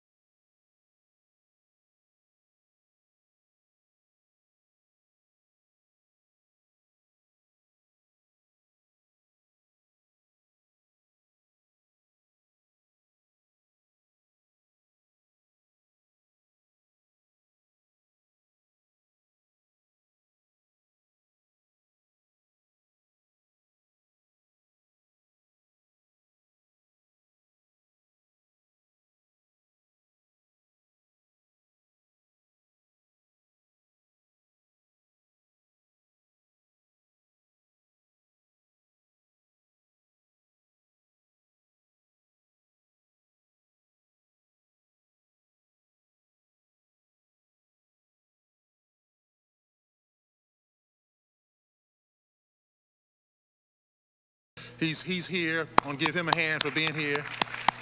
He's one of the board members for this foundation, and he'll put the website up on the screen, and the sessions in here are all being live streamed and recorded, so you will be able to see this information, and basically this organization gives out scholarships to college students and all high schoolers as well. So he gave me, see there's that handsome fellow who just stood up there. He is right there, and this is just a picture of. See, it's always helpful if I had the page already marked, but of course I didn't. So here, you know, so a lot of the college winners are here, and I see some of our schools that are here now are in the audience. And then 10th grade, 11th grade, 7th grade. It looks like it goes all the way down to middle school. So yeah, we can go ahead and put that up, and we can just kind of show them. And then, of course, this is being recorded. So when you go to the website, you scroll down to parents, and you click next a couple times, and it's just going to ask you some questions. And these scholarships will be given out in December, but don't wait. Free money. Why not fill it out? You know, if anybody wants to give me money, I'll give you my address, phone number at any time. I'll always take free money. And he has business cards, so you can definitely, if you want to get those. Also, some of you may not be aware, you know, BPA, Black Professional Alliance, NABA is a part of that, and they also have different organizations that offer scholarships. And for those that are in business, we hope that you consider being a student member of NABA, and we have a scholarship luncheon every April, and we're required to give out scholarships of that, and as a result, we didn't have enough students apply for our Meta Scholarship, and so we've got 2 scholarships that are being awarded today, and one of the students had to leave, but the other winning student is here. And he's our Texas State University student president, Xavier Oliphant. Why don't we give him a hand and have him come forward? And I'm gonna have you take a picture too, but it's going to be recorded. Come over here. Where's our president? He's not here. I don't see. Where is he coming? You better bring my computer too. But we even got something a little written up to, so maybe we need to put this up here. Will that be okay? Kind of angle it for you. And why don't you stand over there?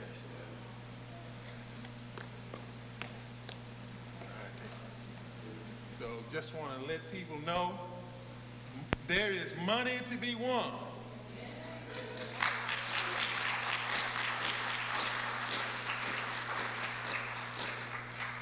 All right. Thank you. Appreciate it, really. Yes, indeed. Yes, indeed. And it was an HT student won the other scholarship for $1,000, and I don't know if I'm going to even attempt to say his name at this point, but what's that question? Okay, Xavier won a $1,500 scholarship, and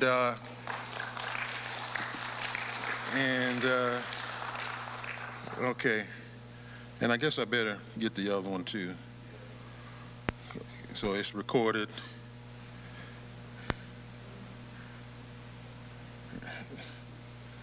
And my technology done let me down. I will find it. Okay. Ayomide is in KE. And yeah, I'll let y'all think I said that perfectly. But the first name is Ayomide.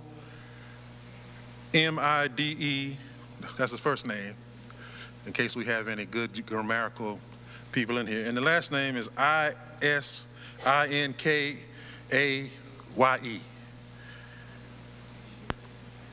And it's, I think, HT, student officer at our HT.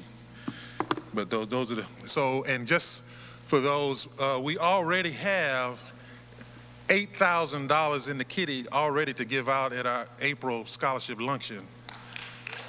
So, and there's other organizations that have money to give out, and so we definitely want you to stay in contact as that, because we want all of you and all your relatives to win that money. All right. Without further ado, everybody found their ticket? All righty. I'm putting it on Rashida, our wonderful treasurer, to pull the name, so you can't get mad at me. Yes, ma'am. Oh, you don't have a ticket? Okay. Who doesn't have a ticket? You don't have a ticket? Well, come on. Yeah, no, you don't have one. You can only have one.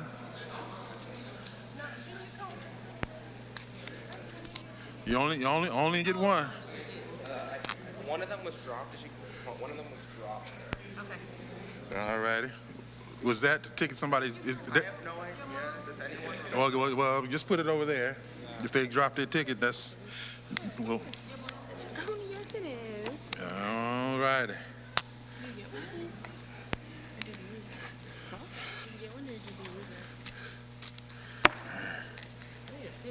I know it. Yeah, you might have to use the bag. All righty, see? I tell you.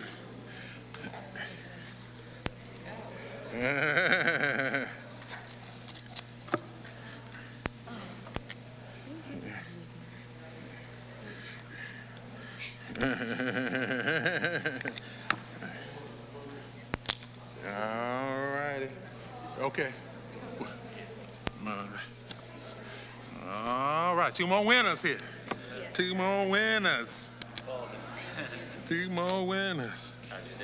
Doing good. Good to see you guys. Good to see you guys. There you go. No problem. No problem. Yeah. All righty. All righty. Everybody got their ticket? Okay, what's first? All righty. Okay. The first prize for those just who love to read, because y'all, this is a financial literacy book written by one of our NABA members, who is an author. Okay. All right. All righty. The beginning is So. the same. I don't think I need to read. We got a better Vanna White over here. I'm just gonna read the last 3 digits because the first. Well, I can say it in. I can say it in here. Yeah. So they can hear. Okay. Yeah. There you go. All righty. The last 4 digits, because I'm assuming all numbers begin with 981. 1, 5, 1, 3. Oh. All righty. All righty. I'm gonna throw this. Yeah, put that aside. You can put that in there. All right. Come over and stand by the. Come on, smile by the thing there.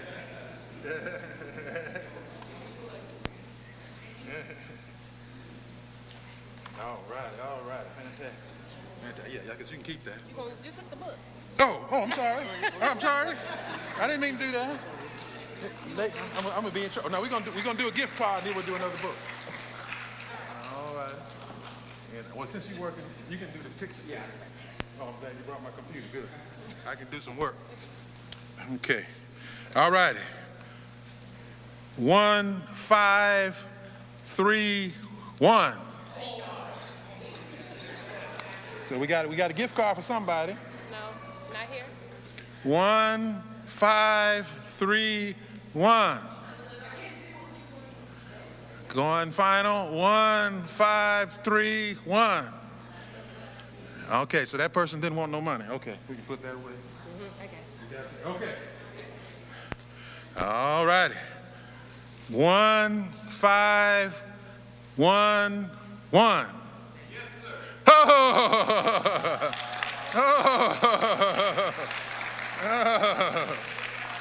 All righty.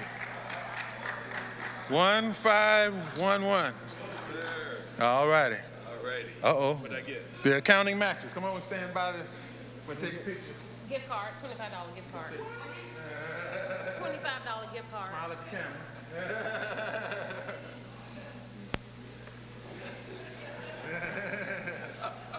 I'll tell you, the wife is real happy now. Okay. Oh, she don't know.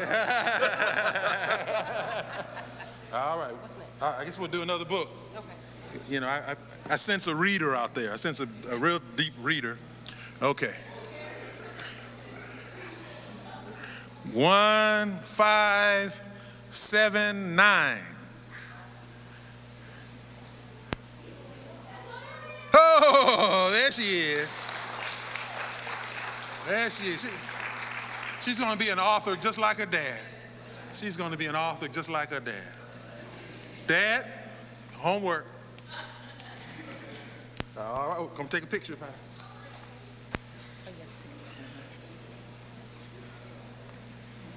Yes, one. All right. Another gift card, I guess. Fabulous. All right. Oh man, we got plenty of gift cards. We're gonna try to, at least somebody get a meal or buy some bread. You see. All right. 1566. 1566. Last time, 1566. Somebody not hungry. Okay, we put that back. All right. 1519. Oh! All right. Okay, don't just buy gummy bears. All right, you got that? Okay. Take a picture. We're going to take a picture right behind you. Move next to the sign. There you go. All right. I know some of you were hoping for more books, so we got gift cards to give away. We're going to get through all these gift cards. Some of this might be gas to get home. 1504. Oh! Come on down.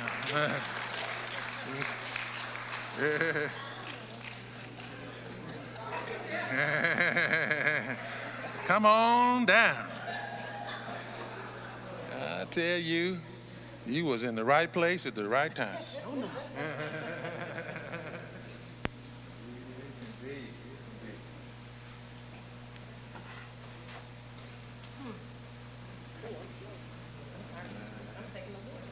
Oh, go right ahead. Thank you.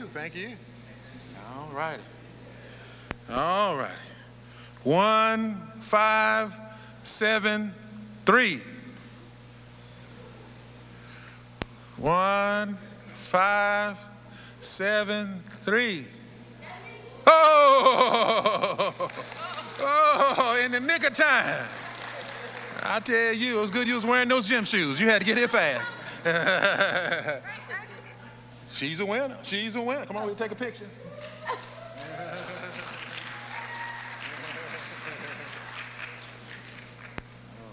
All right. Thank you.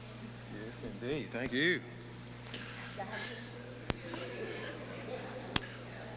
1567. Oh, I tell you. That's all righty. Got me something for, he's a Max. That's That's all righty. That's all righty. So he can't ask mama for something going home. He got the money. All righty, all righty. 1495. Oh! I tell you. That's all right.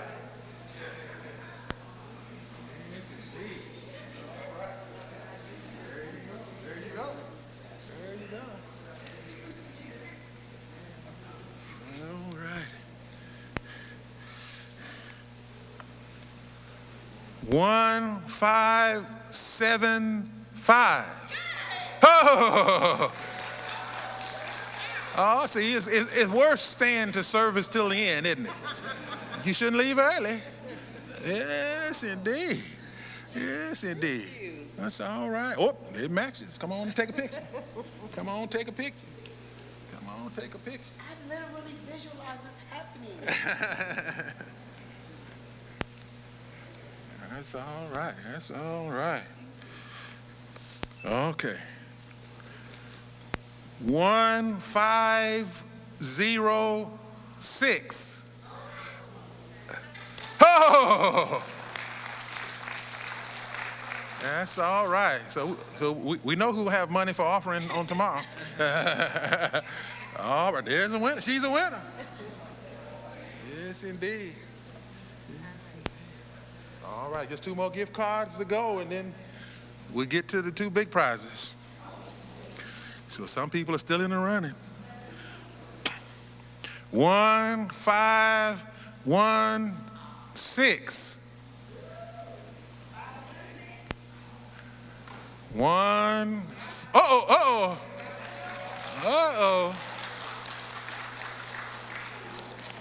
All righty. Oh, she's a winner. Go take a picture. All right, this is the last gift card. So if you need gas, you're going to have to ask after this. All righty, all righty. 1549. Oh!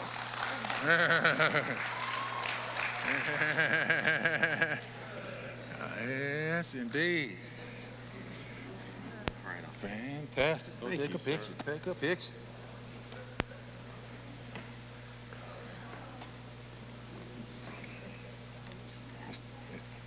All right. All right. Congratulations. All righty. So somebody's tickets got. Who could it be? Who could it be? Should we break for a commercial? Oh, no. All righty, here we go, here we go. 1498. Oh! I tell you, them prayers pay off. I tell you, them prayers pay off. I'm telling you. All righty, yep. She's a winner. Take a picture. All right, I'm gonna shake this up real. All right, yeah, shake it up, shake it up. This is a Chromebook. Shake it up. You can't blame me. I didn't pull one ticket. No, don't blame me. Chromebook. Like, you know. See, like Jesus said, I didn't baptize nobody. You can't blame me. So, here we go. Here we go. You want to look at it? It's real. They said, what is it? It's a Samsung Chromebook. It's a Samsung Chromebook. It feels a little heavy, too. All righty. She handed me the ticket. You see, I didn't pull it. I didn't pull it. It's all righty. Let me dust it off so I can read it. All righty. Suspense. 1,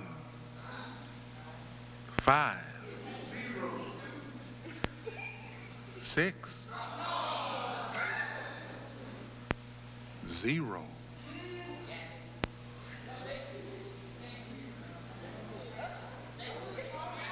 One, 5, 6, 0. Going one more time. 1, 5, 6, 0. Somebody had to run out real quick. Shaking and shaking. She said, no, you got to pull it. I can't pull it. I can't pull it. I can't pull it. Let me dust it off. Make sure I can see it. 1, 5, 6, 4. 1, 5, 6, 4.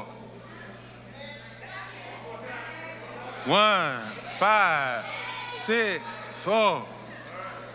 Oh, man, somebody had to leave for the Texas game, I guess. All righty, all righty. Let me dust that off. It would be the last item, right? Everybody else. 1, 5, 6, 9. 1, 5, 6, 9.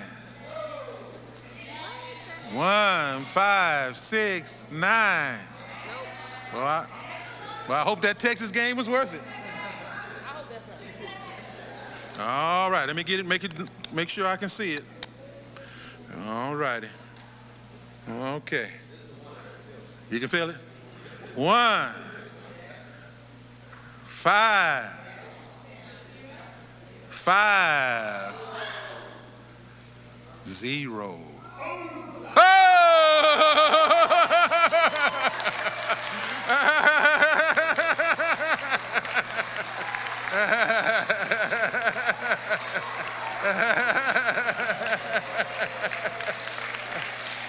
See, it was worth coming after all. He's a winner. He's a winner.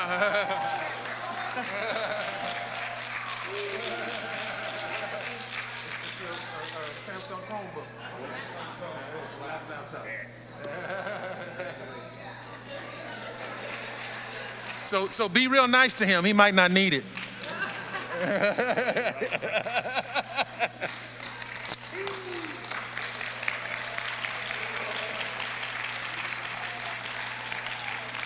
Well, again, thanks to all of you, all our volunteers, all our speakers. Please spread the word. With Lord willing, we look forward to seeing you all back next year, and we'll have even more and more gifts. As always, please make sure you fill out the evaluations on your way out. Everybody, be safe. And why don't I give us a prayer as we close out. Dear Father in heaven, we thank you so much for this wonderful day that you blessed us with to allow us to come and have food, fun, and fellowship and learn some great financial information that we can do great things for you. Bless everyone in every way that they need. Keep them safe. Bless them and safe travel home until the next time we gather. In your son Jesus' name we pray. Amen. Everybody have a great day.